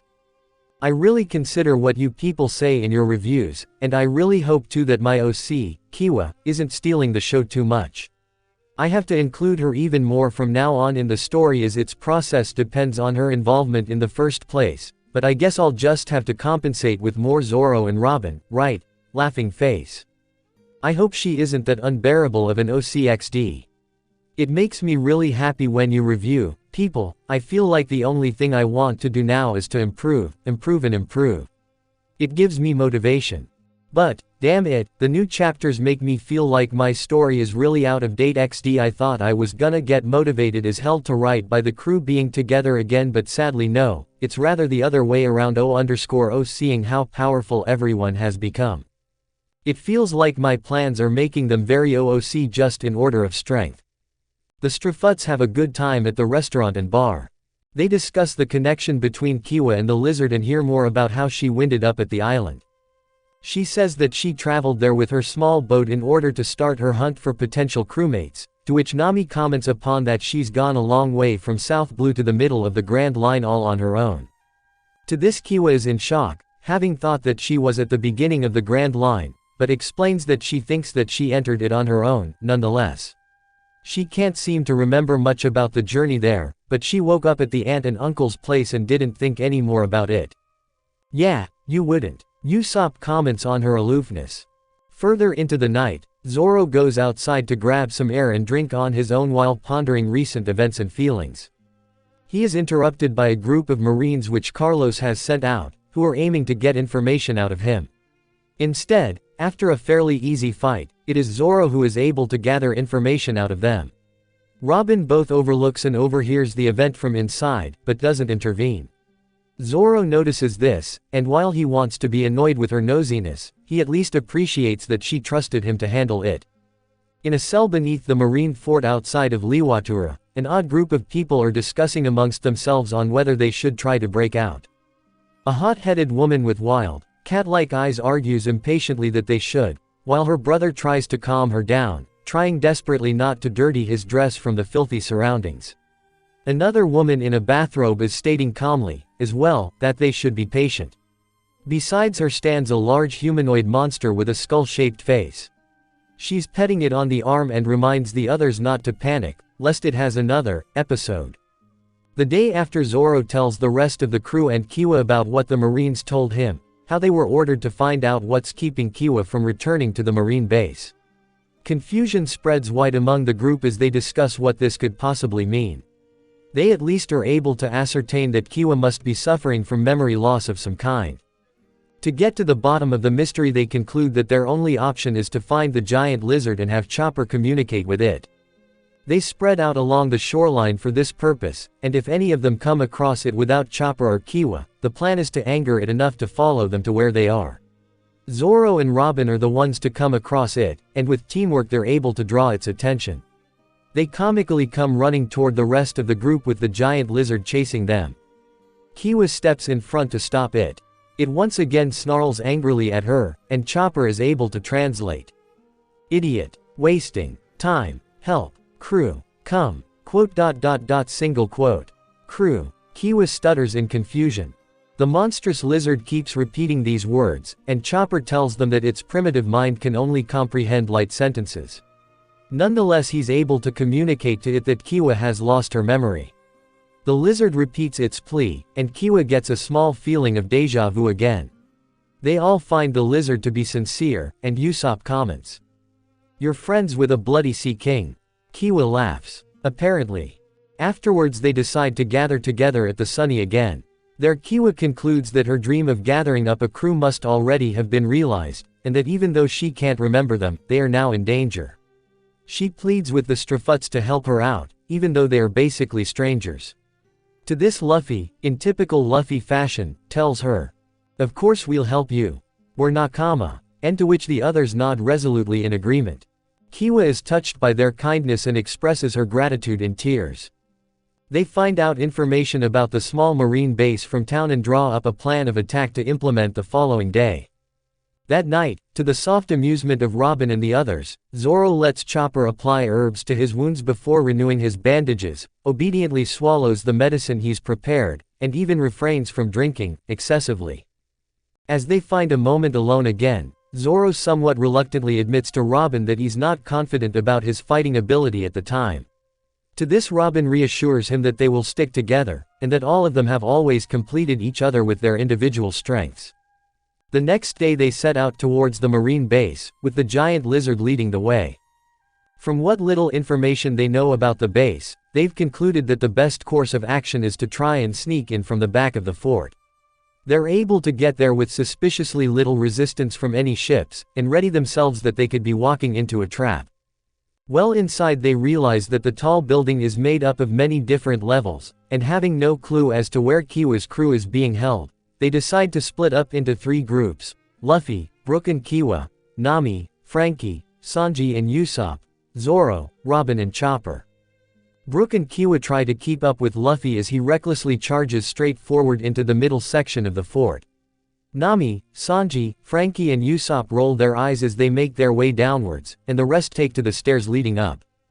Luffy and his group rampage through the marine forces, including Carlos, before Brook realizes that perhaps they should try to force the information about the prison whereabouts out of them instead.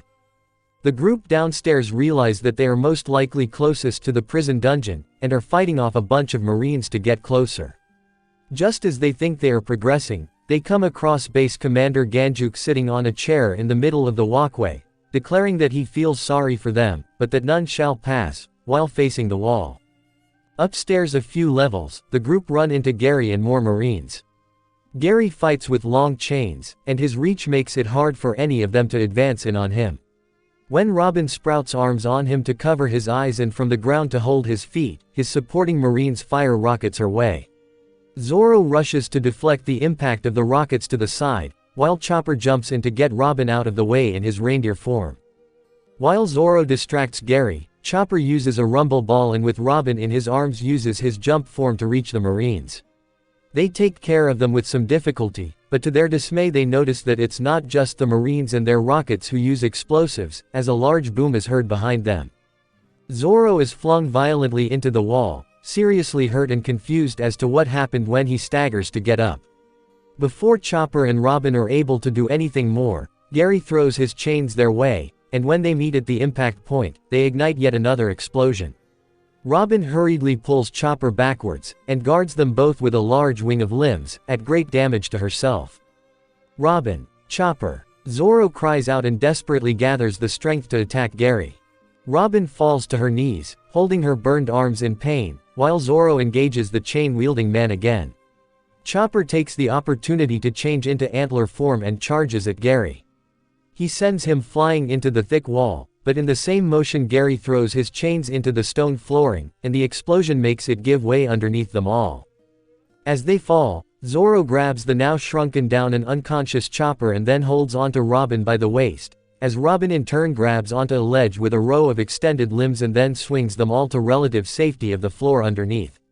However, as a last resort, Gary had rigged the whole rooftop of the area to blow, and pushes the trigger before he crashes into the floor below. As it all comes crashing down, Robin and Zoro try desperately to deflect and protect each other and Chopper from the large heaps of the structure, while aiming to reach the slight hallway. But this level isn't able to withstand the stress of the impact of the roof coming down, either, and begins to crumble beneath them. Robin summons 2 rows of extended limbs from the hallway wall to grab both Chopper and Zoro and pull them inwards to safety, but hasn't the strength to do so for herself at the moment.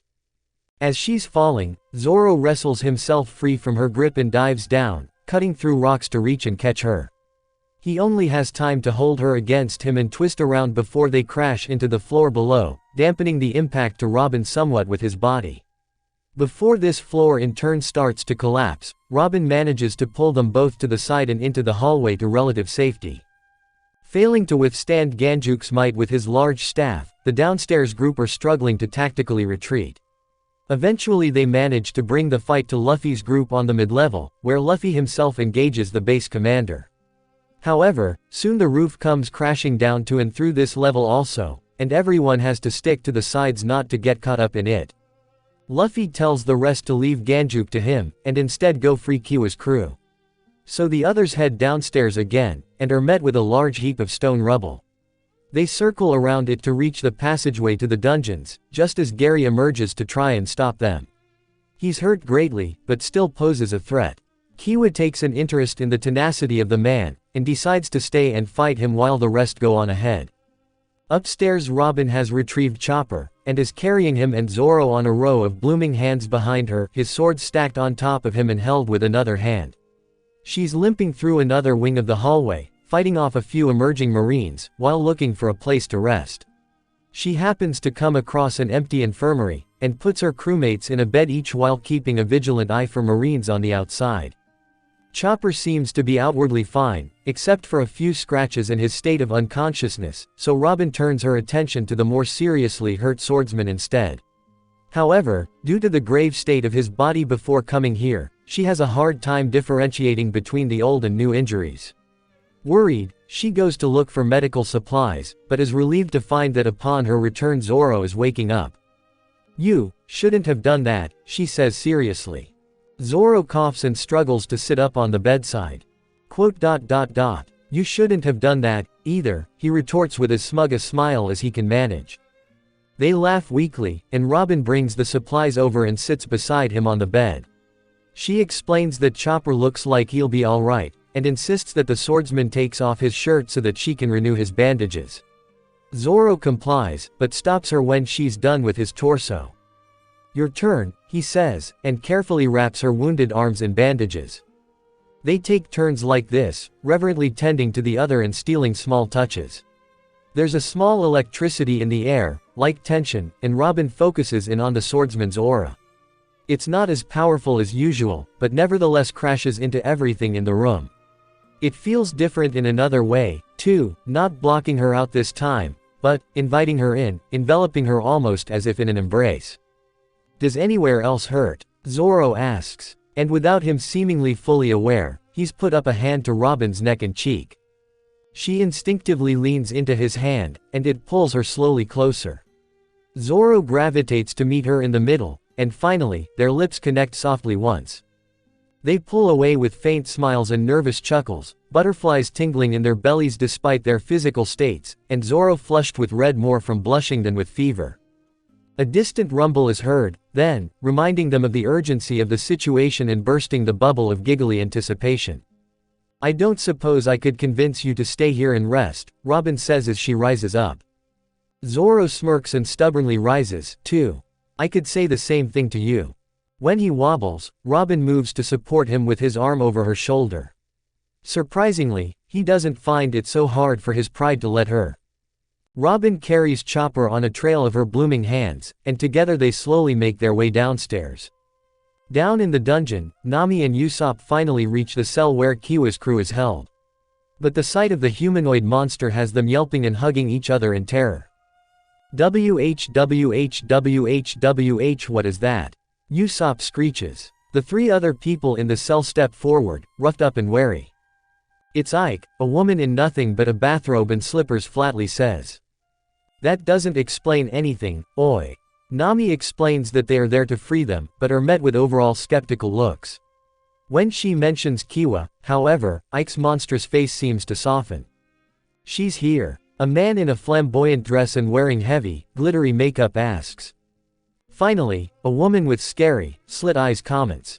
While Frankie, Brook and Sanji are holding the Marines off relatively well a bit further down the passageway, they all know that the longer they wait, the bigger the risk is of reinforcements showing up.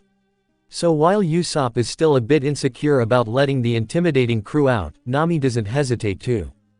"Thanks," the woman with slit eyes says, just as she transforms into a large, ferocious white tiger and rushes out of the gate to join the fray against the Marines. After her, the woman in a bathrobe walks out lazily, saying something about going to look for her bath brush. Ike ducks to step out of the cell, but waits for the man, who instructs him to stay close and not engage the enemy needlessly. "Trust me, it's not fun for anyone," he directs toward Nami and Usopp before they all go look for their confiscated weapons. At the middle level, Luffy and Ganjuk are engaged in a serious clash, trading hockey-infused blow after blow. But ever so often Ganjuk's matches between his eyelids break, and Luffy patiently waits for him to put in new ones, not so much out of honor, but because he starts to laugh so much that he can barely stand each time. The group downstairs fight their way through the passageway to reach Kiwa and Gary fighting. Kiwa has started to recall her lost memories, and upon seeing her crew they return completely. They have a mostly happy reunion from afar. Ike wants to get close for a hug, whereas the Tiger Zone woman seems to want to rip her to shreds, but Kiwa holds up a hand to them, stopping them in their tracks, as she's still wary of Gary. However, Gary reels in his chains and throws them behind him. "Well, you did it, you passed my test." "Huh, test?" Then it dawns on Kiwa, "You're the one who executed me." Thinking about it more, she remembers that Gary seemed to know about her regenerative ability beforehand. And for the Marines to approve of the execution means that he must not have told them about it. Gary confirms this, and says that he did all this to put her dedication to her crew on trial, and to see if they were worthy of him joining them. He also mentions that he didn't know how the beheading would affect her. "To be honest, I wasn't sure you'd even survive it." "Oi!" everyone yells. "Hey, guys!" Kiwa shouts to the others, "I'm gonna make this guy join me." "Why?" They all yell simultaneously again, while Gary picks up his chains and comments flatly, "But I'm already joining." Kiwa and Gary shake hands, and they all make their way up to the mid-level. On the mid-level the whole rugged lot meets up again with a few confused faces seeing Kiwa's odd crew and also together with Gary. Ganjuk and Luffy are both exhausted, and Ganjuk comments on seeing Gary with the pirates. "Gary, I feel sorry for you, is this the path you've chosen?" "Sorry, Gramps. I'm going rogue," Gary responds. "That, you always were. Then, as of today I declare that you are a pirate, and I shall gather my forces to hunt you down henceforth. Come and get it, Grandpa. We'll be Readares." "Oi, have you forgotten who you're fighting?" Luffy says. Ganjuk turns to Luffy again, and they both take a stance to finish the fight. Then Ganjuk charges forward, staff at the ready, and Luffy charges also. Gomu Gomu no, Bazoaka. It's the superior decisive strike, and Ganjuk is blasted through the thick stone wall and out into the shipyard. The whole building begins to rumble and shake from the impact of the blow, and together with the damage from before, the structure isn't able to uphold its integrity and begins to collapse. "You idiot," Everybody is yelling at Luffy as they run together toward the exit. Luffy starts to laugh, and a few Strafuts, including Zoro and Robin, can't help but join in. They manage to escape safely from the collapsing building, and run towards the Sunny, where the Lizard Sea King is very visibly happy to see them. Then Kiwa's crew all hop onto the back of the Lizard to go collect their own ship at the shipyard, and promise to meet up with the Strafuts later again, at Liwatura. Back at the island, the Strafuts are tending to their own and each other's injuries while they wait for Chopper to wake up. Just as he does, Kiwa's crew arrives with their skull-themed ship, somewhat smaller than the Sunny. Luffy, Usopp and Frankie are in awe of it, while Chopper is audibly confused at the sight of Gary. However, when he sees the state of his nakama, in particular Zoro laying down on the grass resting, he immediately starts to fuss about and bandages them all up in a matter of seconds. Dorothy, the woman in a bathrobe and Kiwa's second-in-command, complains about Kiwa being so slow to come and help them.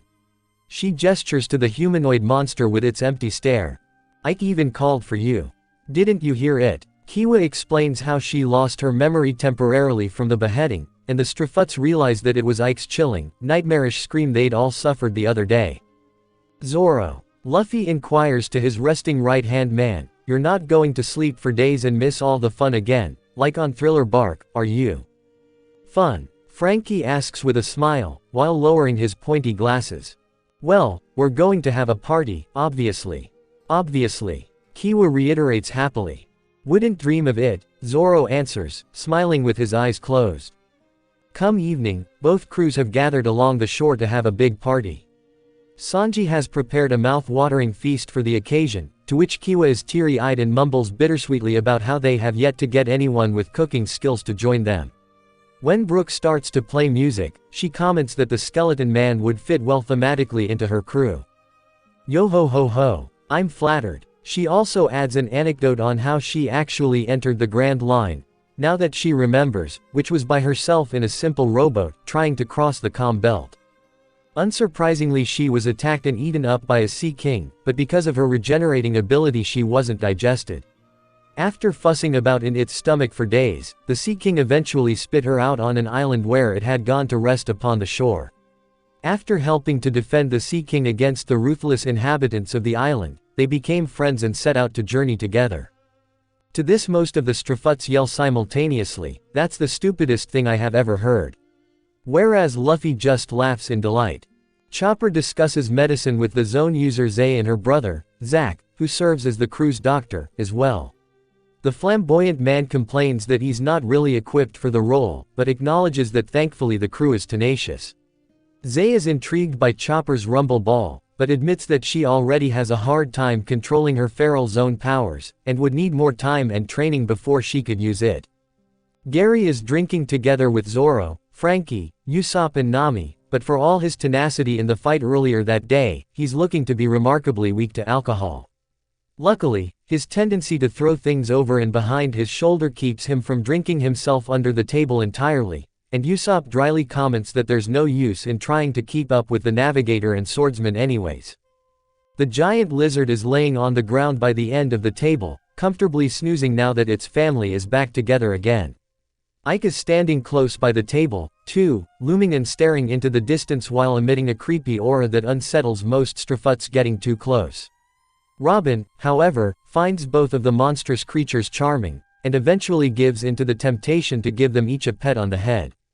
Nami asks Dorothy about which route they are taking to Sabati Archipelago, and after Kiwa nods to her in approval, the vice captain shows her a squiggly detour consisting of at least 10 more stops. Nami is confused. "Are you sure about this?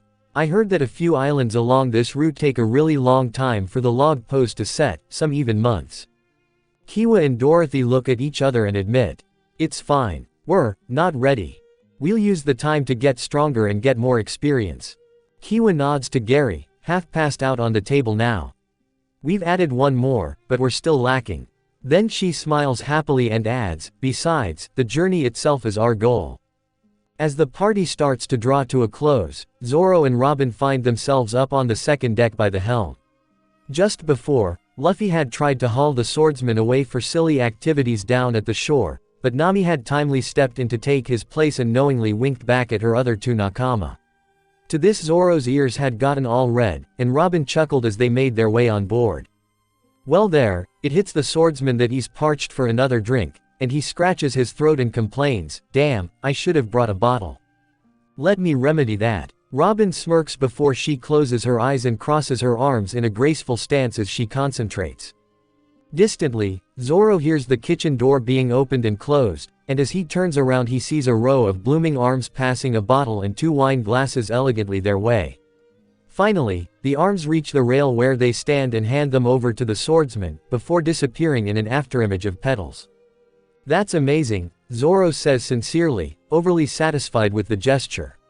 He gives one of the glasses to Robin. "You've been practicing." "Yes, I've been following some advice from the book," she says, seemingly pleased with his reaction. "I finished it yesterday." As they sit down on the deck to lean against the railing, she adds, "I was thinking that I could give it to Kiwa-san." "You think she can read?" Zoro jests. Robin chuckles. "I don't know if she'll want it, but I at least thought it was a sign of maturity for her to admit to needing more training and experience." "Yeah," Zoro agrees as he pours the wine into the glasses. "I think it's a good idea to give it to her." They put their glasses together in a toast without uttering a word, and take a sip each. Aside from the distant bustle of the party by the shore, it's quiet but not uncomfortably so. Zoro normally likes to sit in silence and just be, and he knows that the raven-haired woman beside him does too. Still, as tranquil and nice as the moment may be, he can't help but want to extract a little more from it. "How are you feeling?" he hesitates to ask. Small talk was never really one of his strong suits. "I mean, your injuries." "I'm better," Robin answers gracefully. She holds up her glass of wine and adds, "This helps." The swordsman smiles in agreement. They look up in admiration at the starry sky, and Zoro lets out a relaxed sigh. Then his eyes can't help but wander over to his older nakama again, in awe at how the distant lights from the sunny and the party below reflect in her eyes. When her gaze comes down to meet his, he suddenly feels a twinge of bubbly nervousness and looks forward instead. "You're not going to ask me?" he asks in order to distract from the fact that he takes another sip of wine and then clarifies, "About my condition." The archaeologist chuckles softly and knowingly. "I figured that you must be getting tired of me asking." "Ooh, so you held back." They laugh together. Zoro puts the glass to his lips, still smiling, and finds himself admitting, "I don't mind." But then he stops mid-motion, takes the glass away and glances at Robin again, seriously, and adds, "If it's you." Robin first seems a bit taken aback, but then smiles warmly. Then, "How are you?" But before she can finish the green-haired man interrupts. "I hurt as hell," he says bluntly, puts the wine glass down and leans in close. Their eyes meet in acknowledgement for a brief second, before he grabs her by the neck and pulls her into a kiss. She gives out a small moan of pleasure, puts down her glass as well, and moves in to reciprocate. When they pull away momentarily, Zoro finishes, "But I feel great." They both chuckle as they lean in to kiss again, consuming their delighted smiles as they catch each other's mouths with even more passion. The next day, back at the crumbled marine base, Carlos finds Ganjuk crashed into the shipyard and urges that they should set out immediately to go after Kiwa, Gary and their crew. But Ganjuk just snickers and pats Carlos on the shoulder. "I feel sorry for you, but do you happen to have any matches?" Then he rises up and starts walking. "We'll give them a head start, while we clean this place up." Carlos hurries to grab the base commander and steer him from walking straight off the jetty and into the water, to what's left of the crumbled fort. He sighs. "Yes, sir."